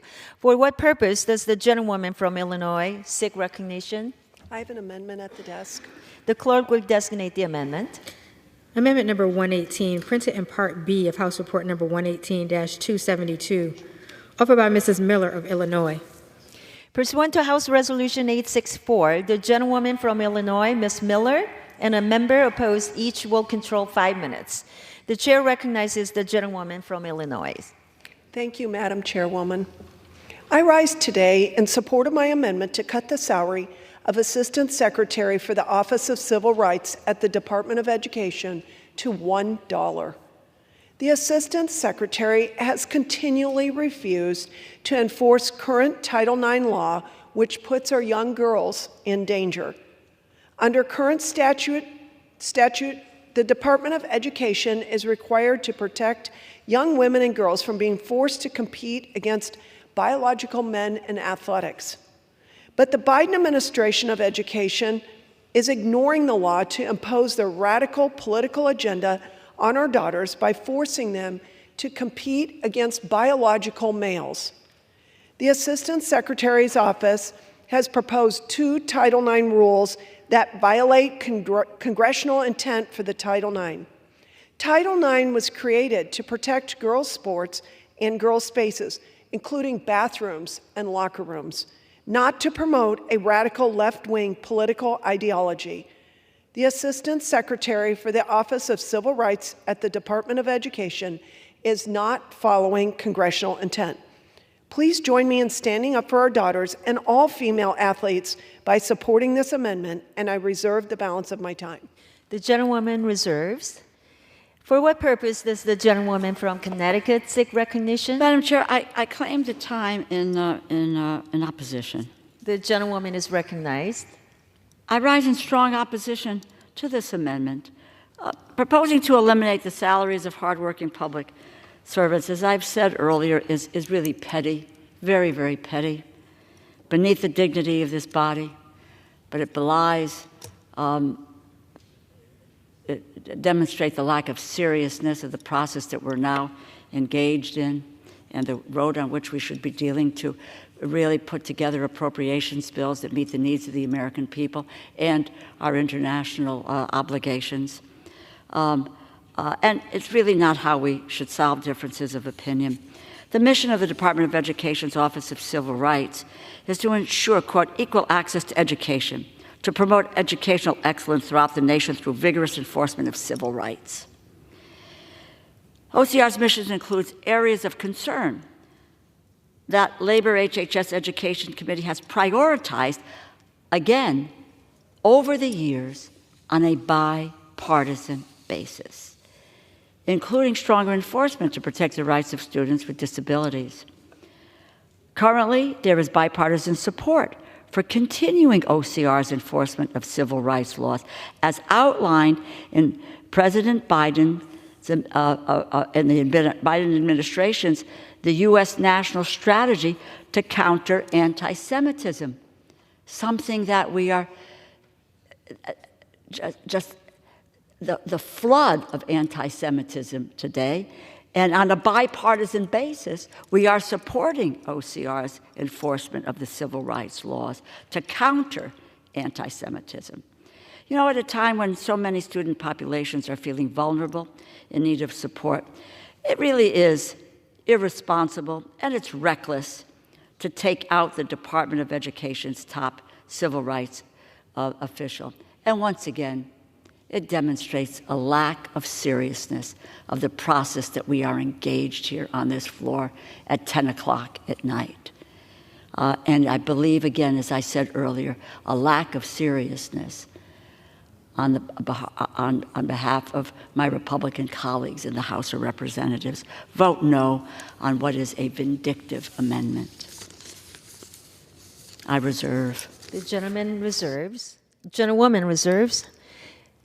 Gentlelady is recognized. I'm being very serious, and this is not petty. We want to reduce his salary to what he's worth. Title IX was specifically established to give girls and women opportunities in education and athletics, and sex in Title IX clearly was meant to be biologic and genetic, not sexual identity. This is dangerous for our girls, both emotionally and physically, to have biological men participating in their athletics and entering their locker rooms and bathrooms. Thank you, and I yield back. The gentlewoman yields. The gentlewoman from Connecticut is recognized. I'm opposed to the amendment, and I yield back. The gentlewoman from Connecticut yields. So the question is on the amendment offered by Gentlelady from Illinois. Those in favor say aye. Those opposed say no.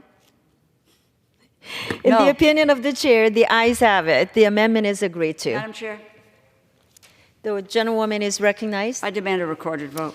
Okay. Pursuant to Clause 6 of Rule 18, further proceedings on the amendment offered by the gentlelady from Illinois will be postponed. It is now in order to consider Amendment Number 119, printed in Part B of House Report 118-272. For what purpose does the gentlewoman from Illinois seek recognition? I have an amendment at the desk. The clerk will designate the amendment.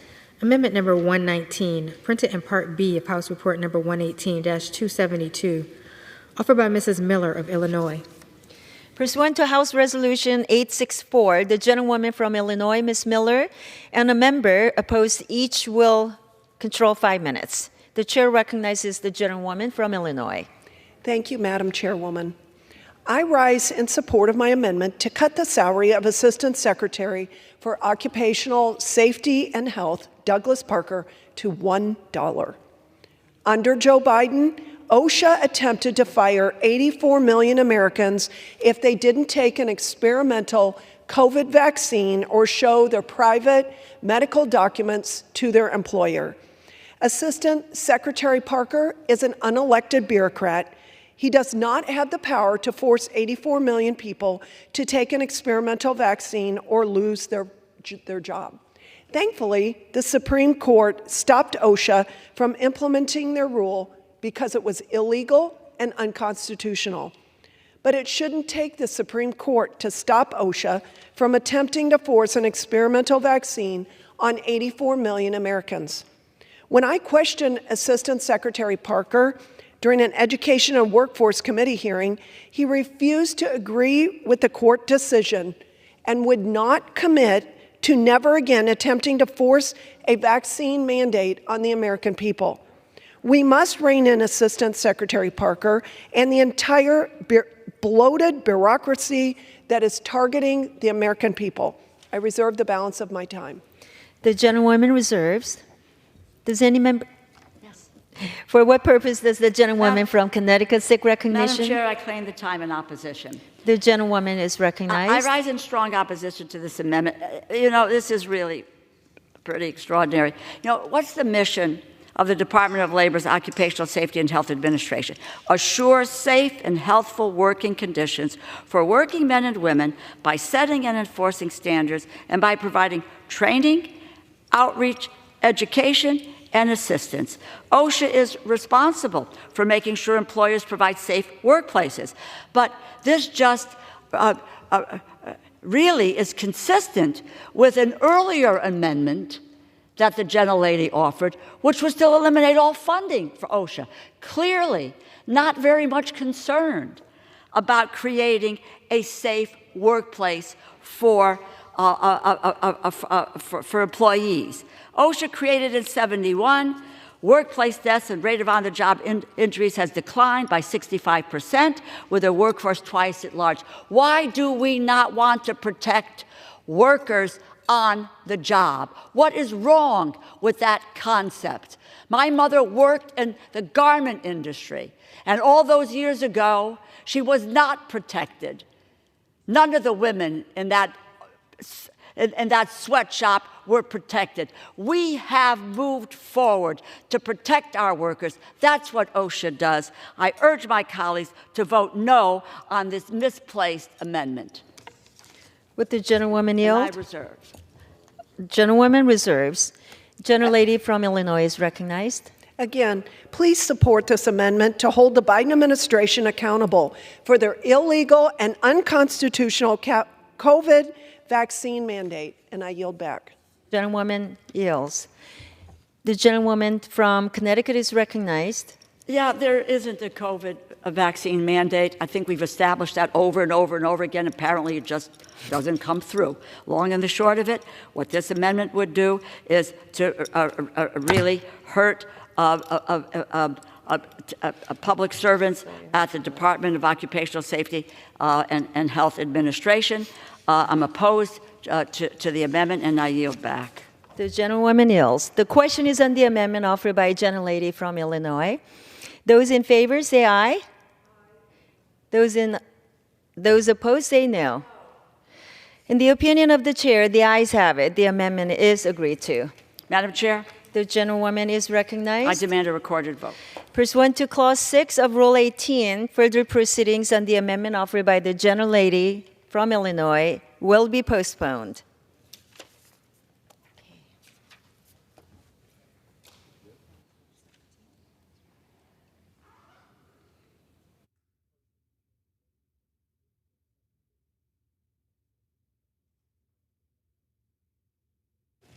How are y'all doing? Good. All right.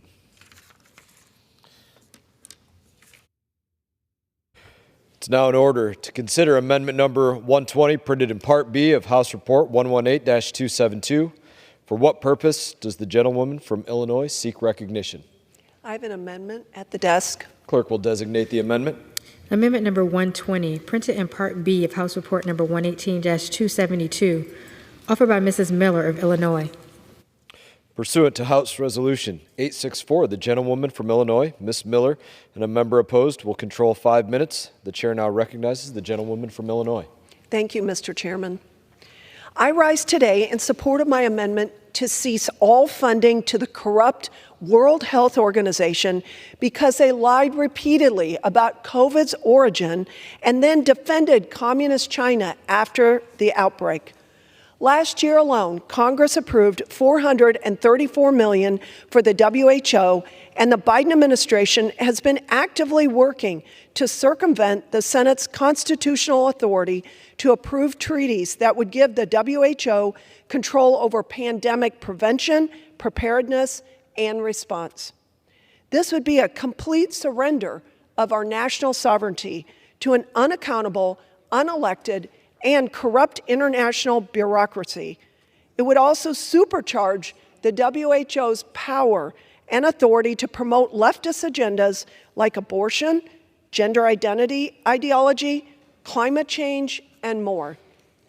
The nightmare scenario is the Biden administration surrendering our sovereignty to the WHO to institute global vaccine mandates. The WHO has gone far beyond its initial purpose of being a health advisory organization and has transformed itself into a tyrannical governing body. We must cease funding to the WHO and not give in to this power grab. I reserve the balance of my time. Gentlelady reserves. For what purpose does the gentlewoman from Connecticut seek recognition? Mr. Chair, I claim the time in opposition. Gentlelady is recognized. I rise to claim time in opposition to the amendment. The amendment would prohibit funding to the World Health Organization. This prohibition would remove the United States from an indispensable partner in protecting America against everyday public health concerns, as well as crises and public health emergencies. Disease does not recognize borders. The United States is not an island. If you have an outbreak of Ebola in West Africa, you can bet that that is a plane ride away from the United States. Understand that this is the world that we function in and that we need to have partners in what we are doing to be able to control public health emergencies overseas and in the United States. This amendment is unnecessary. It opens the door for other countries to replace our seat at the table. We cannot tolerate any effort to stymie American leadership on global health. I urge my colleagues, oppose this amendment, and I reserve the balance of my time. Gentlelady reserves. Gentlewoman from Illinois is recognized. I yield back. Gentlelady yields back. Gentlelady from Connecticut is recognized.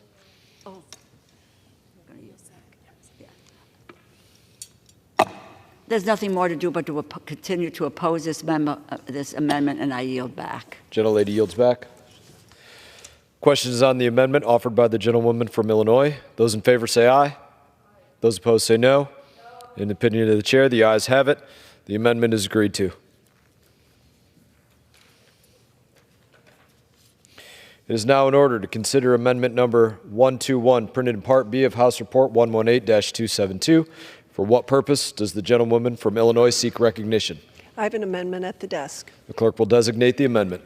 Amendment number 121, printed in Part B of House Report number 118-272, offered by Mrs. Miller of Illinois. Pursuant to House Resolution 864, the gentlewoman from Illinois, Ms. Miller, and a member opposed each control 5 minutes. The chair now recognizes the gentlewoman from Illinois. Thank you, Mr. Chairman. I rise today in support of my amendment to prohibit funding of Biden's Office of Population Affairs at the Department of Health and Human Services. This office is used by Assistant Secretary for Health, Rachel Levine, to promote gender transition procedures for children and Title X abortion resources with taxpayer dollars. The Office of Population Affairs released a guide called, quote, Gender Affirming Care and Young People, to sidestep parents and provide children with information on chemical castration drugs and surgical castration procedures. Federal tax dollars are used by the Office of Population Affairs to run a website called Find a Family Planning Clinic that links to abortion providers, including Planned Parenthood. The Biden administration uses the Office of Population Affairs to promote the radical transgender agenda while preying on vulnerable children. My amendment to the HHS appropriations bill would defund this deeply political office. I urge everyone to support this amendment, and I reserve the balance of my time. The gentlelady reserves. For what purpose does the gentlewoman from Connecticut seek recognition? Mr. Chair, I claim the time in opposition. Gentlelady is recognized. I rise in strong opposition to the amendment. This amendment would block funding to the Office of Population Affairs at the Department of Health and Human Services.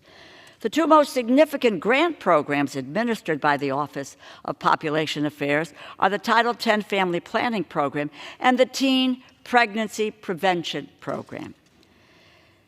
I might add that the Republican Labor HHS bill introduced today already eliminates both of these programs. In 2022, 2.6 million people in the United States received health care services through Title X health clinics, including in all 50 states, the District of Columbia, and 8 territories. The majority of patients live at or below the federal poverty line.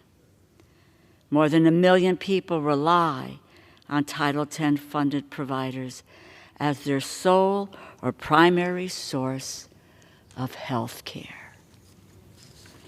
This health care includes access to contraception, cancer screenings, sexually transmitted infections, testing and treatment, and other preventive services. In 2022, Title X funded providers administered close to 500,000 cervical cancer screenings and more than 3.5 million STI and HIV tests. But let's take those health care opportunities away from people who use these clinics as their primary source of care. And given the push by Republicans to ban abortion since the overturning of Roe v. Wade, it is more important now than it has ever been in 50 years for people to have access to birth control. In addition, the Teen Pregnancy Prevention Program supports evidence-based, comprehensive sex education programs, which have been proven to reduce pregnancies and sexually transmitted infections among teens.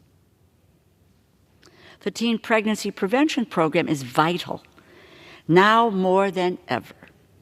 Young people need access to honest and accurate sex education programs that give them the knowledge to prevent unintended pregnancies, avoid sexually transmitted infections, and the ability to develop healthy relationships. But again, the Labor HH bill introduced today eliminates funding for both Title X family planning and the Teen Pregnancy Prevention Program. Appalling. The Republican majority will stop at nothing to attack women's reproductive health at all levels. As we have seen across the states, Republicans will continue their efforts to ban abortion. And as this amendment shows, their preoccupation with women's reproductive health is not limited to abortion, but extends to eliminating access to contraception and comprehensive sex education.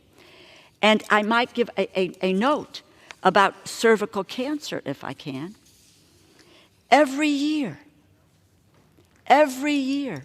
almost 4,000 women die from cervical cancer in this country. The ability to get people screened, and a lot happens with young women, their ability to get screened and to be diagnosed and get the treatment that they need is essential for them to survive. Why, in God's name, we deny them the opportunity for a screening and treatment in order to be able to survive, and why? I don't understand my Republican colleagues' preoccupation with women's reproductive health, and it is not limited to abortion, but you would eliminate contraception, comprehensive sex education, and the ability for people to get screenings and treatment that they need in order to be able to survive. Again, saving lives is the most important effort that we can make as members of Congress. That's our job. Let us oppose this amendment, and I reserve the balance of my time. Gentlelady's time has expired. Gentlelady from Illinois is recognized. The American taxpayer is weary of their money being squandered on programs like this. The Office of Population Affairs is a complete waste of taxpayer dollars. Parents should be deciding what is best for their children, not the federal government, and I yield back. Gentlelady yields back. The question is on the amendment offered by the gentlelady from Illinois. Those in favor say aye. Those opposed say no. In the opinion of the chair, the ayes have it, and the amendment is agreed to. Mr. Chair? Yes, gentlelady from Connecticut is recognized. I demand a recorded vote. Pursuant to Clause 6 of Rule 18, further proceedings on the amendment offered by the gentlelady from Illinois will be postponed. It's now in order to consider amendment number 112, printed in Part B of House Report 118-272. For what purpose does the gentleman from North Carolina seek recognition? Mr. Speaker, I rise as the designee for the gentlewoman from West Virginia, Mrs. Miller, and have an amendment at the desk. The clerk will designate the amendment. Amendment number 122, printed in Part B of House Report number 118-272, offered by Mr. Murphy of North Carolina. Pursuant to House Resolution 864, the gentleman from North Carolina, Mr. Murphy, and a member opposed will each control 5 minutes. The chair now recognizes the gentleman from North Carolina. Thank you, Mr. Speaker. I rise today in support of the amendment number 122, which will prevent funds from being used to finalize or implement the proposed HHS Medicaid drug rebate program rule. This rule makes unnecessary changes to the MDRP that has been in place for decades. If implemented, the proposed MDRP rule will discourage research and the development of medicines while jeopardizing Medicare's beneficiaries to affordable drugs. This change will be bad for patients, bad for doctors, and bad for manufacturers. This rule is yet another overreach by unelected bureaucrats trying to make health decisions for our constituents without any statutory authority to do so. I urge my colleagues to support this amendment to stop this rule from taking effect. I yield back. Gentleman yields back. For what purpose does the gentlelady from Connecticut I seek claim the time in recognition? opposition, Mr. Chair. Gentlelady is recognized. I rise in opposition to the amendment. The amendment would block the Biden-Harris administration's proposed rule that would ensure the federal government and states get the most bang for their buck from the Medicaid drug rebate program by closing some loopholes that drug manufacturers were taking advantage of. And we do know that drug manufacturers can take advantage of individuals. By opposing this rule, Republicans just want to hand money to the drug manufacturers' friends to take advantage of taxpayer dollars. The proposed rule would help states more effectively operate their Medicaid pharmacy programs, improve access to necessary prescription drugs for people covered by Medicaid. In particular, the proposed rule would help states obtain drug rebates required under the Medicaid drug rebate program. The proposed rule would enhance the Medicaid drug rebate program integrity by assuring greater consistency and accuracy of drug information reporting, strengthen data collection, and efficient operation of the program. This amendment would make it more difficult to understand manufacturer pricing. Big issue today, cost of prescription drugs, manufacturer's pricing. What a sop to the industry. Tells you where the majority's priorities are, so a state is unable to increase its leverage in negotiating larger supplemental rebates for high-cost drugs. This amendment would increase costs for the federal government and for the states. Urge my colleagues to oppose the amendment, and I yield back. Gentlelady yields back. The question is on the amendment offered by the gentleman from North Carolina. Those in favor say aye. Aye. Those opposed say no. In the opinion of the chair, the ayes have it, and the amendment is agreed to. It is now in order to consider amendment number 123, printed in Part B of House Report 118-272.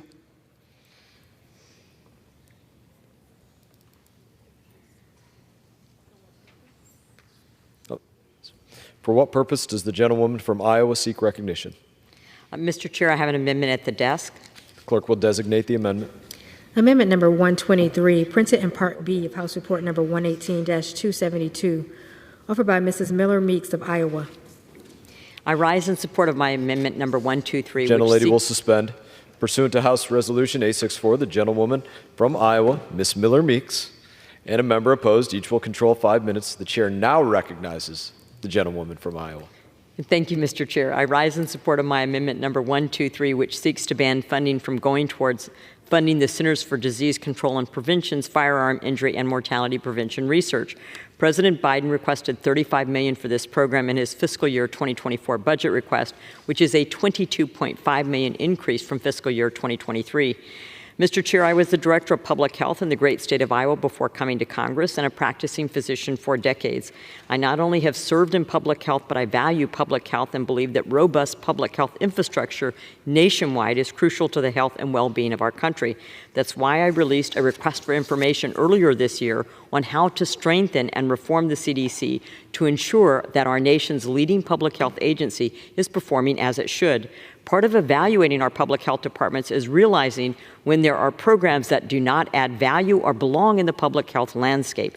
The CDC was originally created in 1946 as a communicable disease center with the mission of preventing the spread of malaria or other communicable diseases.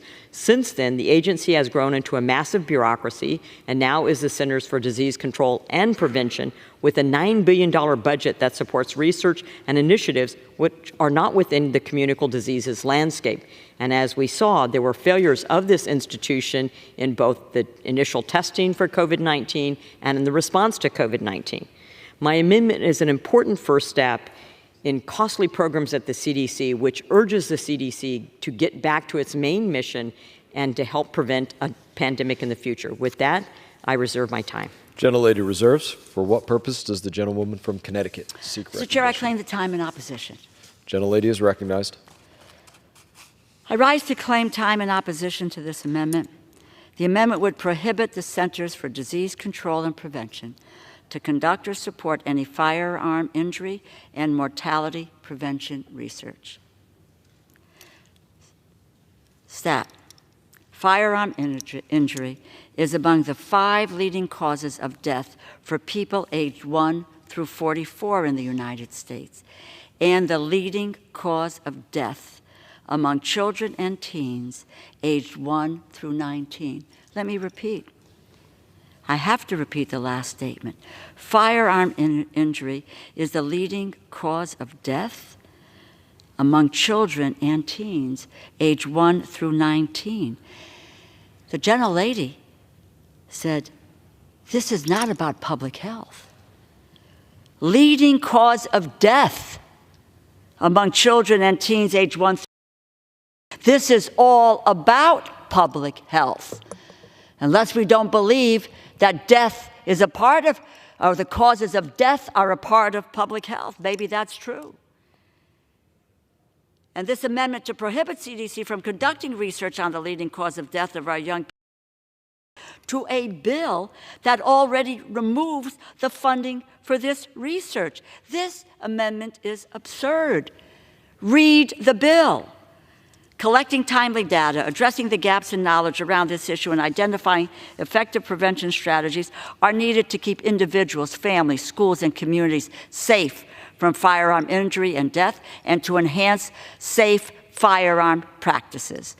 CDC is supporting a diverse portfolio of research projects to advance our understanding of the characteristics, the risks, and protective factors of firearm violence, suicide, unintentional injury, and the effectiveness of interventions to prevent firearm-related injuries and death. Injuries and death, public health. Many funded research projects focus specifically on youth or will have implications for youth, while others are relevant for specific populations at elevated risk for firearm violence and suicide, like our veterans and those who have been victims of violence. I fought to establish this funding line in fiscal year 2020, and I will continue to fight to ensure that this funding is included. We should be united in finding ways to save lives, to end gun violence, and not play partisan games with this critical research. I urge my colleagues to oppose this amendment, and I reserve the balance of my time. Gentlelady reserves. Gentlelady from Iowa is recognized.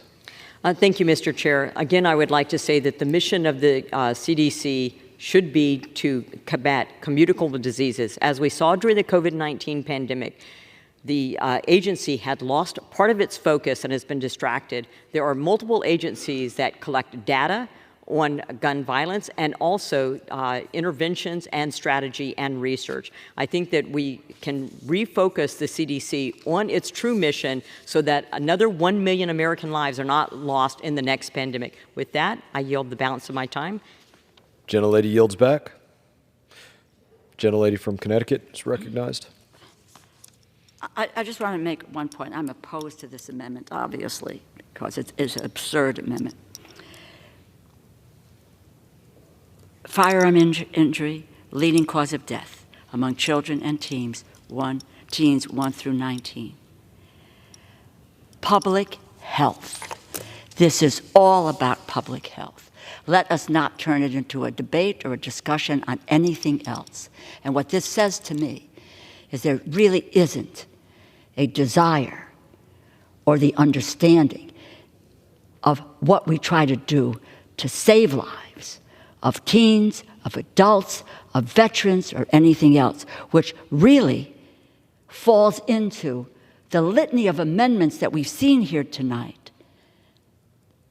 that would put people's lives in danger and don't use the resources that we have through this labor HHS bill, which we have used in a bipartisan basis in prior years to save lives. This is one more example of how we believe that maybe the lives are not worth saving. Oppose this amendment. I yield back. Gentlelady yields back. The question is on the amendment offered by the gentlelady from Iowa. Those in favor say aye.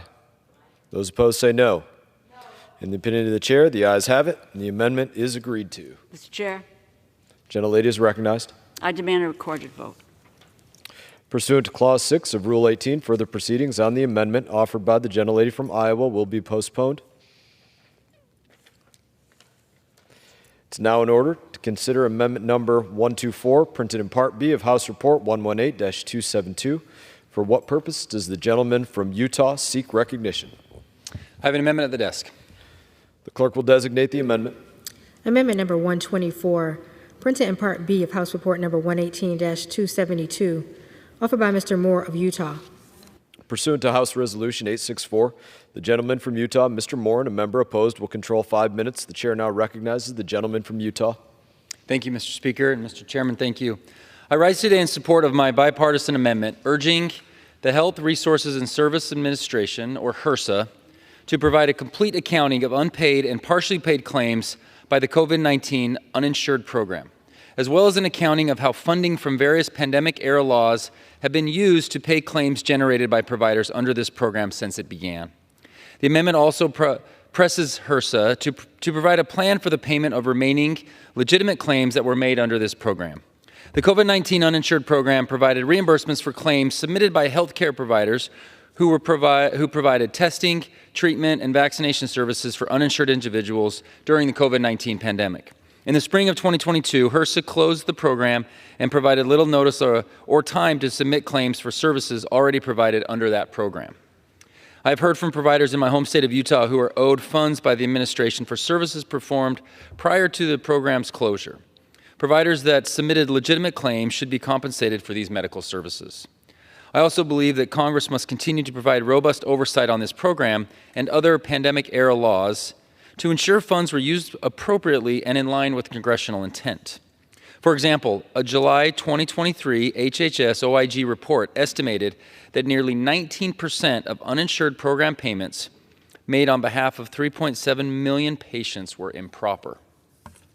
A full accounting of HHS's use of pandemic funding will ensure Congress has the tools and information necessary to be good stewards of taxpayer dollars. I've been supportive of efforts to address improper payments by federal agencies more broadly and to ensure that our government operates efficiently and effectively. Understanding how these dollars have been utilized by the department would build on these efforts. The administration has continued to provide funding for other testing, treatment, and vaccination initiatives following the program's closure. Additionally, the Fiscal Responsibility Act rescinded billions in funding for the Provider Relief Fund because that money sat unused for well over a year following HRSA's closure of the uninsured program. PRF fund had been intended in part to reimburse providers for services provided to uninsured patients. I strongly encourage the administration and HRSA to work with Congress and provide an accounting of the funding for the uninsured program. The American people deserve accountability and cooperation from the executive branch. I urge my colleagues to support this amendment, and I reserve my time. Gentleman reserves. Does any member claim time in opposition? Seeing none. Gentleman from Utah is recognized. Mr. Speaker, and I yield back. Gentleman yields back. The question is on the amendment offered by the gentleman from Utah. Those in favor say aye. Those opposed say no. In the opinion of the chair, the ayes have it. The amendment is agreed to. The chair understands that amendment number 125 will not be offered. It is now in order to consider amendment number 126, printed in Part B, House Report 118-272. For what purpose does the gentleman from North Carolina seek recognition? Thank you, Mr. Speaker. I rise to speak on amendment number 126. The clerk will designate the amendment. Amendment number 126, printed in Part B of House Report number 118-272, offered by Mr. Murphy of North Carolina. Pursuant to House Resolution 864, the gentleman from North Carolina, Mr. Murphy, and a member opposed, each will control 5 minutes. The chair now recognizes the gentleman from North Carolina. Thank you, Mr. Speaker. I rise this evening to try to correct a grave error made by CMS. My amendment would prohibit funds from being used to finalize, implement, or enforce CMS's proposed nursing home staffing mandate rule.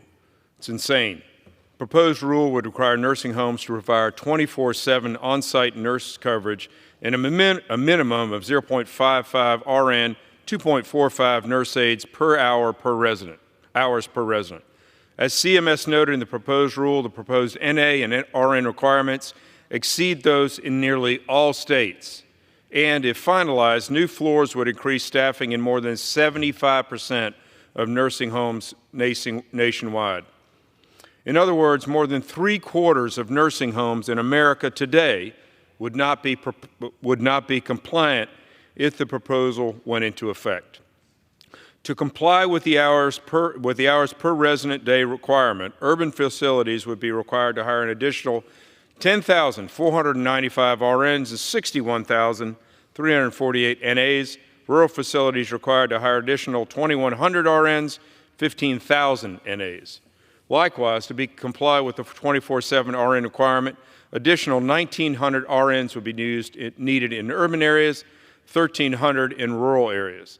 Collectively, nationwide compliance costs for nursing homes is estimated to be $40 billion over the next 10 years. Those are CMS's own estimates. Additionally, the rule states to collect and report on compensation for workers as a percentage of Medicaid payments for those working in nursing homes and intermediate care facilities. For providers alone, implementation costs would be $9 million for 4 years, $36 million for 4 years, and once the rule goes into effect in year 5, an additional $18 million per year for 6 years, totaling $144 million over the decade. Mr. Chairman, I recognize the need to ensure that patients receive high-quality health care service. I've been doing it for 35 years. However, this rule proposed would exacerbate existing workforce constraints throughout the nation, particularly in rural communities, increase burdensome reporting requirements, and substantially increase the impact finances of nursing homes, ultimately limiting seniors' access to critical health care services. It's an unfunded mandate on an under-resourced facilities, and it's completely, absolutely out of touch with reality. In a study released just last week, more than 60% of nursing students today in nursing school don't even plan to treat patients after graduation. So we have a massive shortage now. We're not going to have ones coming in the future. And how the hell are we going to implement this going forward?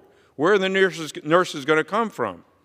The ranking member from Connecticut said earlier today, during general debate, we have a shortage of nurses today. I absolutely agree. This is not a partisan issue. I would encourage CMS to work with Congress on reforms needed to ensure seniors receive the highest quality care. I encourage members to vote yes on this amendment.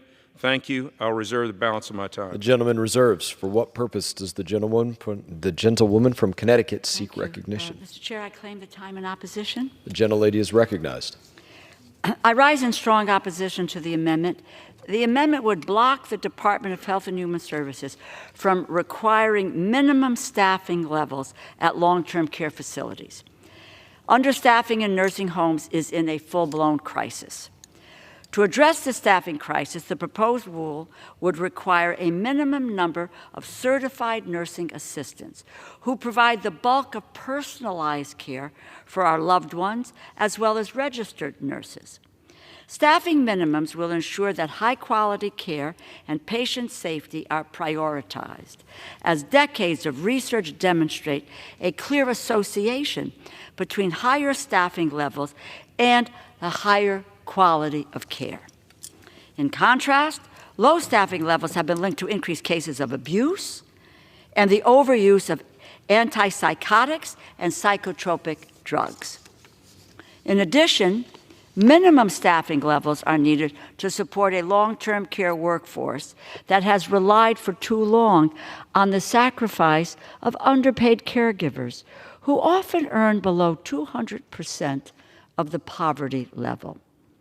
This workforce is disproportionately comprised of women, particularly women of color, whose hard work, dedication, and skill has never been properly valued. Underpaid long-term care workers face physical and emotional burnout, which also leads to high turnover rates, which further exacerbates staffing shortages.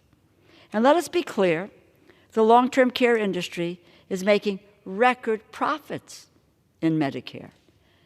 Billions of taxpayer dollars are being diverted from patient care to profits. Private equity firms are buying nursing homes because of their potential for profit. If the majority was serious about supporting the nursing workforce, they would have provided increased investments in the Nursing Workforce Development Program at the Health Resources Services Administration, which helps to develop the pipeline of nurses. Instead, the majority has cut nearly $20 million from this program and has the audacity to then include report language that says, and I quote, "The committee remains concerned over workforce shortages among healthcare professionals, including the nursing workforce," end quote. Concerned would be great without cutting $20 million from the program. I strongly support the Biden administration's proposed rule to strengthen minimum staffing levels at our long-term care facilities. I urge my colleagues to oppose the amendment, and I reserve the balance of my time. Gentlelady reserves. Gentleman from North Carolina is recognized. Thank you, Mr. Speaker. Even the ranking member said earlier today, let's roll back the film. There's a nursing shortage. There's a nursing shortage in our country. And while the rule may be well-intentioned, makes you feel good, the nurses aren't there. They can't just come out of the middle of the nowhere. They just can't. And while, yeah, I'd love for there to be more, we could open up more beds at our hospital, take care of more patients. They're not there. They're not there. And this is where the Democrats are just so out of touch, makes them feel great. I'm happy, feel great. But when reality strikes, gosh, it's hard. We don't have the nurses. And you mandate these nursing homes to have nurses that they don't have, guess what? They close. So where are your parents going to stay? Where are your grandparents going to stay? Nowhere. It's absolutely out of mind that this is being proposed because CMS is absolutely out of touch with reality for the day. Mr. Chairman, I ask my colleagues to vote for this amendment. It actually makes sense as where the rule does not. I yield back. The gentleman yields back. Gentlelady from Connecticut is recognized. I oppose this amendment, and I would just say to the gentleman that if you really cared about the nursing shortage, and we have a serious nursing shortage, there wouldn't be this $20 million cut that's there. There wouldn't be less pay for nurses. There wouldn't be the cutting of the programs that recruit and train nurses. We would have a program that dealt with the cancellation of student debt for nurses. We would make investment in nurses so that they want to be on the job. But no, you cut every piece that, in fact, assists nurses in being recruited, trained, get better wages, get better hours, get a better opportunity to get their training and get indemnity on their student debt in that regard. But no, this is a profit motive. This is a profit motive for nursing homes and the industry that protects them, and the private equity firms that are buying the nursing homes because of their potential for profit. I oppose the amendment, and I yield back. Gentlelady yields back. The question is on the amendment offered by the gentleman from North Carolina. Those in favor say aye. Aye. Those opposed say no. In the opinion of the chair, the ayes have it, and the amendment is agreed to. It is now in order to consider amendment number 127, printed in Part B of House Report 118-272. For what purpose does the gentleman from Tennessee seek recognition? I have an amendment at the desk. The clerk will designate the amendment. Amendment number 127, printed in Part B of House Report number 118-272, offered by Mr. Ogles of Tennessee. Pursuant to House Resolution 864, the gentleman from Tennessee, Mr. Ogles, and a member opposed will each control 5 minutes. The chair now recognizes the gentleman from Tennessee. Thank you, Mr. Chairman. My amendment prohibits the funds appropriated by this act from being used to enforce any COVID-19 mask mandates. I've been proud to introduce this amendment in previous appropriations bills where they've passed on voice, and I'm happy to do so here again. Policies involving mandatory masks implementation are about control, not about science. Tom Jefferson, not to be confused with Thomas Jefferson, is a leading epidemiologist who co-authored what the New York Times opinion section called, and again, this is the New York Times, the most rigorous and comprehensive analysis of scientific studies conducted on the efficacy of masks for reducing the spread of respiratory illnesses, including COVID-19, and found there was no evidence that the mask made any difference. It found that wearing masks in public places probably makes little or no difference in the number of infections. It should be noted that mask mandates included any and all masks. This study looked at the gold standard of masks, the N95, and even they didn't make a difference. And when you paired masks with preventative measures, there was no difference. Mr. Chairman, I reserve. Gentleman reserves. For what purpose does the gentlelady from Connecticut seek recognition? Mr. Chair, I claim the time in opposition. Gentlelady is recognized. I rise in opposition to this amendment.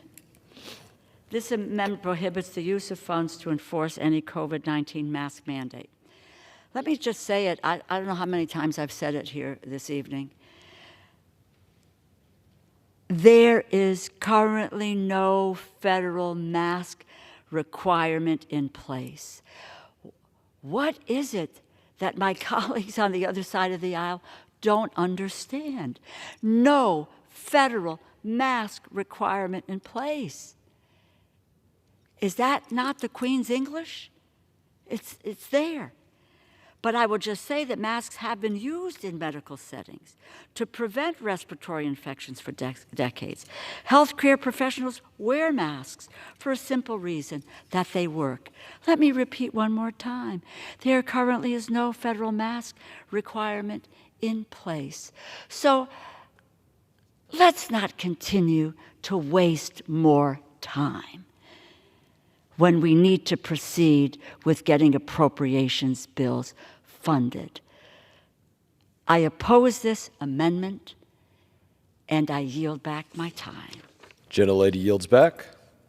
The gentleman is recognized. Thank you, Mr. Chairman, and I appreciate my colleague's comments, and I would agree to her point that there currently is no mask mandate and the fact that the COVID-19 emergency is over. But what this does is prevents future administrations, Republican or Democrat, from taking impinging on the freedom and liberty of individuals.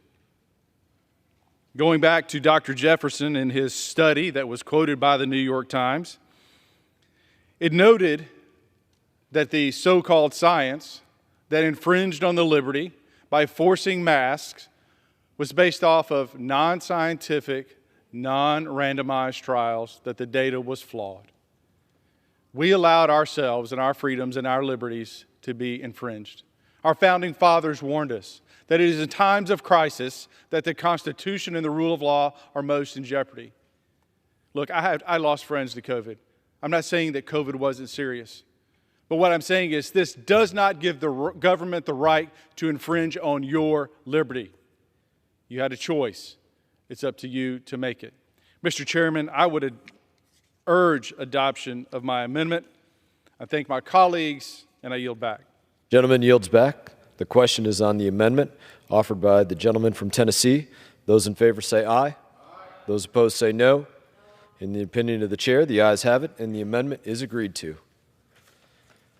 It is now in order to consider amendment number 128, printed in Part B of House Report 118-272. For what purpose does the gentleman from Tennessee seek recognition? I have an amendment at the desk. The clerk will designate the amendment. Amendment number 128, printed in Part B of House Report number 118-272, offered by Mr. Ogles of Tennessee. Pursuant to House Resolution 864, the gentleman from Tennessee, Mr. Ogles, and a member opposed will each control 5 minutes. The chair now recognizes the gentleman from Tennessee. Thank you, Mr. Chairman. I rise to offer an amendment that prohibits funds for the enforcement of the recommendation, the guidance regarding mandated use of preferred pronouns. On October 11th, the Secretary of HHS issued guidance that would, among other things, compel employees to call other people by their so-called preferred pronouns. Now, I think I speak for most Americans when I say that the concept of choosing your own pronouns, which is based on biological sex, just doesn't make sense. But that's not what this amendment is about. This amendment is about a clear and present danger to the principle of free speech. Mr. Chairman, you have a right to be you. I have a right to be me. But your choices should not infringe on my rights. Not only does the First Amendment protect against censorship, it also has been long understood to protect against compelled speech. Perhaps one of the most egregious forms of infringement and violation of the First Amendment is compelled speech. And I rise to stand against said egregious guidance and trying to get federal employees to buy into this nonsense. I reserve. Reserves. Does any member claim time in opposition? Yes. Gentlelady from Connecticut is recognized. Mr. Chair, For what purpose does the gentlelady from Connecticut seek recognition? I claim the time in opposition. Gentlelady is recognized. I rise in strong opposition to this amendment. This amendment would block implementation of guidance issued by Health and Human Services Secretary Javier Becerra in October to apply to all employees and applicants of HHS agencies. The guidance simply says that HHS is a workplace that does not allow for discrimination against employees based on gender, including gender identity. It is the policy of the federal government to treat all of its applicants and employees with dignity and respect, and to provide a workplace that is free from discrimination and intolerance. Title VII of the Civil Rights Act of 1964 prohibits employment discrimination on the basis of gender identity and sexual orientation. The HHS guidance issued in October follows guidance issued by the Office of Personnel Management, OPM, in March of this year. The federal government needs to set an example. We have a responsibility to ensure that all employees are able to work in a safe environment, free from discrimination, from intolerance, to bullying, to all of those things. And I would add that all federal employees should be guaranteed a respectful environment. This is basic human decency. We should not stand for discrimination in any form. And this amendment would seek to promote discrimination. Please, I strongly urge my colleagues to vote no on this amendment, and I reserve the balance of my time. Gentlelady reserves. The gentleman from Tennessee is recognized. Mr. Chairman, guidance, I think Ronald Reagan, and I'll paraphrase, said the scariest phrase in the American language is, I'm from the government and I'm here to help. Last thing I want is more guidance from the federal government. Mr. Chairman, you can bark like a dog, but I'm not going to call you Fido. I'm going to call you Mr. Chairman. And that's what this is about. This is about infringement of speech. This is about the federal government trying to compel employees to buy into the fantasies of other employees. And that's not the role of government. Bark like a dog if you want, but you're still Mr. Chairman. Writing for the majority in West Virginia State Board of Education versus Barnett, Justice Robert Jackson affirmed this basic idea. He wrote, "No official, high or petty, can prescribe what shall be orthodox in politics, nationalism, religion, or other matters of opinion, or force citizens to confess by word or act their faith therein. Forcing employees to call people by their preferred pronouns compels those employees to affirm that it is possible for a person to change his or her gender to buy into this fantasy, even if it does contradict science and or their faith." Mr. Chairman, I reserve. Woman reserves. Gentlelady from Connecticut is recognized. Again, basic human decency. Let's embrace people wherever they are, whoever they are. Let's not allow for a workplace, particularly at the federal level, that allows discrimination, that allows intolerance, that would allow bullying, or people to feel they are less than a human being, less than an individual who deserves love and respect.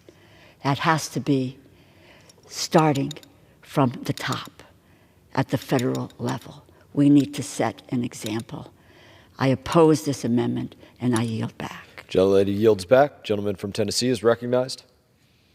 Mr. Chairman, people have a right to practice their religion fully. They are not told to confine their faith to an hour on Sunday mornings. In fact, most major religions in the United States hold as a matter of doctrine that a person cannot change his or her gender. You know, I go back to George Washington before the Constitutional Convention in 1789, pointedly attended a Catholic Mass. He reached out to the Jewish community and proclaimed religious freedom, the choicest of blessings. That unwavering commitment to religious liberty, to freedom, is what we should be honoring. A word as a member of Congress should mean something. And if we will not stand up for the Constitution, for your right to freedom of speech, for the rights of Americans, we have no business being here. And compelling speech, Mr. Chairman, is an infringement of most egregious nature. It must not be tolerated. So in this idea of not having a hostile workplace, that goes both ways, Mr. Chairman. Again, bark like a dog if you want to. You're still Mr. Chairman. I would urge adoption of my amendment, and I yield back. The gentleman yields back. The question is on the amendment offered by the gentleman from Tennessee. Those in favor say aye. Aye. Those opposed say no. In the opinion of the chair, the ayes have it, and the amendment is agreed to. It's now in order to consider amendment number 129, printed in Part B of House Report 118-272. For what purpose does the gentleman from Pennsylvania seek recognition? Mr. Chairman, I have an amendment at the desk. The clerk will designate the amendment. Amendment number 129, printed in Part B of House Report number 118-272, offered by Mr. Perry of Pennsylvania. Pursuant to House Resolution 864, the gentleman from Pennsylvania, Mr. Perry, and a member opposed will each control 5 minutes. The chair now recognizes the gentleman from Pennsylvania. Thank you, Mr. Chairman. This amendment prohibits the use of funds for the Mine Safety and Health Administration to finalize, implement, or enforce its proposed silica rule. The Mine Safety and Health Administration's proposed silica rule is overly broad and fails to account for the differences among facilities that fall within the MSHA's jurisdiction. It's the old one size does all, fits all, whether you like it or not. While this silica rule may make sense for certain types of mines, the across-the-board application of this proposed rule threatens to impose significant regulatory burdens on an industry that is vital to our nation's economic health. Companies throughout the industry have worked proactively to address these issues through various measures that ensure employee safety while limiting the cost to producers. Unfortunately, the one-size-fits-all approach taken by the MSHA fails to include an applicability threshold, which would ensure it only applies where it is necessary to improve safety. And it fails to ensure that the medical surveillance provisions are employed on a risk-based basis. These drafting failures by MSHA ensure maximum regulatory burdens while minimizing the safety impact of the rule, something one would expect from an administration that is hell-bent on ending mining in America. And let's leave no doubt among anybody that's listening or viewing, that's exactly what the administration wants to do. We call them rare earth minerals. But Mr. Chairman, they're not rare. They are from the earth, but they're not rare. We're just not allowed to go get them in America. We have to import them from China or let China use slave labor in the Congo to bring them to the United States of America because we won't get them ourselves. And so we're then bound by China. Most concerningly, the MSHA's reported economic analysis falsely claims that it will not have a significant economic impact. As usual, the normal lies from the federal government. The cost estimate so vastly understates or underestimates the cost that operators that it calls into question the abilities and motives of those doing MSHA's economic analysis. According to the National Sandstone and Gravel Association, MSHA's estimate of exposure control costs in particular are vastly inaccurate. Significantly, one member company's 2023 budget for exposure controls is approximately equal to the MSHA annual estimate for all of the non-metal operators. Based on communications with 13 member companies, costs for exposure controls will vary widely, but on average are $920,000 annually with a median of $225,000. I reserve. Gentleman reserves. For what purpose does the gentlewoman from Connecticut seek recognition? Mr. Chair, I claim the time in opposition. Gentlelady is recognized. I rise in strong opposition to this amendment. The Department of Labor first started working to prevent silica-related diseases in the 1930s. When Secretary of Labor, Frances Perkins, and the first woman Secretary of Labor in the United States, she launched a major campaign to stop silicosis deaths in this country. In 2016, the department issued a long-needed standard to protect workers against deadly silica dust, which causes silicosis, which leads to a very, very painful death. Silica dust causes silicosis and lung cancer. But unfortunately, the exposures, deaths, and diseases continue, which is why the Mine Safety and Health Administration proposed new rules to strengthen miners' protection from silica. Once again, this is about workers' lives. But it would appear that who cares? The miners are expendable. The new rule lowers exposure limits for breathable crystalline silica in coal, metal, and nonmetal mines. In addition, the rule would provide the same medical surveillance protection that coal miners receive to all miners in metal and nonmetal mines. Unfortunately, this amendment would halt our country's steady progress in combating silicosis and other fatal health conditions by blocking the Department of Labor's efforts to save miners' lives. Again, a theme through the amendments that we've heard from on this floor tonight, all put at risk the lives of men, women, and children in this country. Hard to believe that my colleagues would not be interested in saving lives rather than making these lives expendable. Urge my colleagues, vote no on this amendment. Reserve the balance of my time. Gentlelady reserves. The gentleman from Pennsylvania is recognized. Thank you, Mr. Chairman. I talked to you about the true cost of the rule. Given the true cost of the proposed rule, it will put mines out of business, which is really the intent of this rulemaking by the MSHA. The absurdity of this cost estimate necessitates that MSHA stop its rulemaking process until it gets it right. This amendment would do this and prevent MSHA's assault on American mining. The gentlelady, my colleague, says it's about workers' lives. It's also about their livelihoods, which are going to be taken from them. People in America have the right to make a choice. They have a right to make a choice.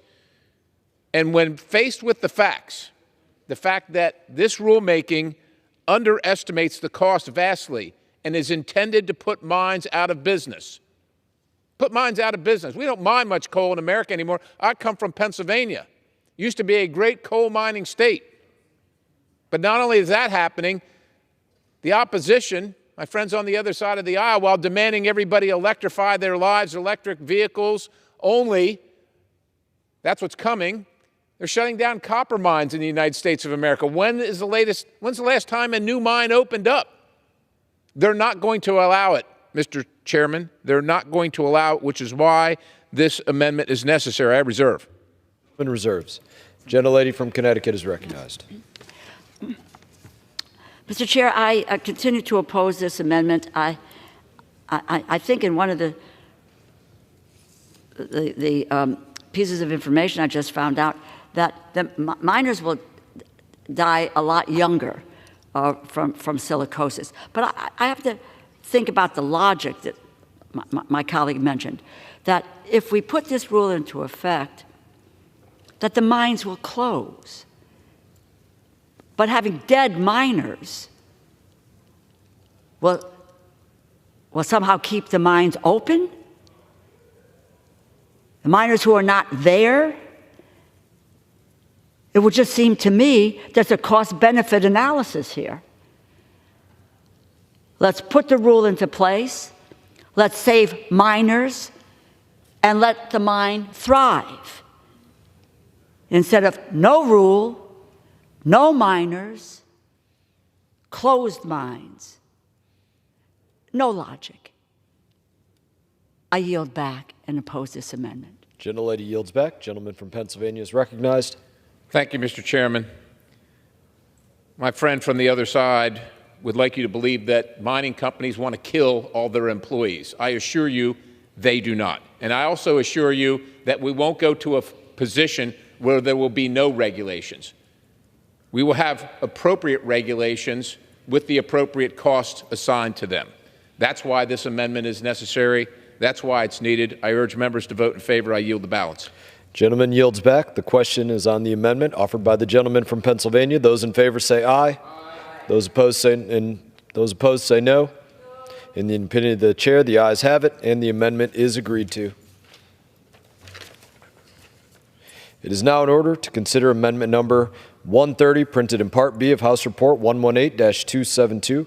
For what purpose does the gentleman from Pennsylvania seek recognition? Thank you, Mr. Chairman. I have an amendment at the desk. The clerk will designate the amendment. Amendment number 130, printed in Part B of House Report number 118-272, offered by Mr. Perry of Pennsylvania. Pursuant to House Resolution 864, the gentleman from Pennsylvania, Mr. Perry, and a member opposed will each control 5 minutes. The chair now recognizes the gentleman from Pennsylvania. Thank you, Mr. Chairman. This amendment prohibits the use of funds for the National Labor Relations Board to implement, administer, or enforce its representation case procedures rule, which imposes ambush elections for unionization. This rule imposes ambush elections which significantly shorten the time between the filing of a petition for a union election and the election itself. This limits the ability of the employer to spread the truth about what unionization truly means and prevents employees from going into the election with enough time to truly consider their vote. This rule was attempted by the NLRB in 2014 under the Obama administration, which was litigated for years before being remedied by the Trump administration in 2019. This rule seeks to return to the 2014 election schedule along with other concerning provisions. Among the concerning provisions that would return is a requirement that within 2 days of the issuance of direction of election, employers provide personal contact information of prospective voters to the unions. This requirement that employees provide employee information to the union subject the employees and their families to intimidation, coercion, and threats. What if the employees don't want their information given out? Well, too bad. The unions are going to get it. They'll be visiting your home.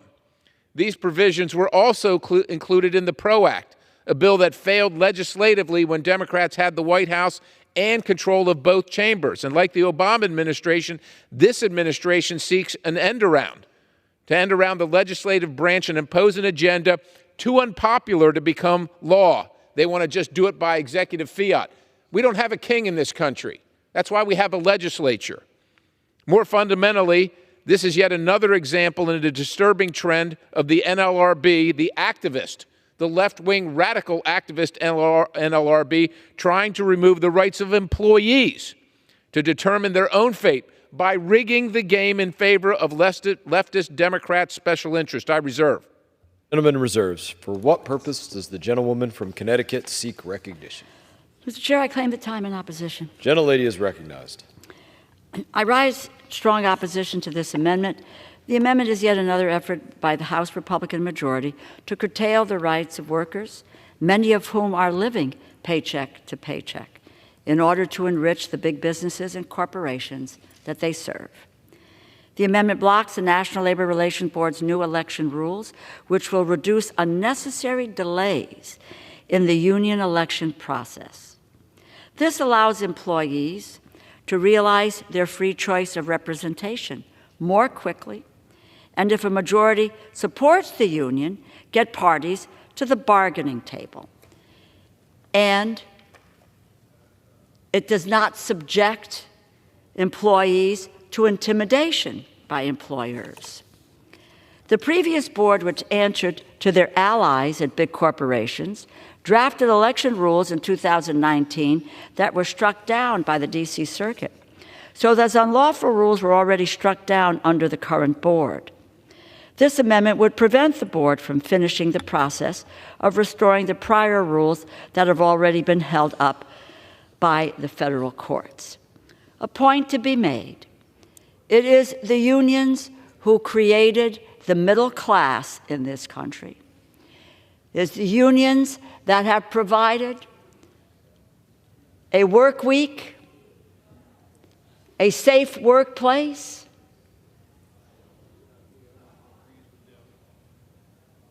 increased wages, and I might add that unions benefit non-union workers as well. It's been demonstrated in the auto industry in terms of salary. This is just another attempt to deny people the ability to form a union, to have collective bargaining rights, and to be able to determine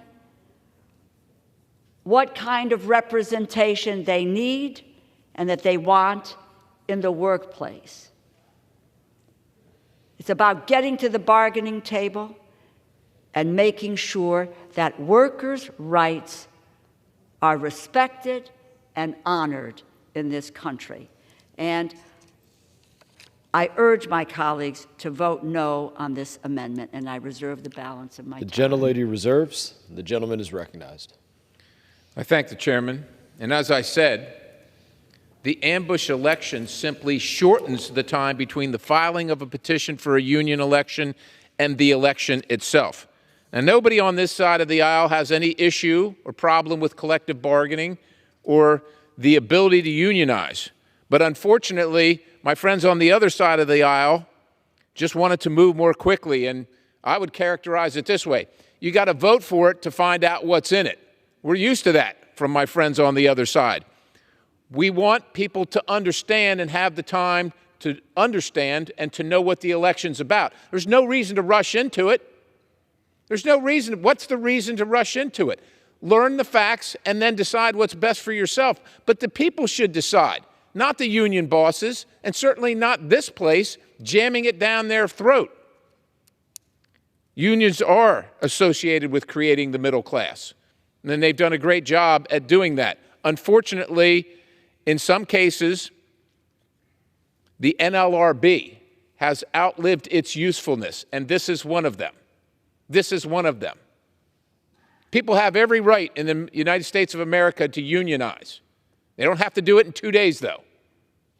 And that's what my friends on the other side of the aisle wish they could force and impose upon us. We're Americans. We can figure it out. We're not dummies. We don't need to vote for it to find out what's in it. I reserve. Reserves. Gentlelady is recognized. Yes, thank you. I think it was the National Labor Relations Act, I think it may have been Franklin Roosevelt, who dealt with the National Labor Relations Board. Do you know how many elections, union elections? I will tell you one in the city of New Haven. The graduate students at Yale University, who I worked with for several years, shot down by the NLRB year after year after year, maybe for 6, 7 years, until finally last year, they were able to form the union. And now the issue is, how are they going to be able to deal with the first contract and bargaining? It has been a slow walk to get unions recognized and give people the opportunity to be represented by a labor union. And it only takes grit and tenacity to get through it in order to be able to get the opportunity to be represented by a union. I oppose this amendment, and I yield back. Gentlelady yields back. Gentleman is recognized. Well, thank you, Mr. Chairman. And maybe, just maybe, I don't know, this might be a foreign concept to my friends on the other side of the aisle, but maybe employees are pretty darn happy with the work environment they're in, and if they're not, they have a choice to go somewhere else and be treated better. Maybe the market's working, and maybe that's why unionization is at one of the lowest levels in history. But because they want those union dues, let's get right down to it. Because my friends on the other side of the aisle want those union dues. They can funnel them into campaigns for elections. They're going to try and force these elections, these ambush elections on our employers to increase union participation where it's not needed, it's not wanted, and it's not helping anything. It's an easy vote to vote yes for this, and I yield the balance, Mr. Chairman. The gentleman yields back. The question is on the amendment offered by the gentleman from Pennsylvania. Those in favor say aye. Aye. Those opposed say no. In the opinion of the chair, the ayes have it, and the amendment is agreed to. It is now in order to consider amendment number 131, printed in Part B of House Report 118-272. For what purpose does the gentleman from Pennsylvania seek recognition? Mr. Chairman, I have an amendment at the desk. The clerk will designate the amendment. Amendment number 131, printed in Part B of House Report number 118-272, offered by Mr. Perry of Pennsylvania. Pursuant to House Resolution 864, the gentleman from Pennsylvania, Mr. Perry, and a member opposed will each control 5 minutes. The chair now recognizes the gentleman from Pennsylvania. Thank you, Mr. Chairman. This amendment prohibits the use of funds for the National Labor Relations Board to implement or enforce the CEMEX decision, which imposes a backdoor card check scheme. This ruling threatens to take away secret ballot elections for unionization, including requiring an employer to recognize a union if the NLRB alleges unfair labor practices in the lead up to the election. Just think about that, because I'm sure there's a bunch of anti-union people working at the NLRB. Card check allows for a union to be certified once a certain number of employees sign cards in favor of petitioning for a union election. Rarely do unions garner as much support in secret ballot elections as they do with signature cards. Part of the difference in support is that the employers hear competing arguments about the merits of unionization. More concerning, the signature card process exposes workers to mob-like tactics to pressure employees into signing unionization cards. During an organization drive at the Volkswagen plant in Chattanooga, Tennessee, employees alleged that UAW used misrepresentation, coercion, threats, and promises to get card signatures. Say it isn't so. It never happens. Of course not, because there's no money involved. Secret ballots insulate employees from these despicable tactics and allow them to express their true desire regarding the union question without concerns for the safety of themselves and their families. Fundamentally, we all understand the importance of secret ballots in protecting elections from coercion, threats, and corruption. That's why we hold secret ballot elections for public office. For whatever reason, the minority feels it's important to exempt their special interest in the unions from this fundamental truth to rig the game in their favor to make up for plummeting unionization rates around the country. Moreover, this move by the NLRB is a usurpation of legislative power. Under both the Obama administration and the Biden administration, Democrats have attempted and failed to pursue card check legislatively because they can't win it. Rejected by the elected representatives, the unions and their lackeys on the NLRB attempting to pursue this by executive fiat. Again, we don't have a king in this country. I reserve. And reserves. For what purpose does the gentlelady from Connecticut seek recognition? Wow, union lackeys. For what gentlelady will suspend? For what purpose does the gentlelady from Connecticut seek recognition? Mr. Chair, I claim the time in opposition. Gentlelady is recognized. Thank you. Thank you. I was surprised. The gentleman earlier said he was for unions and collective bargaining, and all of a sudden we're talking about union lackeys. I rise in strong opposition to this amendment. The CEMEX decision, blocked by this amendment, has already been implemented and is now the legal framework that determines when and why employers may be required to recognize and bargain with unions.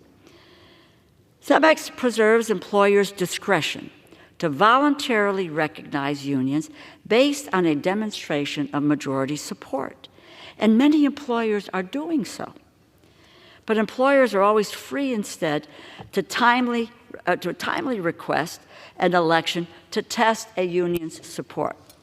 The NLRB is already conducting these elections, and parties are seeking remedies where there is election interference. Blocking enforcement of the rule would create legal uncertainty for employees, employers, and unions. Since the board decided CEMEX, employers, this is not just workers, but employers have filed almost 100 petitions for such elections. This amendment would put many of those employer-filed petitions in limbo. The amendment would also block the board's current standard for when an employer's illegal conduct prevents a fair election and necessitates a bargaining order. Employees would lose clear protections for their right to have a free and fair choice on union representation. I urge my colleagues to vote no on this amendment, and I reserve the balance of my time. Gentlelady reserves. Gentleman is recognized. Well, thank you, Mr. Chairman. Allowing for secret ballot union elections free of coercion, intimidation, and threats should be a pretty easy concept to support regardless of your party or union status. Now, my good friend from the other side says blocking enforcement will equal uncertainty. No, it will not equal uncertainty. We will keep going just like we're going right now. Unions are sometimes being elected in businesses and sometimes are not. And that's what's occurring right now. But what won't be happening is that there won't be the coercion and the intimidation and the showing up at the home and the showing up when you pull into the place of business demanding that you fill out the card because they know who you are and they just demand you do it by card as opposed to secret ballot. Americans understand secret ballot because it preserves the anonymity and saves them from the coercive tactics that we saw in the unions back in the 70s. I remember it. I remember watching it on TV, the murders and the coercion. I watched it, and so did you. There's no reason that we can't use a secret ballot. It's worked for this long. It continues to work well, and that's what we should stick with. I reserve. Gentleman reserves. Gentlelady is recognized.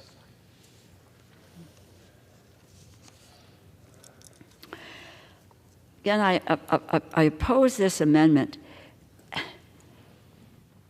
I think one has to try to take a look at the labor history in our country in a very serious way to understand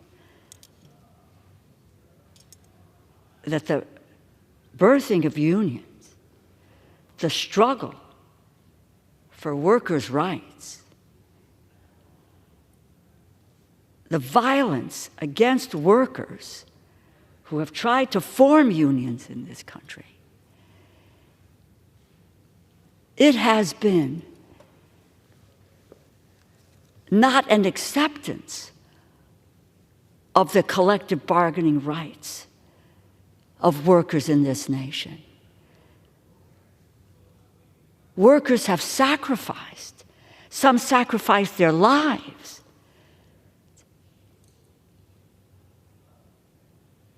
to get the creation of a union in this nation. What are we talking about? The delays and the delays and the delays to recognize workers' rights.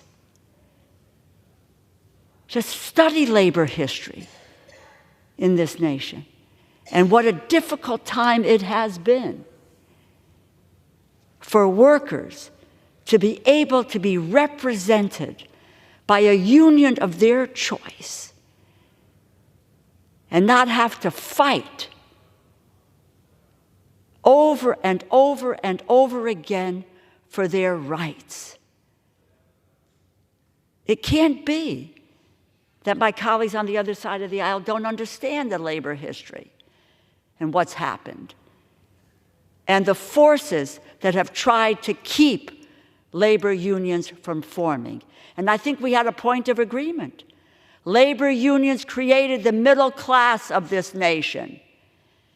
And thank God, once again, they are on the rise. They are winning elections against some of the major corporations in this nation who have tried to trodden down on them for many, many years. I oppose this amendment, and I yield back the balance of my time. Gentlelady yields back. The House will be in order. That includes the people in the cloakroom. The gentleman is recognized.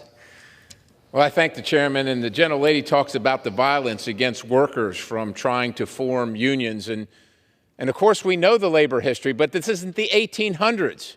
It's not 1910. It's not the Pinkertons and the Vanderbilts and the Carnegies. It's 2023. Mr. Chairman, for goodness sake, do all the states that have right-to-work laws, are all those people so miserable that they're leaving those states for states that force almost unionization unilaterally? No, it's the other way around. And oh, by the way, if you know labor law, you also know that labor unions are actually allowed to break the law with impunity. That's the reality. That's the truth. Read the law. They're allowed to do it. There is no reason that we can't have a secret ballot to unionize. I urge adoption. I yield the balance. Gentleman yields back. The question is on the amendment offered by the gentleman from Pennsylvania. Those in favor say aye. Aye. Those opposed say no. In the opinion of the chair, the ayes have it, and the amendment is agreed to. Very good.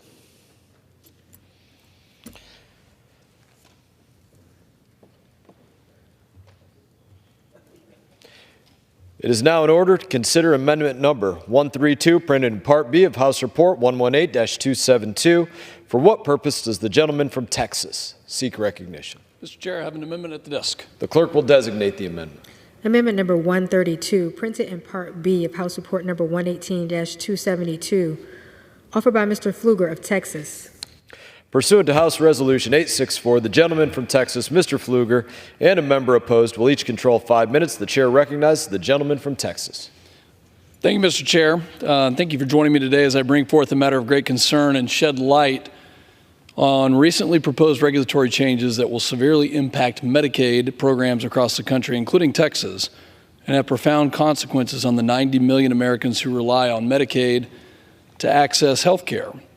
This year's the Centers for Medicare and Medicaid Services, CMS, introduced materials that challenge the statutory language governing states' long-standing methods to fund the non-federal share of Medicare payments. Two documents in particular have raised significant concerns. One, the information bulletin on healthcare-related taxes and hold harmless arrangements, and specific provisions of CMS's proposed rule titled Medicaid and CHIP Managed Care Access, Finance, and Quality. The amendment I'm proposing to Fiscal 24 Labor, Health, and Human Services and Education Appropriations Bill will protect the safety net in Texas and many other states and ensure that Medicaid beneficiaries continue to receive essential care by prohibiting federal funds from being used to finalize, implement, and enforce harmful policies that will severely limit states' ability to draw down critical federal Medicaid payments. For the most part, I applaud CMS for pushing forward with a comprehensive regulation to overhaul the structure of Medicaid managed care programs.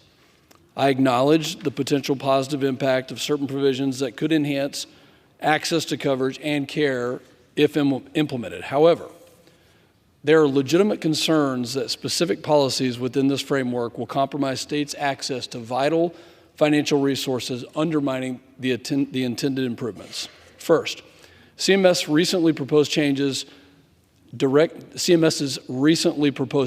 directly contradict the understanding that Texas and other states have relied on for years to operate their Medicaid programs. As Judge Kernodle recently stated in his ruling enjoining CMS from using their unsupported interpretation, CMS may not rewrite clear statutory terms to suit its own sense of how the statute should operate. Second, the proposed rule expands CMS's authority over state-directed payments by granting the agency the power to withhold approval or retroactively deny already approved state-directed payments if it believes they are financed with impermissible non-federal dollars. This newfound discretion may introduce uncertainties into states' Medicaid financing structures, potentially hindering their ability to implement and maintain state-directed payments that contribute to the welfare of Medicaid beneficiaries. To sum it up, these proposed policies are an overreach and the latest efforts in a series of federal actions seeking to erode states' flexibility, increase oversight, and curtail arrangements that help hospitals down federal funds and provide much-needed access to care for not only Texas patients, but patients in many other states. If enacted, policies of this kind would accelerate hospital closures, limit access to care for low-income Americans, and leave states with a more significant financial Medicaid burden. I urge each of my colleagues to support this amendment and recognize the gravity of this situation. My amendment aims to safeguard consistent, predictable, and adequate funding, ensuring access to care for all Americans, especially those in vulnerable situations. Your support is crucial in protecting the stability of our hospitals and ensuring that Medicaid beneficiaries continue to receive the care that they deserve.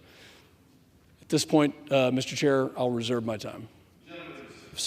For what purpose does the gentlelady from Connecticut seek recognition? Mr. Chair, I claim the time in opposition. Gentlelady is recognized. I rise in opposition to the amendment. This amendment would prevent millions of Medicaid and CHIP beneficiaries from accessing critically necessary care.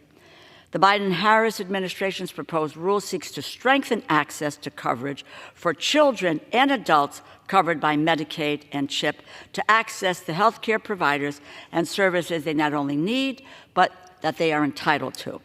The proposed rule would set a national standard for maximum wait times for routine medical appointments for primary care and obstetrics gynecology. An appointment would need to be provided within 15 days, and for outpatient behavioral health services, 10 days. The proposed rule would require greater transparency on provider rates. The rule would require rate transparency to once again ensure an adequate network of providers. The proposed rule would require home care agencies to allocate at least 80% of the Medicaid payment to direct care workers' compensation. Once again, this Republican amendment would hurt our economy's children, seniors, people with disabilities, and the most vulnerable. I urge my colleagues to oppose the amendment, and I reserve the balance of my time. Gentlelady reserves. Gentleman is recognized. Well, I appreciate my colleague from Connecticut, and I think we probably have the same aim, which is to have care and access to that care. For states like Texas that chose not to expand Medicaid, this rule is in particular damaging. And again, I can't stress enough how the risk of the overreach of the federal government will hurt those who want to access care. Again, the proposed rule expands the authority over state-directed payments and has the ability to withhold the approval or retroactively denied already approved state-directed payments. So in reality, the access to care really is at stake. And again, I agree, we're both probably talking about a similar level of access. This rule will negatively impact that. I urge my colleagues to vote yes on this, and I yield back the balance of my time. Yields back. Gentlelady is recognized. Mr. Chair, I oppose this amendment, and I would just make a suggestion to the gentleman that Texas ought to expand Medicaid. I yield back.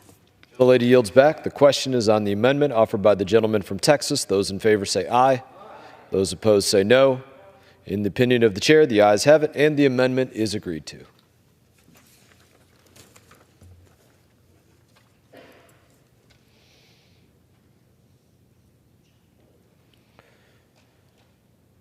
It is now in order to consider amendment number 133, printed in Part B of House Report 118-272. For what purpose does the gentleman from Montana seek recognition? Thank you, Mr. Chair. I have amendment at the desk. The clerk will designate the amendment. Amendment number 133, printed in Part B of House Report number 118-272, offered by Mr. Rosendale of Montana. Pursuant to House Resolution 864, the gentleman from Montana, Mr. Rosendale, and a member opposed will each control 5 minutes. The chair now recognizes the gentleman from Montana. Thank you very much, Mr. Chairman. Mr. Chairman, my Amendment 133 would prohibit funds made available by this Act from conducting or supporting any gain-of-function research involving a potential pandemic pathogen by the Rocky Mountain Laboratories. We heard a lot of conversations and debate about gain-of-function research as we went through the pandemic, and we're going to hear a little bit more about it this evening. I'm pleased that the base text of this legislation has a provision that prevents dangerous gain-of-function research in any country determined to be a foreign adversary. However, gain-of-function research can potentially be dangerous no matter where the research is conducted. My amendment would ensure that this dangerous research does not take place at the laboratory located in Hamilton, Montana. Evidence points out that the COVID-19 pandemic was likely caused by gain-of-function research which took place at the Wuhan Institute of Virology. During his tenure as the director of the National Institute of Allergy and Infectious Diseases, Anthony Fauci expanded Rocky Mountain Laboratories to include a biosafety level 4 laboratory for research and experiments on deadly pathogens with pandemic potential. The laboratory spent millions to infect bats with a coronavirus obtained directly from the Wuhan lab 1 year before COVID. Specifically, under Dr. Fauci's tenure, Rocky Mountain Laboratories infected Egyptian fruit bats with a coronavirus obtained from China's Wuhan Institute of Virology. Gain-of-function research is a broad area of scientific inquiry where an organism gains a new property or an existing property is altered. Many experts warn these practices could lead to widespread community infections and death, which is exactly what we saw during the 2020 pandemic. Taxpayers in Montana and across the nation should not be funding unnecessarily dangerous animal research that can spark another pandemic. My amendment would undo some of the damage done by Anthony Fauci by defunding NIH research programs he supported that the public health and put the public health and national security at risk. I reserve. Gentleman reserves. Gentlelady, for what purpose does the gentlelady from Connecticut seek recognition? Does anybody want to claim time in opposition? Seeing none, the gentleman from Montana is recognized. Thank you very much, Mr. Chair. I would appreciate everyone supporting this amendment. Thank you very much, and I yield back. Gentleman yields back. The question is on the amendment offered by the gentleman from Montana. Those in favor say aye. Those opposed say no. In the opinion of the chair, the ayes have it, and the amendment is agreed to. It is now in order to consider amendment number 134, printed in Part B of House Report 118-272. For what purpose does the gentleman from Montana seek recognition? Thank you, Mr. Chair. I have an amendment at the desk. The clerk will designate the amendment. Amendment number 134, printed in Part B of House Report number 118-272, offered by Mr. Rosendale of Montana. Pursuant to House Resolution 864, the gentleman from Montana, Mr. Rosendale, and a member opposed will each control 5 minutes. The chair now recognizes the gentleman from Montana. Thank you very much, Mr. Chair. Mr. Chair, my amendment number 134 reduces the salary of Vincent Munster, Chief of the Virus Ecology Section of the National Institute of Allergy and Infectious Diseases, to $1. Again, this is going to be on the same subject matter and actually, unfortunately, in the same location. Specifically, he was a lead researcher on the 2018 project to infect Egyptian fruit bats with a coronavirus obtained from China's Wuhan Institute of Virology. He also actively collaborates on projects with the disgraced EcoHealth Alliance. I am pleased that the base text of this legislation prohibits any funds from going towards EcoHealth Alliance. EcoHealth was first investigated for its involvement in mismanaging NIH-funded gain-of-function research. The Department of Health and Human Services Inspector General confirmed that the EcoHealth mismanaged the grant to the Wuhan lab. didn't properly report the gain-of-function experiments, and misspent taxpayers' funds. Furthermore, Munster is trying to help the EcoHealth establish a new bat lab in the United States with bats shipped from Asia. Specifically, on April 1st, 2020, Munster wrote a letter of support for the Colorado State University Bat Research Center. Munster showed a major lack of judgment in endorsing an EcoHealth-led project to import and experiment on bats when the entire world was learning that a bat virus from Asia caused COVID-19. Additionally, Vincent Munster has collaborated with the Wuhan Institute of Virology and Xi Zheng Li, commonly known as the Bat Lady. She led the team of researchers where the COVID-19 virus most likely emerged from. It is unacceptable that shoddy research practices by deep state bureaucrats shut down our country, closed our schools, forced businesses to close, and caused deaths and despair. Accountability is absolutely needed and demanded. While the vast majority of the employees at the Rocky Mountain Laboratories are committed to excellence, tax dollars should not go to an employee who was negligent and irresponsible in his duties. I reserve. Gentleman reserves. For what purpose does the gentlewoman from Connecticut seek recognition? Mr. Chair, I claim the time in opposition. Gentlelady is recognized. I rise in strong opposition to this amendment. Our federal government needs brilliant, talented scientists who are willing to bring their skills to public service. Dr. Munster is chief of the Viral Ecology section at the National Institute of Allergy and Infectious Diseases, NIAID, an important component of the National Institutes of Health. Dr. Munster is a leading expert in how viruses emerge and infect human populations, and how we can best address these public health threats. Dr. Munster's laboratory aims to understand how emerging viral pathogens cross the species barrier so that we can identify risks to humans and prevent disease outbreaks. He and his colleagues, in collaboration with the University of Oxford, helped to pioneer a vaccine approach that was used to develop a COVID-19 vaccine in partnership with AstraZeneca. The vaccine was widely used in the United Kingdom to combat the COVID-19 pandemic, but apparently no good deed goes unpunished. Dr. Munster should be celebrated for his contributions to science and his dedication to protecting people from deadly public health threats. And this is another amendment which really just demonstrates the lack of seriousness in this process and a lack of seriousness on behalf of my House Republican colleagues. I urge my colleagues to vote no on this amendment, and I reserve the balance of my time. Committee reserves. Gentleman is recognized. Thank you very much, Mr. Chair. No good deed goes unpunished. No good deed goes unpunished. Well, I will tell you, I've held the hands of crying widows when their husbands passed away and they were not allowed to visit them in the hospital because of all the mandates from COVID-19 that bureaucrats had put in place.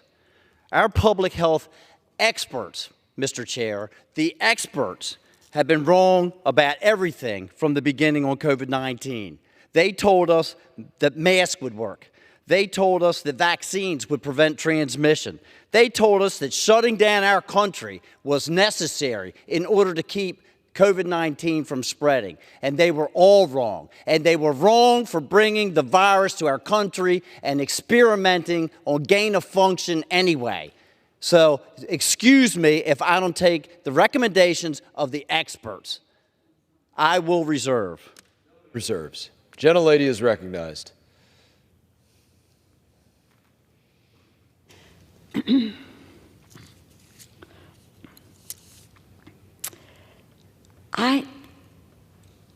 This lack of pursuing scientific knowledge, scientific research, and the gentleman earlier spoke about Dr. Anthony Fauci.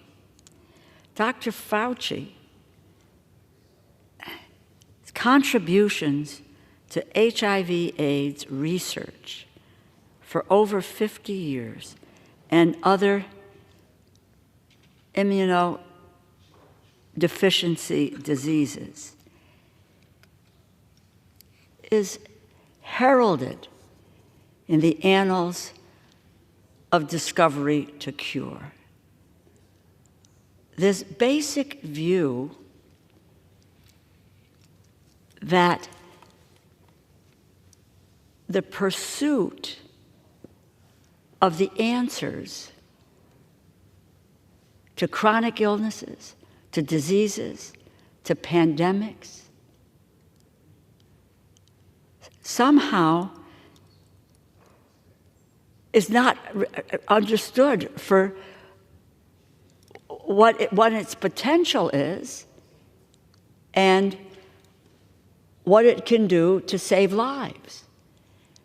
I get the impression that some of my colleagues would shut down the NIH, end the basic research, the scientific research that we do, the biomedical research that we do, collapse the Centers for Disease Control and Prevention, not allow them to function, to deal with illness and disease and pandemics. It's really kind of staggering that we would just see this unbelievable denial of science. Pioneering vaccines in partnership with AstraZeneca, used in the United Kingdom to combat COVID-19 pandemic. Expertise in how viruses emerge, which we're looking at, how they infect human populations. Why don't we want to know that? Why? Why don't we want to understand that? And then what we can do is to figure out, if we understand it, how to treat these public health threats. What do we need to do to deal with the public health threats? It is stunning to me that we would retreat to a backwater in science and research if my colleagues on the other side of the aisle have their way. I oppose this amendment, and I yield back the balance of my time. Is recognized. Thank you very much, Mr. Chair. Mr. Chair, the representative from Connecticut spends a lot of time giving accolades to Anthony Fauci. Well, I would like to tell you that we gladly would reduce his compensation to zero, and I would have tens of millions of Americans join me in making sure that that happens. But he was smart enough to get out of town while the getting was good. He resigned. He retired. Unfortunately, we're going to be paying compensation to him for quite some time. But the subject this evening is the compensation of Vincent Muster, who acted in a negligent and reckless manner, and I would reserve the right to reduce his salary, or request the right to reduce his salary to zero with this amendment. With that, I ask all my colleagues to support the amendment, and I yield back. Gentleman yields back. The question is on the amendment offered by the gentleman from Montana. Those in favor say aye. Aye. Those opposed say no. No. In the opinion of the chair, the ayes have it, and the amendment is agreed to. Mr. Chair. Gentlelady is recognized. I demand a recorded vote. Thank you. Pursuant to Clause 6 of Rule 18, further proceedings on the amendment offered by the gentleman from Montana will be postponed. Take care.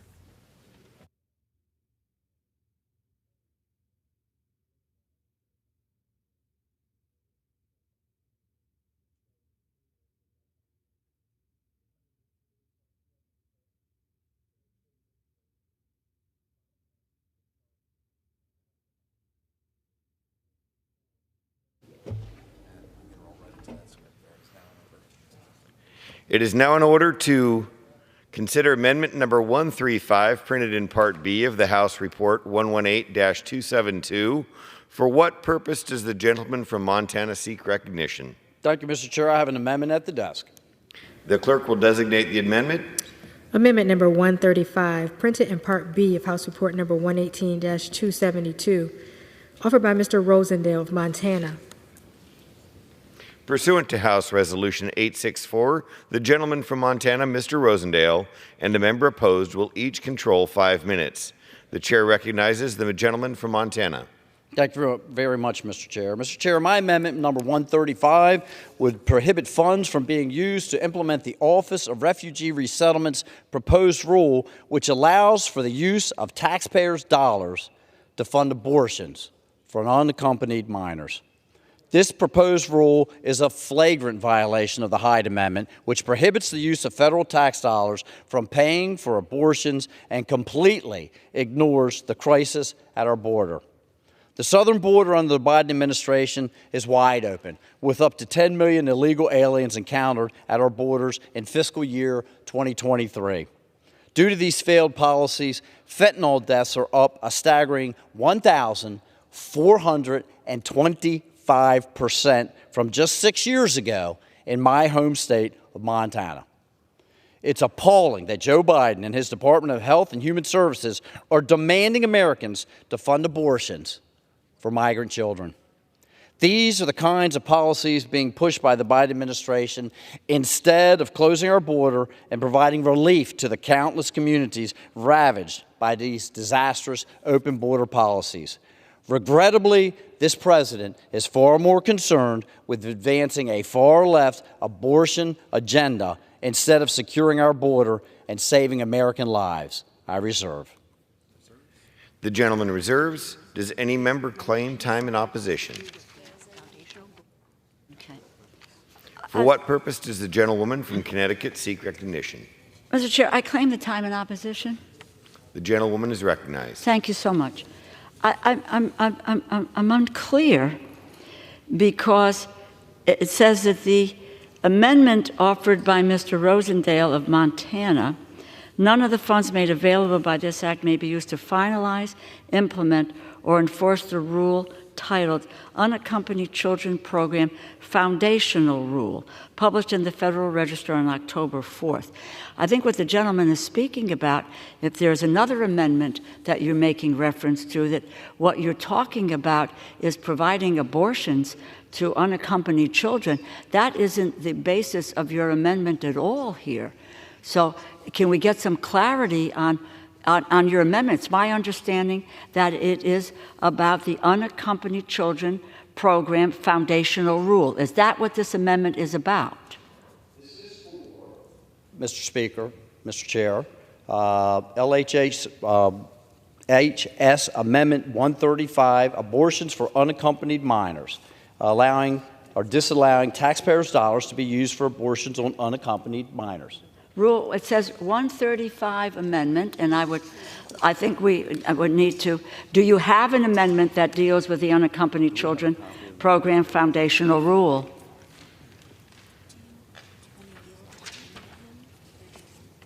Well, yeah, but I just, no.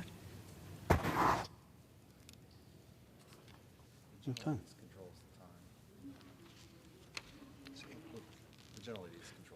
The gentlelady is controlling the time. I would be happy to yield time to the gentleman. I'm so sorry. Yield time to the gentleman to talk about what amendment we are speaking about. This is the amendment. Okay. I yield time to the gentleman on his amendment. There's no dollar funds used. Mr. Chair, what we're saying is that none of the funds that are going to be allocated to the Office of Refugees Resettlement proposed rule would allow any of those dollars to be used for abortions for unaccompanied minors. I would just, one more time, and I really yield time to the gentleman to clarify, but the amendment that was submitted, confirmed by the majority, is none of the funds made available by this act may be used to finalize, implement, or enforce the rule titled Unaccompanied Children Program Foundational Rule. The gentleman is speaking about something else altogether different than the proposed amendment.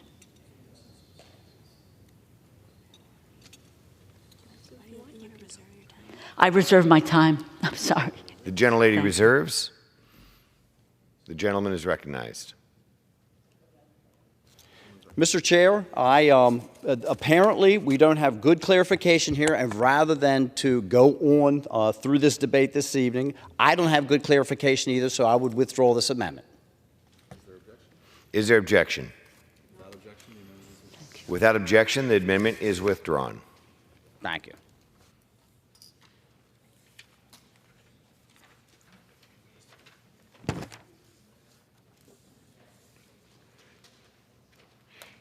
It is now in order to consider amendment number 136, printed in Part B of House Report 118-272. For what purpose does the gentleman from Texas seek recognition? Mr. Chair, I have an amendment at the desk.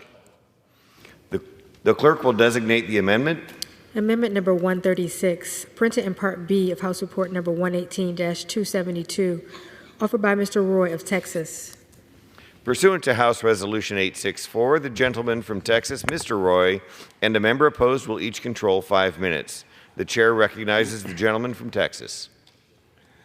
I thank the chair.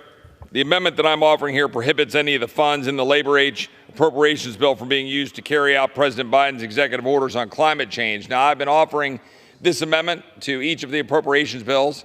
They have happily been accepted for virtually all of them, and either by voice vote or on a roll call vote. And I think it is because particularly colleagues on my side of the aisle understand the absurdity of the president's orders and its impact on the American citizen who are trying to struggle to be able to make ends meet, be able to afford their cars, be able to afford their energy. And in this instance, these executive orders were responsible for the creation of the Office of Climate Change and Health Equity within HHS. I mean, when we're sitting here $2 trillion deficits each year and $34 trillion of debt, and we've created an Office of Climate Change and Health Equity within HHS, it just tells you the absurdity of this administration. In September of 21, I sent a letter in opposition to the creation of this office, highlighting how absurd it is. And among its responsibilities are, quote, regulatory efforts to reduce greenhouse gas emissions and criteria air pollution throughout the health sector, including participating suppliers and providers. The vast majority of emissions in the healthcare sector stem from the hospital electricity consumption. It seems to follow that where this office would focus its regulatory efforts would be on that. So does this administration want to make hospitals dependent on intermittent wind and solar for their energy? Will it ban the backup generators they depend on, which run on diesel and natural gas? Because you know, on a windless, cloudy day, you still need to have a hospital function. That's the whole point. My colleagues on the other side of the aisle seem to dismiss the whole notion of having reliable energy. Meanwhile, China has 1,100 coal-fired plants. America only has 250. China's building 2 coal-fired plants a week. We're building none. We're building no nuclear power, which should actually be reliable power, so that we can actually have zero-emission reliable power. So my colleagues on the other side of the aisle seem to want to stand in the way of that, and FERC and the regulators want to stand in the way of that. But here we are wanting wind and solar to be the unicorn power of the future, in which we can just live with hospitals not able to function. And that's the whole point. We're more concerned about, quote, health equity and an Office of Climate Change than ensuring that people don't die because hospitals don't have the power that they need. I reserve. Any member claim time in opposition? Mr. Chair. For what purpose does the gentlewoman from Connecticut seek recognition? I claim the time in opposition. The gentlewoman is recognized. I rise in opposition to the amendment. I think this amendment is a good example of the Republican approach to appropriations bills. It is an overreaching effort to block 7 separate executive orders related to climate change. Many of these executive orders have nothing to do with the Labor HHS Education Appropriations Bill. But we are here to protect the welfare of the American public, and we cannot close our eyes to the impacts of climate change, such as the recurring drought, flooding, severe storms, and wildfire events that have been pummeling our country and, for that matter, the world. As of last month, the United States has experienced 24 confirmed weather climate disaster events exceeding $1 billion in damages each. Each one. 24. $24 billion. A new record. But instead of addressing climate change, this amendment would block funding to develop more resilient communities, mitigate the impacts of climate change, and protect future generations. This amendment would ensure that we continue to pay billions of dollars more each year for disaster relief. Though we don't seem to be able to get a supplemental bill that includes disaster relief for people who are struggling. But rather than more dollars for disaster relief that we're paying out every year, we would do that rather than invest in strategies that minimize and prevent the acceleration of climate change or mitigate against its disastrous effects. I urge my colleagues to oppose this amendment, and I yield back. Gentlelady yields. The gentleman from Texas is recognized. Mr. Chair, the gentlelady and member of my colleagues on the other side of the aisle, they raise issues about the fact that we're using appropriations bills to address some of these issues. Well, first of all, my constituents and most Americans I know of care how taxpayer dollars are used. They want these dollars to be used efficiently and effectively, particularly when we're running $2 trillion deficits. They don't want us to fund things like health equity offices, when in fact we are bleeding money out of every port of our body, and we've got a diminishment of our debt. We got ratings. We got Moody's last week saying, oh, wait, we're going to just reduce America's debt rating. And we've got, the Treasury unable to carry out an auction last week because our debt is so high, people are starting to question investing in American debt. Why? Because we're irresponsibly spending money we don't have for utter nonsense and garbage. And that's what the American people see every single day. Why are you spending money on these absurd things, these absurd programs? That's the truth. The American people are sick of it. How about we actually authorize something, by the way, instead of just doing stuff in appropriations? We haven't even authorized DHS since we created it 20 years ago. It's absolutely absurd. I didn't even tell you the last time we authorized HHS. It's not even clear cut because there's so many programs at HHS. So the reality here is we have programs here the American people don't want us to continue to fund. We're trying to put forward common sense ways to strip down and focus on the actual bare necessities of what the American people need us to fund. That's the point. That's what we're trying to accomplish. And I've got to say something I appreciate in the underlying bill, that we defund the ESG rule and requirements. I would remind you, it's the president's executive orders that allow, the Department of Labor allows ESG to creep into Americans' 401ks, which are undermining performance, undermining the ability of the American people to earn a return on their investments because of all of these ridiculous ESG requirements. Meanwhile, we're making people suffer. The head of the Transportation Department, the Secretary of Transportation, literally was on record this year saying the American people need to feel pain.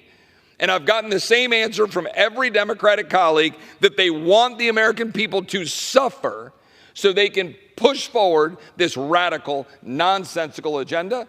I urge my colleagues to support the amendment to stop it. Now yield back.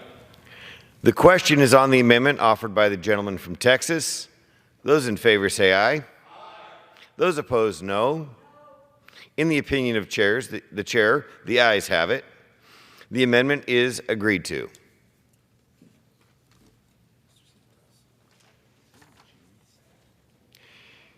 It is now in order to consider amendment number 137, printed in Part B of House Report 118-272. For what purpose does the gentleman from New York seek recognition? Mr. Chair, I have an amendment at the desk.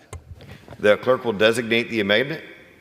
Amendment number 137, printed in Part B of House Report number 118-272, offered by Mr. Santos of New York.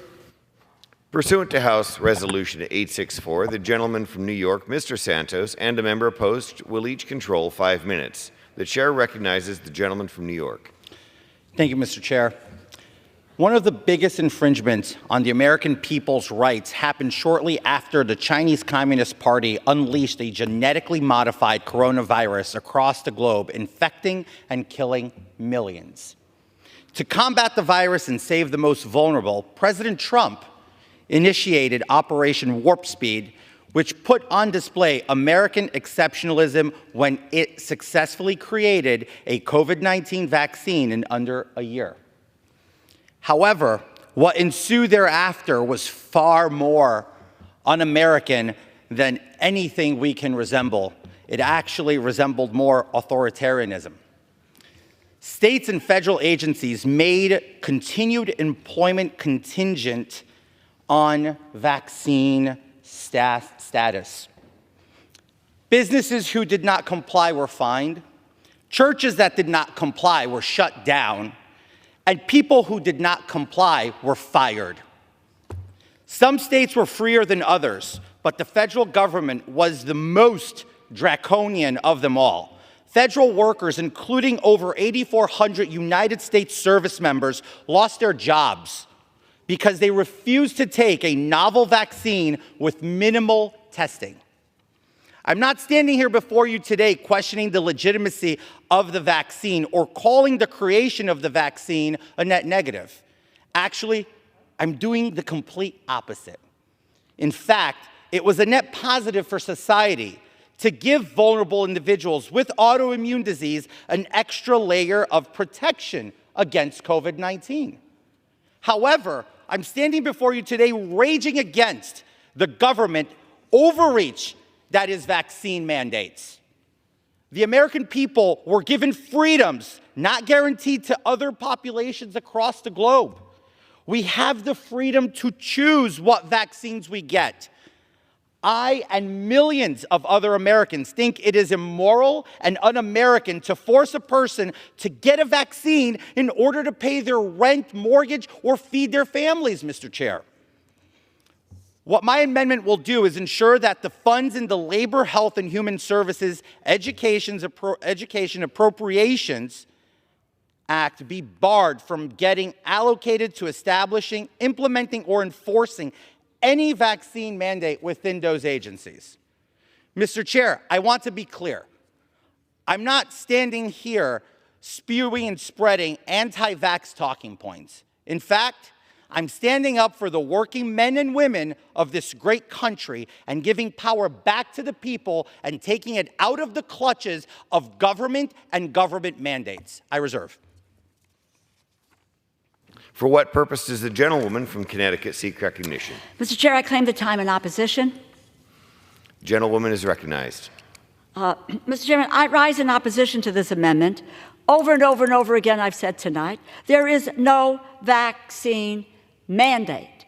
Understand it, get it into your head, and my only response here is let's not waste any more time. Tutto finito. Gentlelady yields. Yield back.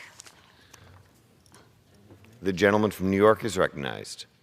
Mr. Chair, there might not be any vaccination mandates today, but what is from stopping tomorrow from my colleagues on the other side of the aisle or the President of the United States from wanting to instituting those same draconian mandates back? So if we believe and take the word of my colleague that they don't exist today, they didn't exist prior to 2020, and they miraculously appeared and destroyed lives and destroyed careers. The reality is we need to put this to guarantee a protection for the American people so that they're not lambasted yet again with more draconian rules coming out of the federal government. I strongly ask my colleagues to support my amendment and support the working class by never again forcing them to choose between a vaccine they do not feel convicted to get and feeding their families. I yield back.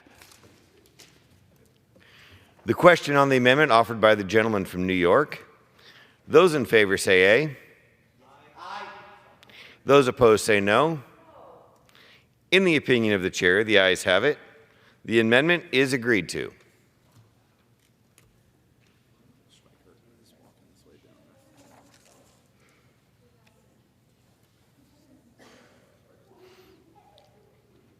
It is now in order to consider amendment number 138, printed in Part B of the House Report 118-272. For what purpose does the gentleman from Arizona seek recognition?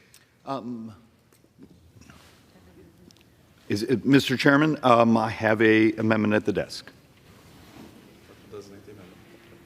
Oh, the clerk will designate the amendment. Amendment number 138, printed in Part B of House Report number 118-272, offered by Mr. Schweikert of Arizona. Pursuant to House Resolution 864, the gentleman from Arizona, Mr. Schweikert, and a member opposed will each control 5 minutes. The chair recognizes the gentleman from Arizona. Thank you, Mr. Chairman, and to both the chairman and ranking member. Your stamina is impressive going through all of this. So I still think we should change the House rules and allow us to drink coffee on the floor. Mr. Chairman, this is the First Amendment here is basically just shifting some money to diabetic retinopathy. And the reason for this is we actually have a fixation about diabetes and cures and procedures that are actually now making a difference. In the last couple years, there's both now a couple drugs, but there's also now a laser procedure. What's important about this is if you're 40 years old with diabetes, 1 out of 3 people is going to start to suffer this disease of the eye, where the veins are being traumatized by the diabetes. All I'm trying to do here is move some money because there is progress being made, and I'd like it to continue being made in this category. And with that, I'll reserve. The gentleman reserves. For what purpose does the gentlewoman from Connecticut seek recognition? Mr. Chair, I claim the time in opposition, though I am not opposed to the amendment, and I want to congratulate the gentleman on his amendment. I think Without objection, the gentlewoman is recognized. Oh, okay. Well, I do want to congratulate you. I think one of the places where we haven't really put in resources for a while is the National Eye Institute, and I've always interested in making sure that all of the institutes are being plussed up. I've tried to do that in the 4 years that I served as chair of this committee, because some of the smaller institutes do not get the resources that they need. So I'm there with you. I support your amendment, and I yield back. Gentlelady yields back. Thank you, Mr. Chairman. And to the gentlelady, I'm trying to be just an honest actor on this one. It's something we've actually spent a lot of time on. Look, the reality of is diabetes itself is something I wish as a body we would actually have a much more honest, in some ways it's a brutal conversation. We expect it to be about 33% of all healthcare spend, 31% of Medicare. Turns out, if we were willing to talk about diabetes and the even more difficult discussion of obesity and the cursors, it could be the single biggest effect on U.S. debt, but also in labor force participation, just, let's be honest, taking on misery. Where this partially also came to us is the new procedures, partially actually pioneered and advocated by the Institute. These is now a diabetic retinopathy eye laser surgery, and trying to actually get these actually more into the field. So this is a shift. We actually believe it's reasonably well vetted, and with that, I'm going to yield back. The question on the amendment offered by the gentleman from Arizona. Those in favor say aye. Aye. Those opposed say no. In the opinion of the chair, the ayes have it. The amendment is agreed to.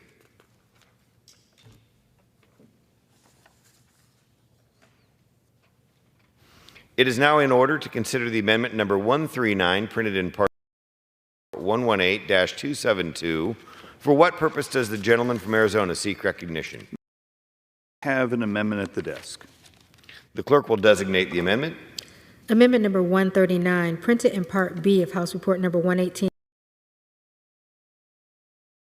Arizona.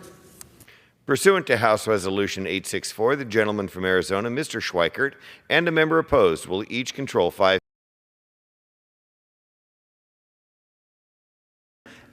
This is actually one of the occasions where we as members of Congress actually should take a little bit of a victory lap. For those of us in the desert Southwest, we have something we call valley fever. It's a fungi in the soil. For most people, it causes a little bit of scarring in the lung. You may seem like you have a flu for a few days. But for some people, and I always mispronounce this, a differentiated version where it breaks out of the lung.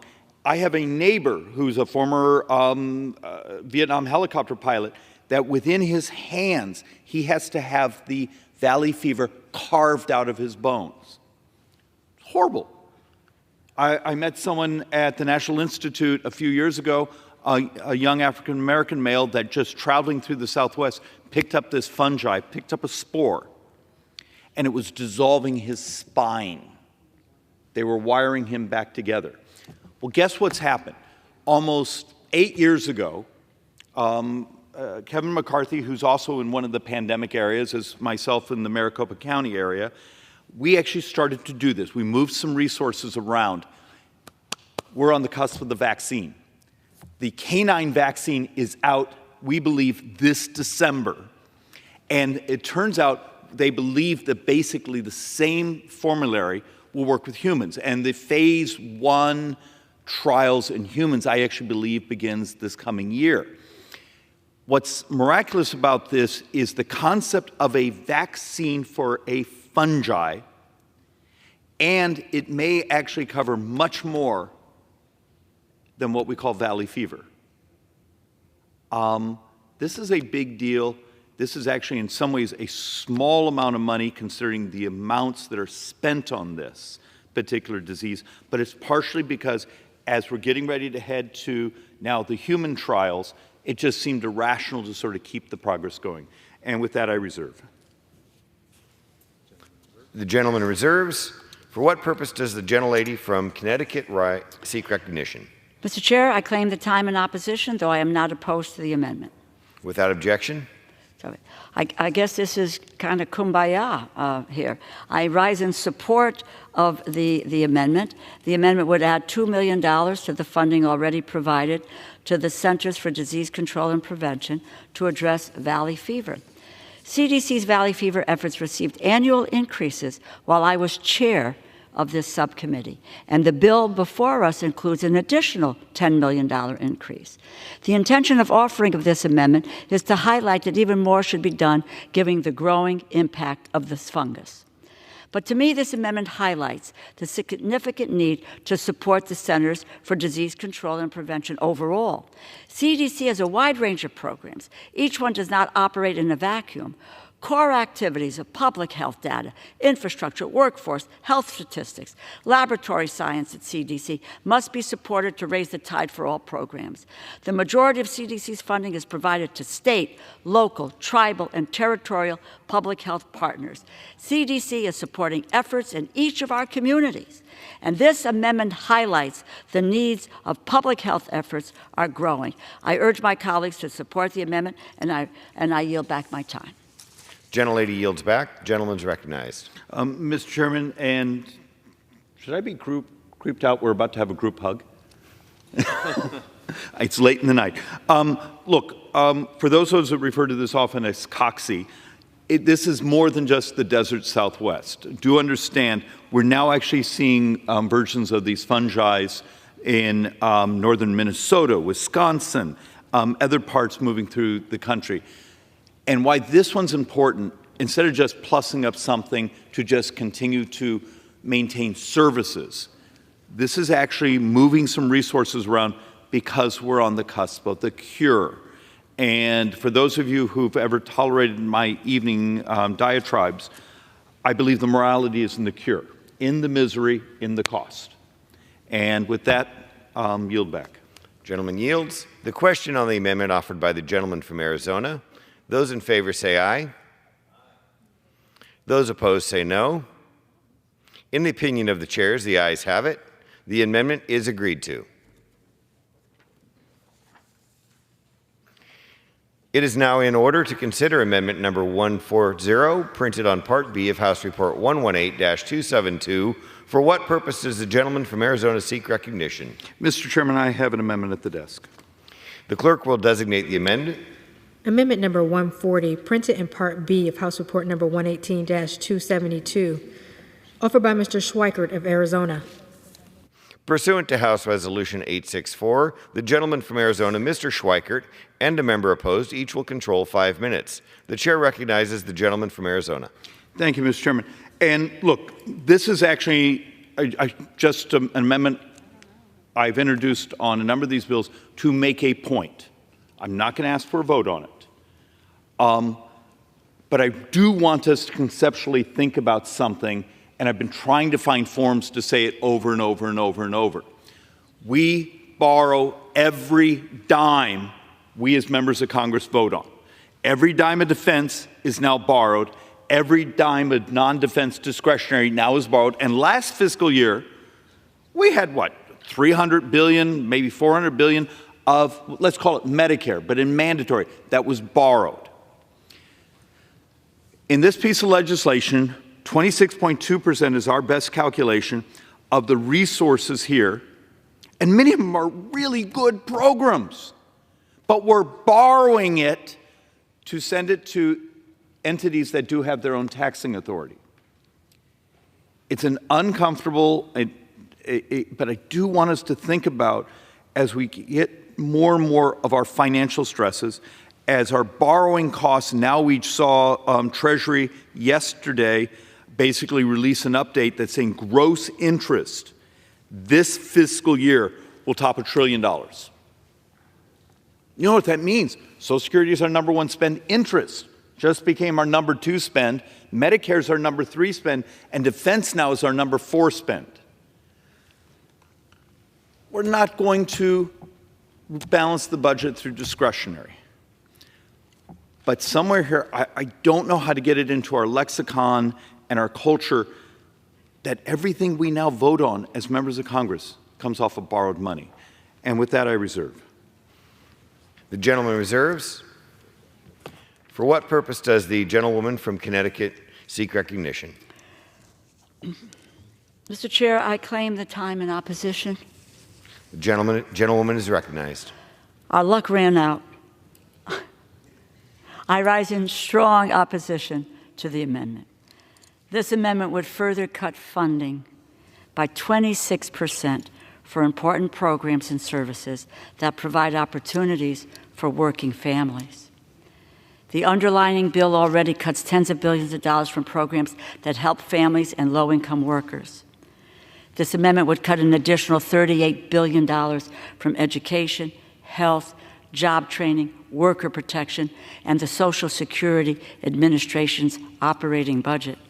For instance, this amendment would cut Head Start by another $2.9 billion, almost $3.7 billion below this year, 2023, leading to over 250,000 children losing access to high-quality early learning programs.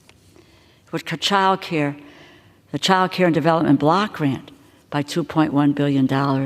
This is amidst the child care crisis, when parents want to work, but they cannot find affordable child care for their kids.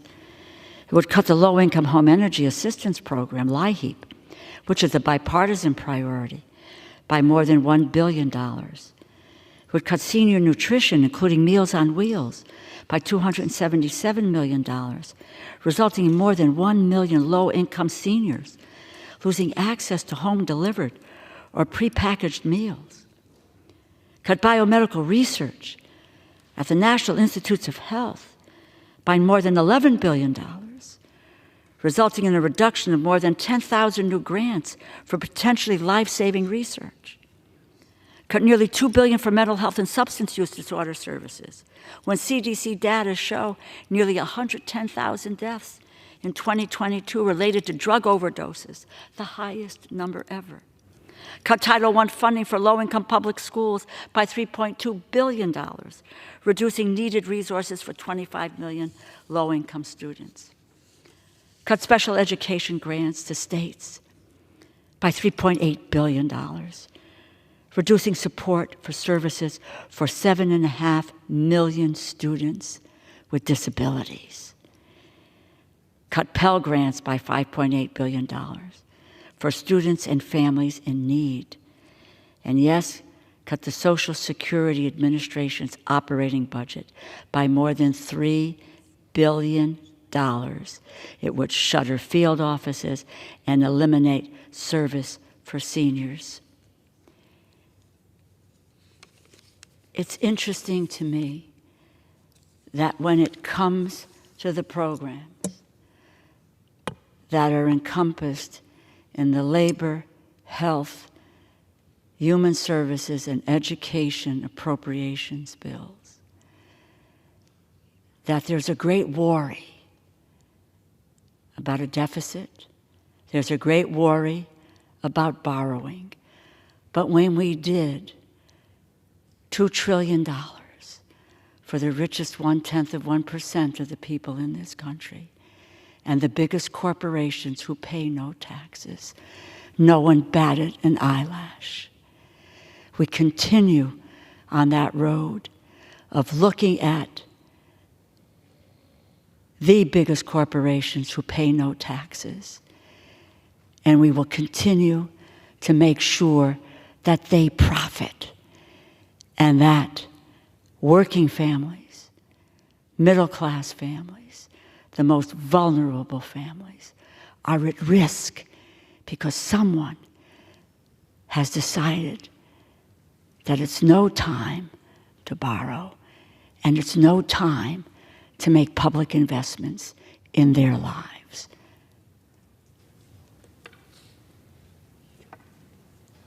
I reserve. Gentlelady reserves. Actually, Mr. Chairman, I'm not going to go into correcting the TCJA math, but I would point out Democrats functionally through the Biden have borrowed $4.8 trillion in functioning 3 years, and the 1.7, actually the multiplier if you take a look at the tax receipts, but being on Ways and Means. But I do want to go to a point. The gentlewoman actually just made my morality argument. These are important programs. They serve a purpose, but yet our failure to actually address the debt, because the fact of the matter is the primary driver of the U.S. debt is our demographics. Something we don't like to say. We got old.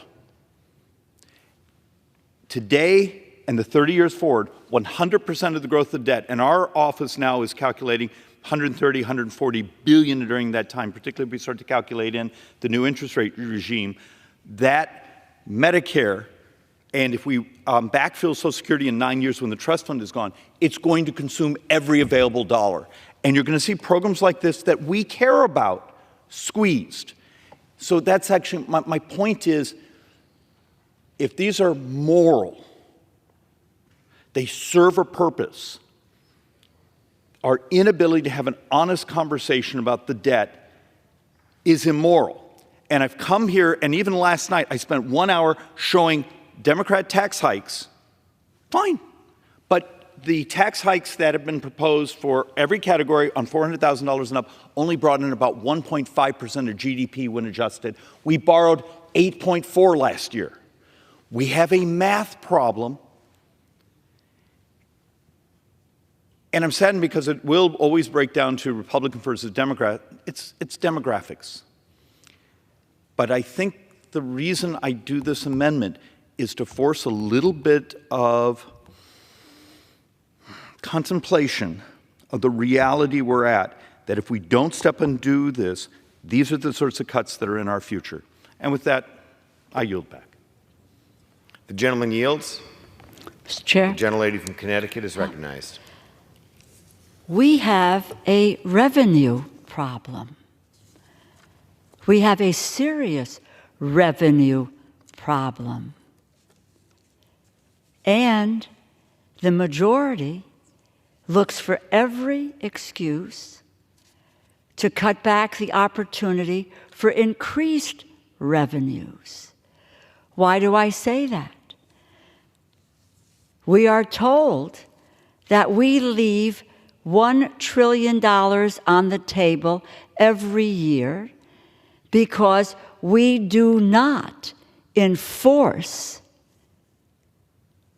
our tax laws on the wealthiest, the billionaires, the Amazons, the Hewlett-Packards, the corporations who pay no tax.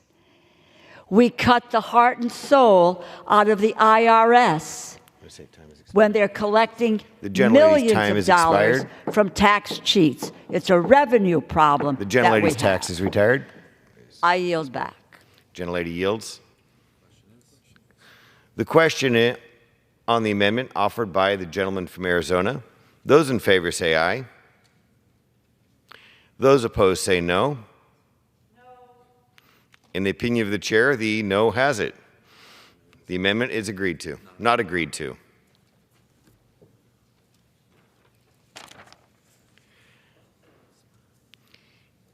It is now in order to consider amendment number 142, printed on the Part B of House Report 118-272. For what purpose does the gentleman from Pennsylvania seek recognition? Mr. Chairman, I have an amendment at the desk. The clerk will designate the amendment. Amendment number 142, printed in Part B of House Report number 118-272, offered by Mr. Smucker of Pennsylvania. Pursuant to House Resolution 864, the gentleman from Pennsylvania, Mr. Smucker, and a member opposed, each will control 5 minutes. The chair recognizes the gentleman from Pennsylvania.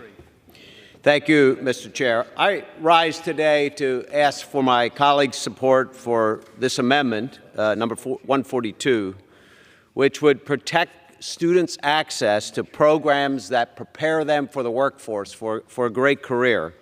Specifically, this amendment would prohibit the Department of Education from implementing, administering, or enforcing one narrow provision of their newly finalized rule on financial responsibility regulations, which unfairly limits federal financial aid from being accessed by clock hour programs.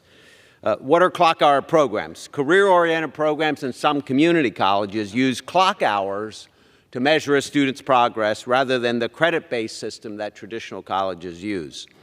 Each state establishes their own licensure requirements and minimum number of clock hours for programs like cosmetology, massage therapy, barbering, nursing, health trucking, and others before students can apply for their state license.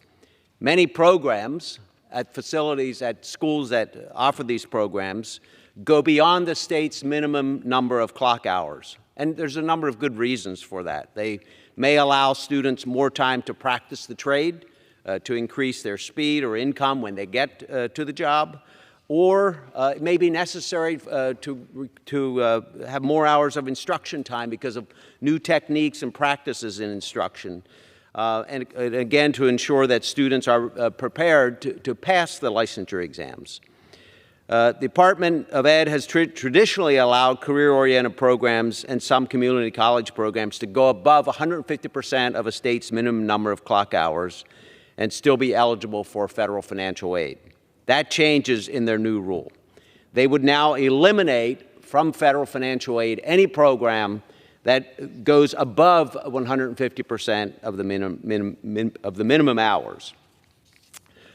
That means that schools will need to redesign, recertify their programs, which is a very time-consuming process, or students will now have to pay cash or private loans for the entire program rather than receiving the financial aid. It's estimated today that more than 3 million skilled trades jobs remain open. And at a time when our nation is struggling to fill these roles and employers can't find qualified workers, this is not the time for the department to make it harder for students to access programs that prepare them for the workforce. Again, this amendment would ensure that the department cannot fund the provision regarding program length in its final rule and would allow students to continue to use the federal financial aid they're eligible for to fund their studies. Thank you, Mr. Chair, and I reserve. The gentleman reserves. For what purpose does the gentlewoman from Connecticut seek recognition? Mr. Chair, I claim time in opposition. The gentlewoman is recognized. I rise in strong opposition to this amendment. This amendment would block the Department of Education's common sense provision. It prevents colleges from stretching out the length of their post-secondary training programs just to rake in more of the students' and taxpayers' money, because the students have to take out more loans. When a student goes to a higher education training program, they shouldn't have to complete 1.5 times the training the state requires just to graduate and get a job, all so their college can make a few extra bucks. This provision of the department's regulation rights a long-standing wrong that allowed colleges to exploit students and abuse taxpayer dollars by dragging out the time it takes to graduate from a program. I urge my colleagues to vote no on this amendment and reserve the balance of my time. Gentlelady reserves. Gentleman is recognized. I have schools in my district that are providing great instruction, that are working well, that students take advantage of, and they have great careers as a result of the instruction.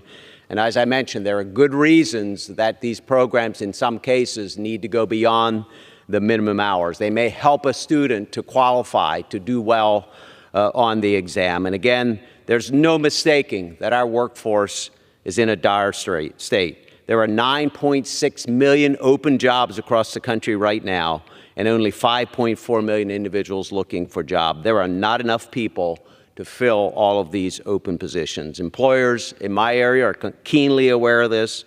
It's a message that I hear over and over again in my district. So this is a huge disservice to students. This will mean less students will be able to use that pathway for a great career because they may not have the resources to pay for that. So I, again, urge my colleagues to support this amendment, and I yield back.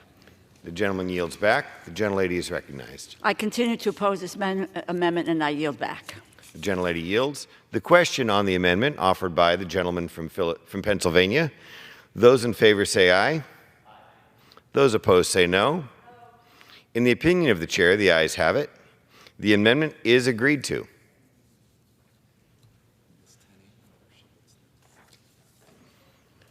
It is now in order to consider amendment number 143, printed on Part B of House Report 118-272. For what purpose does the gentlewoman from New York seek recognition? Mr. Chair, I have an amendment at the desk. The clerk will designate the amendment. Amendment number 143, printed in Part B of House Report number 118-272, offered by Ms. Tenney of New York. Pursuant to House Resolution 864, the gentlewoman from New York, Ms. Tenney, and a member opposed will each control 5 minutes. The chair recognizes the gentlewoman from New York. Mr. Chair, I rise to offer my amendment to prohibit funding for President Biden's Executive Order number 14019, entitled Executive Order on Promoting Access to Voting. This executive order requires federal agencies to use their power, influence, and resources and federal funding to enter into agreements with non-governmental organizations to conduct voter registration and other questionable mobilization activities. Mr. Chair, this executive order is nothing but a thinly veiled attempt to transform the federal government into a partisan, get-out-the-vote machine for Democrats. America's civil service should be nonpartisan, and federal agencies should not be using taxpayer funds to actively engage in get-out-the-vote operations that have nothing to do with the agency's core missions. Mr. Chair, President Biden should not be weaponizing the federal government by using the American taxpayer dollars to manipulate our elections. To protect the integrity of our elections, this unilateral executive action must be stopped. As the founder and chair of the Election Integrity Caucus, it is my privilege to introduce this amendment to restore transparency and confidence in our democratic process while keeping federal bureaucrats and the swamp from deliberately tipping the balance at the ballot box. While I wholeheartedly support the right of every American citizen to vote, I do not support this blatantly partisan mobilization of the federal government for political purposes. No citizen should have their vote diluted by federal bureaucrats. Mr. Chair, I also do want to just highlight a few other amendments I submitted that I was disappointed were not made in order that are worthy of mention. First, my amendment number 93 would insert the text of the Susan Muffley Act into this bill. This amendment would have righted a grave injustice of over 2,000 or 20,000 Delphi salaried retirees. While I'm disappointed it was not made in order, I will continue to push tirelessly to make my constituents whole and all the Delphi salaried employees. Second, my amendment number 97, which would have required the Secretary of Labor to report on the efficacy of its spending on technical and compliance assistance to avoid heat-related illnesses. This report was first proposed by the Timothy J. Barber Act, which I am introduced in honor of my late constituent, Timothy Barber, who passed away from heat-related illnesses. Finally, Representative Bishop's amendment number 150, which I co-sponsored to restore Job Corps funding. While I'm very disappointed that Job Corps was left unfunded in this bill, I hope that Congress can find a way to restore Job Corps funding through conference committees. With that, Mr. Chair, I urge all my colleagues to vote in support of my election integrity amendment to stop the Biden administration from turning our federal government into a get-out-the-vote machine for the Democrats. With that, Mr. Chair, I reserve. The gentlelady reserves. For what purpose does the gentlewoman from Connecticut seek recognition? Mr. Chair, I claim the time in opposition. I rise in strong opposition to this amendment. I would like to highlight the first sentence of this executive order. Quote, "The right to vote is the foundation of American democracy." Amen. I agree. I find it really pretty extraordinary to say that we are weaponizing to protect the right to vote. The right to vote is enshrined. People have died for the right to vote in this nation. This executive order recognizes that there are too many obstacles to voting, and unfortunately, those obstacles disproportionately exist for people of color, people with disabilities, and people who speak English as a second language. Members of our military serving overseas, as well as other American citizens living abroad, also face challenges to exercising their fundamental right to vote. Simply put, the Biden administration is trying to expand access to voter registration and election information. This order directs agencies to ensure that the online federal voter registration form is accessible to people with disabilities. They have a right to vote. This order directs the Secretary of Defense to establish procedures consistent with applicable law to offer each member of the armed forces the opportunity to register to vote in federal elections. I urge my colleagues to oppose the amendment. I reserve. The gentlelady reserves. The gentlelady is recognized. With all due respect to the gentlewoman from Connecticut, none of the specious political falsities that she just described have anything to do with enhancing the right of each citizen to vote in each election. This is an inappropriate and unconstitutional federalization of elections, something that is prohibited by the Constitution that every single person in this room has taken an oath to uphold. Nothing has been more devastating to election integrity than the kind of interference and mission creep that we are seeing by this weaponized Biden administration to try to take our elections and try to manipulate the vote. One citizen, one vote is the most sacred honor that we have as citizens, and this needs to be protected under our Constitution. And election integrity is definitely and considered under the purview of the states. With that, I reserve. The gentlelady reserves. The gentlelady is recognized. It really is quite amazing that when the states have the purview, we have just been through an extraordinary time where states have legitimized the election of the President of the United States, and we have a whole bunch of folks here who deny what the states have said about the legitimate election of the President of the United States. Again, the right to vote is the foundation of American democracy. That's what this is about. We need to continue to enshrine the public's right to vote, whether they are able, disabled, people of color, everyone, a veteran who's overseas, people who are Americans who are abroad who are allowed to vote. We need to make it possible for people to exercise their right to vote in the United States and not continue to circumscribe that right, as my colleagues on the other side have been doing for a very long time, and oppressing a vote and suppressing a vote. I oppose this amendment, and I yield back. The gentlewoman yields. The gentlewoman is recognized. Just quickly, with all due respect, this amendment has nothing to do with what the gentlewoman is talking about. It has nothing to do with whether our military personnel, including my own son, have the right to vote in elections. This has to do with the weaponization and use of taxpayer dollars to interfere and to manipulate elections. It should not be part of our federal spending. It should not be something that should be used by partisans in the bureaucracy to use to try to prime the pump, to get more Democrats out to vote, to use it as a get-out-the-vote scheme. It is totally inappropriate, and this amendment should be passed by my colleagues, and this executive order should be stricken. With that, I yield. The question is on the amendment offered by the gentlewoman from New York. Those in favor say aye. Those opposed say no. In the opinion of the chairs, the ayes have it. The amendment is agreed to.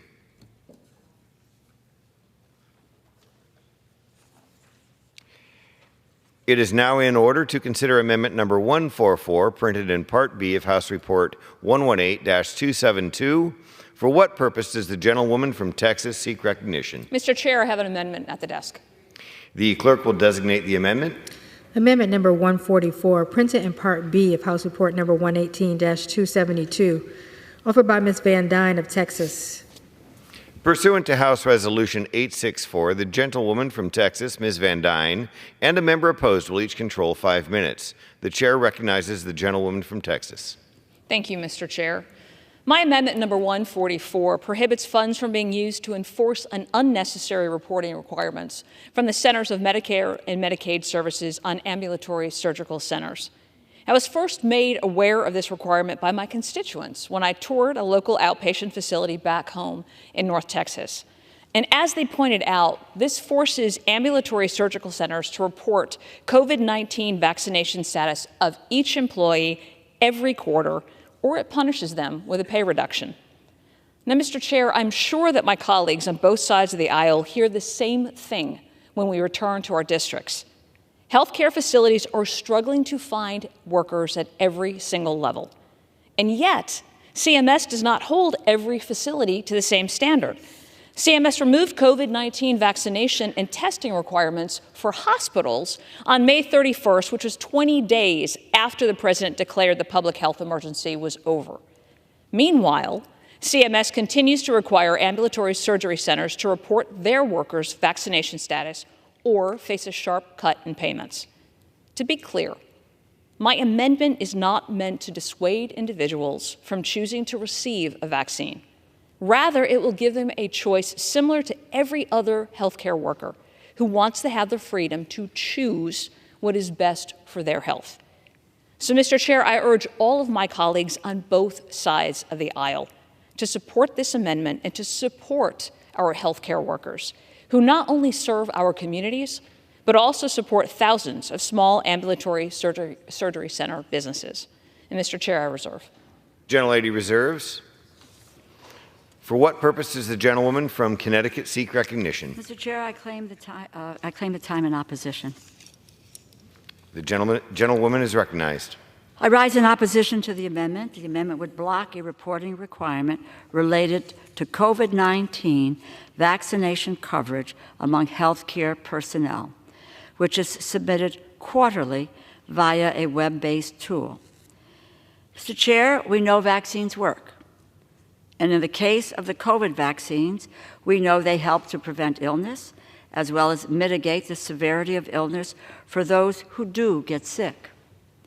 For healthcare workers, being vaccinated is not only a matter of their own health, it is also good for the health of their patients. When healthcare workers get sick, they can unknowingly infect their patients. And patients who come to ambulatory surgical centers are already recovering from an illness or injury and cannot afford an additional exposure or the risk of COVID. Vaccines help to keep workers healthy. So higher vaccination rates for healthcare workers means fewer days of missed work because of illness, which is good for healthcare facilities, particularly facilities already struggling with staff shortages. And it is good for patients who do not have to worry about canceled appointments because healthcare workers are out sick. That is why healthcare staff vaccination rates are a useful measure in the quality reporting program. I urge a no vote on the amendment and reserve the balance of my time. The gentlelady reserves. The gentlelady is recognized. Thank you very much. I would urge the gentlelady from Connecticut to actually read the amendment. I am in no way saying that people should not get a vaccine. What this does is it allows them the freedom to choose. If the gentlelady believes that healthcare workers should all be vaccinated, should all have vaccinations, tell me why that does not extend to hospital workers. We know a lot of people go to an ER when they need help, and yet this is potentially calling out just workers at ambulatory surgery centers. With that, I yield. Lady yields. Gentlelady is recognized. I oppose this amendment for the reasons that I have stated, and I yield back the balance of my time. Gentlelady yields. It is now in order to sorry about that. The question on the amendment offered by the gentlelady from Texas. Those in favor say aye. Those opposed say no. In the opinion of the chair, the ayes have it. The amendment is agreed to.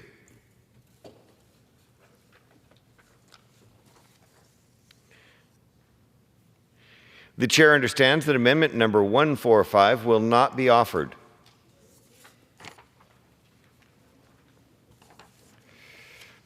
It is now in order to consider amendment number 146, printed in Part B of House Report 118-272. For what purpose does the gentleman from New York seek recognition? Mr. Speaker, I have an amendment at the desk. The clerk will designate the amendment.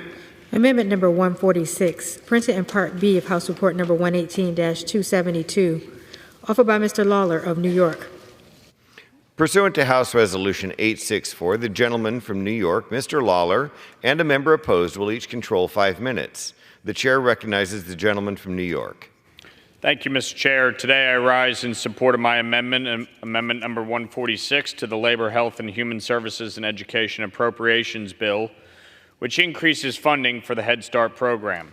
Head Start is a critical program that provides comprehensive early childhood education, health nutrition, and parental involvement services to low-income children and families. My district alone has almost a dozen Head Start locations, each providing crucial services to family in Rockland, Westchester, Putnam, and Dutchess counties, which is why it is so critical that we continue to provide robust funding for Head Start. My amendment does just that, increasing funding to the Head Start program by $100 million and ensuring that this critical service has the support that it needs. As the father of a young daughter, I am seeing just how inquisitive and curious she is, and know that there are tens of thousands of children like her in my district who would benefit from early childhood development programming. And that doesn't even include the tens of millions of children who have benefited over the program's existence across the nation. So I ask my colleagues to support amendment number 146 and show the American people that we want to build on the successes of Head Start. And I reserve my time. The gentleman reserves. For what purpose does the gentlelady from Connecticut seek recognition? Mr. Chair, I claim the time in opposition. The gentlelady is recognized. I rise in opposition to this amendment, even though I strongly support the gentleman's interest in Head Start. Frankly, I thank my colleague's interest in Head Start and his willingness to acknowledge the devastating cuts to the program in the current bill. The Head Start program was cut by $750 million. In real terms, that means roughly 80,000 Head Start and early Head Start children would no longer be able to receive services under the proposed Republican House Appropriations Bill. In Mr. Lawler's district alone, 1,400 low-income children and their families are benefiting from the education, health, and nutrition services provided by Head Start. 140 of these children, a tenth of those in his district, will lose services and support with the shameful cut in the bill that we're dealing with right now. So do I appreciate and support a $100 million increase to the program? Yes. $750 million was cut. This is $100 million is a fraction of what is necessary. The whole cut needs to be restored, and Head Start needs additional resources so that none of the children currently served lose their opportunity for Head Start. Not just in Mr. Lawler's district, but in the 1,600 children in Mr. Adderholt's district as well. 1,300 kids in my district, and the 1,000 children in Chair Granger's district. Now let's talk about the offset. The gentleman wants to take from the Department of Education again, traveling down the road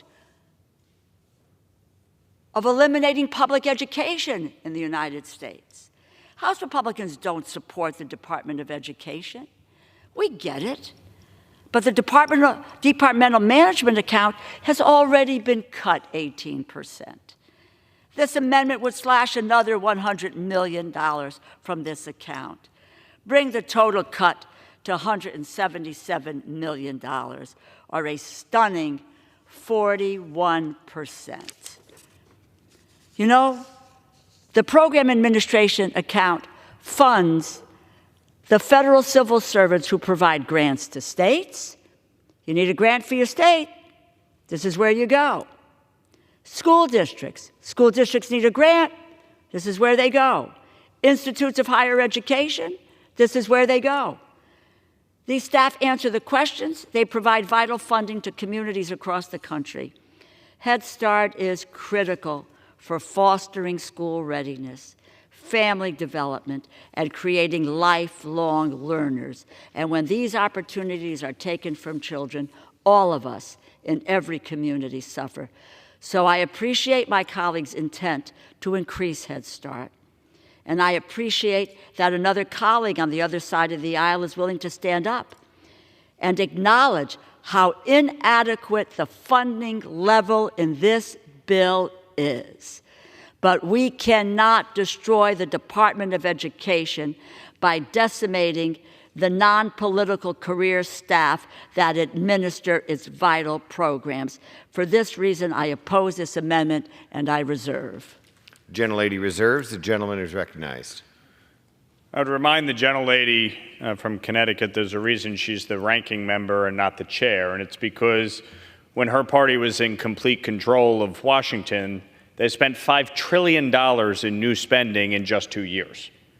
So the American people elected a House Republican majority to govern, to rein in much of the spending that occurred in the prior 2 years. I believe the Head Start program is critical, which is why I have put forth an amendment to increase the funding by $100 million. According to the gentlelady's statements, she's opposed to taking $100 million from the management account of the Department of Education because we need to make sure that we have bureaucrats rather than providing the funding for disadvantaged children across this country. My objective is to make sure that the money that we spend actually goes into our communities rather than Washington, D.C. and the bureaucracy that has been created here. So I think this amendment is important. I thank the gentlelady for acknowledging she does not believe we should increase the funding further by opposing this amendment. She thinks we should better spend the $100 million on bureaucrats rather than the children. So thank you for acknowledging that. I reserve. Gentleman reserves. The gentlelady is recognized. I just would like to, and by the way, I think as chair of this committee for 4 years, I think that, and again, in a bipartisan way, we increased Head Start funding in higher numbers than it had been dealt with in the recent past.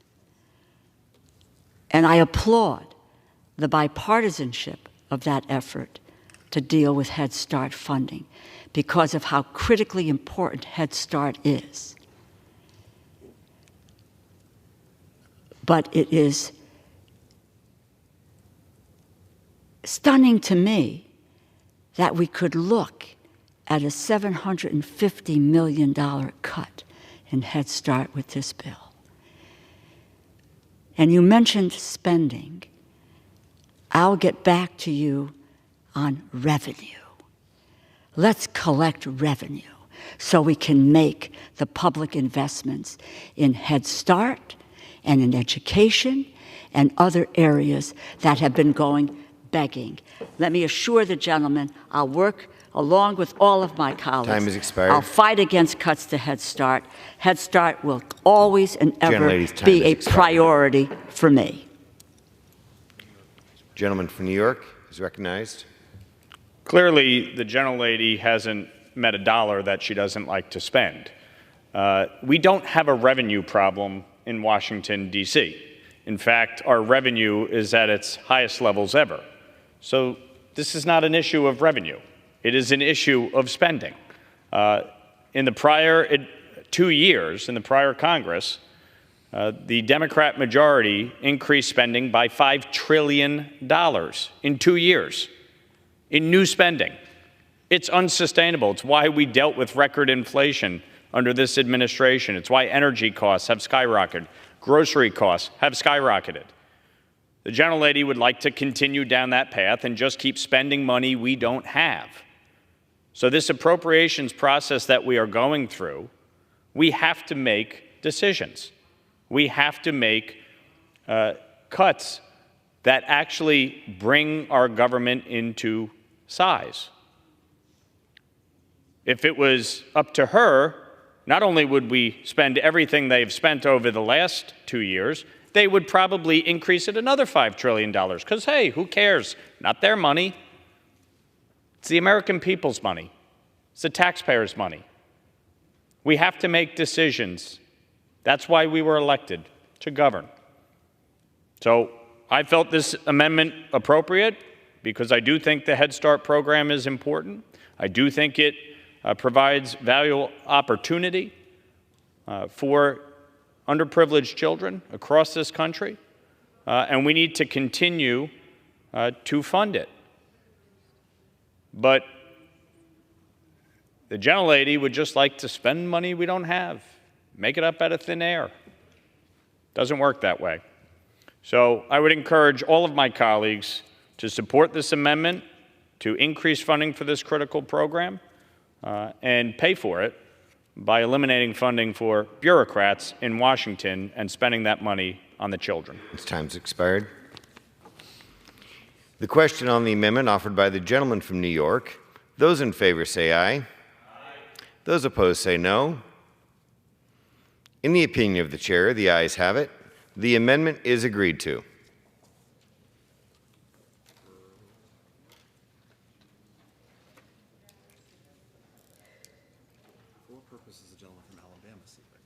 For what purpose does the gentleman from Alabama seek recognition?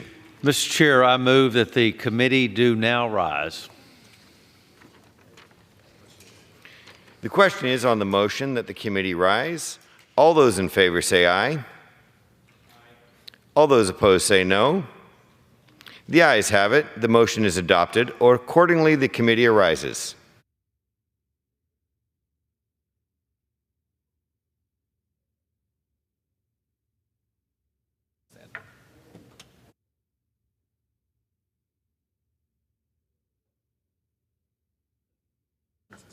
Mr. Chair. Mr. Chairman. Mr. Speaker, the Committee of the Whole House on the State of the Union, having under consideration H.R. 5894, directs me to report that it has come to no resolution thereon. The chair of the Committee of the Whole House on the State of the Union reports that committee has had under consideration H.R. 5894 and has come to no resolution thereon. The chair lays before the House a message. To the Congress of the United States, pursuant to subsection I-2 of section 130I of Title 10, United States Code, I certify that it is in the national security interest of the United States to extend the partial termination date specified in subsection I-1 of Section 130I of Title 10, United States Code by 180 days. Signed, Joseph R. Biden, Jr., The White House, November 14th, 2023. Referred to the Committees on Armed Services and Transportation and Infrastructure and ordered printed.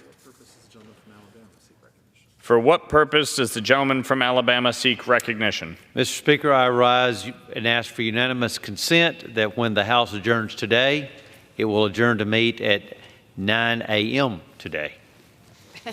Without objection. For what purpose does the gentleman from Alabama seek recognition? That the House do now adjourn. The question is on the motion to adjourn. Those in favor say aye. Those opposed, no. The ayes have it. The motion is adopted. Accordingly, the House stands adjourned until 9 a.m. today.